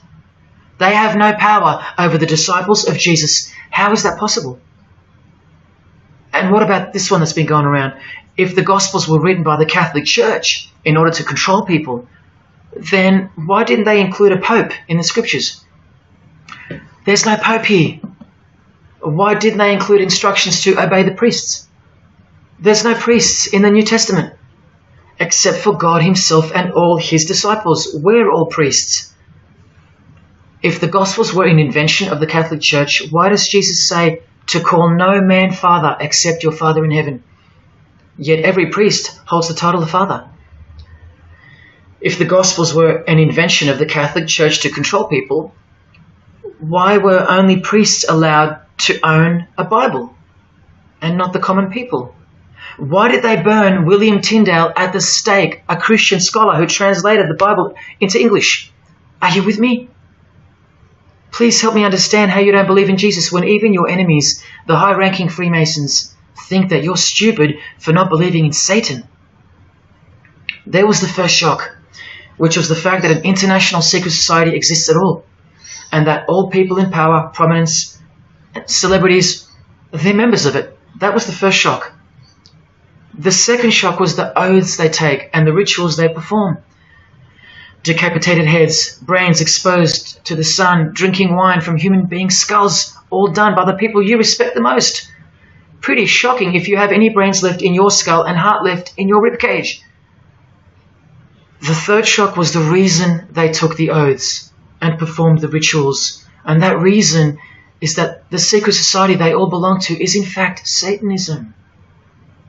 The fourth shock was the details of witchcraft and the details of the new satanic age, the Saturnian kingdom, where billions are planned for death to pave the way for a spiritual and technological utopia. But do you know what the biggest shock of all is? The shock that surpasses all of them combined. It's Jesus. Jesus is the shock. He's the shockwave, the reality and truth of Him. Because that changes everything. He changes everything. The greatest news you could never think up, that God left His abode to come here, a form of hell, manifest on earth, to be ridiculed and executed to save our sorry asses by taking a bullet for us. Don't worry, His second coming won't be so sacrificial. Better start fearing like you fear a cop and like you fear a judge. Oh, I know you tremble in front of them. But you don't fear God? Oh, how we love the darkness and sin. Possibly you, loved gossip, you loved sex and porn, you loved sodomy, you couldn't stop lying, you couldn't stop cussing, you loved your idols, singers, actors, sports people, sports teams, putting people who fart, smell and eventually die on a pedestal. You just couldn't cut yourself off from the ways of the world. Purity? Who wants to be pure? I have to be pure? I have to live holy? Stop sinning? That's so boring. What kind of God is this? To hell with that God. Well, do you like filth in your home? Do you? Do you like filth on your carpet, on your clothes, on your face? Do you invite filthy guests over and give them a share in all your belongings and all your power? Do you give them the keys to your house and car? No, you don't. But the Creator, who has the greatest house of all, He should. We can barely earn $1,000 a week, and we don't give that away to anyone. But now God should share His wealth with you, the unclean, the unrepentant. Is it too much to ask your filthy guests to clean up before they enter? To watch their mouths, to control their willy? Is that too much to ask? Oh, but if God was real, what about all the children that die? What about them? What are you doing about them? Are you still stuck on which phone you're going to upgrade to or what's for dinner? Why don't you leave your abode, your luxuries and your loved ones and risk it all to go save some children yourself? Oh, but what about all those who've never heard of Jesus? Let me ask you, what's your excuse? I know they have one, but what's yours? You've heard of Him. Every morning you wake up and look at the calendar is a testament to His name, because it's 2021 in Australia, it's 2021 in Brazil, it's 2021 in China, it's 2021 in every single country in the world. So let me ask you, 2021 years since what? Like I said, just waking up in the morning and knowing what day it is a testament to Him. But if God was real, why wouldn't He just show Himself? Show Himself to who? To you? You can't even get on your knees and repent. You can't even hate sin and scream out to Him. So why would He? How do I get the girl if I don't ask her out? And if I do, maybe she rejects me the first time and the second. How bad do I want her? How hard will I try? Most haven't even knocked on His door. Well, I did. I just kept knocking and knocking, and then I started banging and banging. I refused to leave His porch. I lay there like a hungry puppy. But even when He answered the door, I did the runner, because He was too big for me, and I loved sin a little too much. Yet He still left the light on for me. But here's the craziest part about people who ask me why He doesn't just show Himself the way they'd like Him to. Their hearts have been so hardened that even if He did appear to them, in 2 weeks they would go back to being their old self, and He knows that. That's why. They might even forget it ever happened. Oh, that was just a crazy day. That was probably all in my head. Oh, how we love to make excuses. But if God was real, what about all the other gods? What other gods? Did Buddha perform a miracle for you? Did he affect a plethora of witnesses? Were his followers stoned to death, sawn in half, eaten alive? Did historians of his era leave any trace of him? Did he prophesy all the kingdoms that would appear on earth, and in what order? Did he foretell of worldwide floods, of enemies that would despise his followers, use his name as a cussword, and eventually attempt to set up a world kingdom? Did his appearance change the calendar from one end of the world to the other, and predict that his appearance would in fact change the calendar? What did the Prophet Muhammad do for you? Apart from stealing Jesus from billions of people and corrupting the Gospels, did he dedicate his entire life to sinlessness? Did he remain celibate so that his blood could make a difference in the hidden realm by the science of sacrifice, which is practiced in secret every day, in order to shield your very soul? No, he didn't. Instead, he had 11 wives. One of them was 9 years old, and he lived like a king, while the real king lived like a slave, and died like one too, and washed the feet of his disciples while demons trembled at his name and presence, and still do. And let's not even bother with the other pagan gods, Osiris, Odin, Vishnu, all inventions of fertility cults that worship the sun, sex, genitals, death, destruction, agricultural religions. Did anyone else apart from Jesus Christ ever say the words, "I am the truth"? Have those words even ever come out of someone's mouth? I've heard of, "I know the truth," "I have the truth," but "I am the truth"? That doesn't even make sense. Unless truth itself was once upon a time born on earth as a man. Well, of course he's the truth. Where are all the heart-wrenching, knee-buckling testimonies about the indescribable power of this Holy Spirit, which comes in to sweep you off your feet and drown you in its tides, changing you forever? Where are all those testimonies? I'll tell you where they are. In the Christian column. That's where. Oh yeah, you'll get them here and there in every genre, but Christian testimonies simply outclips the rest. Where are all the life-changing, electrifying Hindu testimonies? The Muslim testimonies? A Muslim, Buddhist, or a Jew on the street corner, or from the proverbial rooftops, shouting the truth for all to hear, no matter the cost, because they love us that much, because he loves us that much? Where are they? And Freemason testimonies? Have you even heard of one of those? Satanic testimonies? You ever heard of one of those? A Freemason on his knees sobbing from joy because of the overwhelming knowledge that Lucifer loves him? No Mason or Satanist has ever done or heard of such a thing. But the biggest cult in size is the cult of society. Where do you think the word culture comes from? And the TV, the doctors, the idols, the PhDs, the scientists, they are the priests of the cult of society. You atheists think you don't live in a religious world of your own, filled with daily rituals and daily worship? Even your beliefs require faith in what your priests teach you. Evolution, no proof.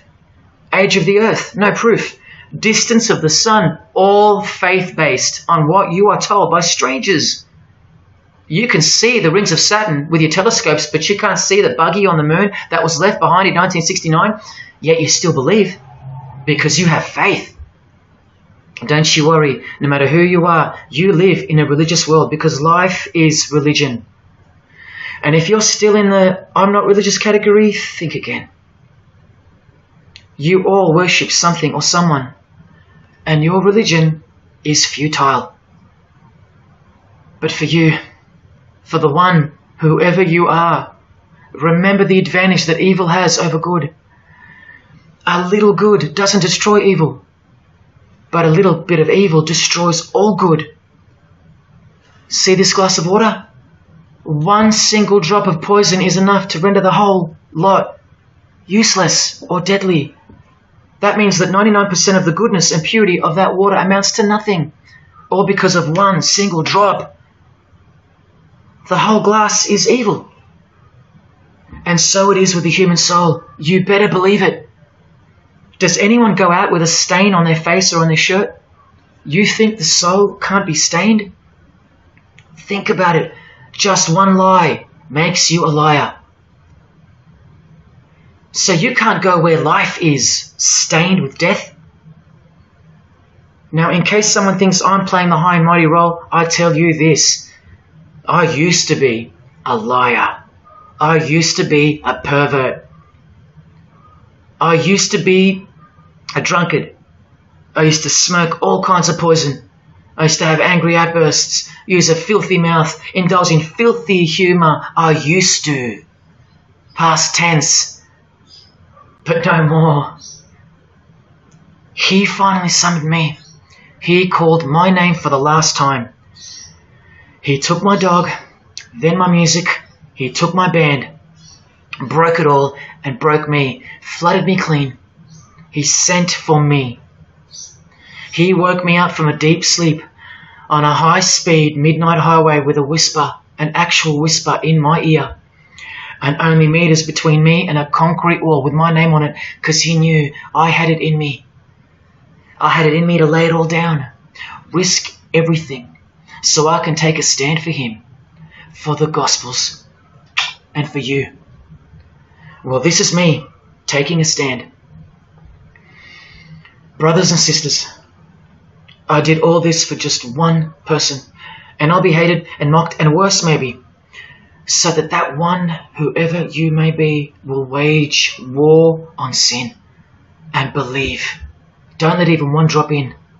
No matter what the distractions this evil world may place in your path, in order to bury itself and its poison in your heart, where it will take root and overpower the 99% goodness in you. Just like only a few find success in this world, even fewer will find the kingdom. It's far more difficult than winning X Factor, or making $1 billion, or reaching a 33rd degree of a secret society. It's as difficult as loving your greatest enemy. And that's just about impossible. But if you can figure out how to do that, then you found the road to life. And I hope to see you soon. God love. Jesus wins.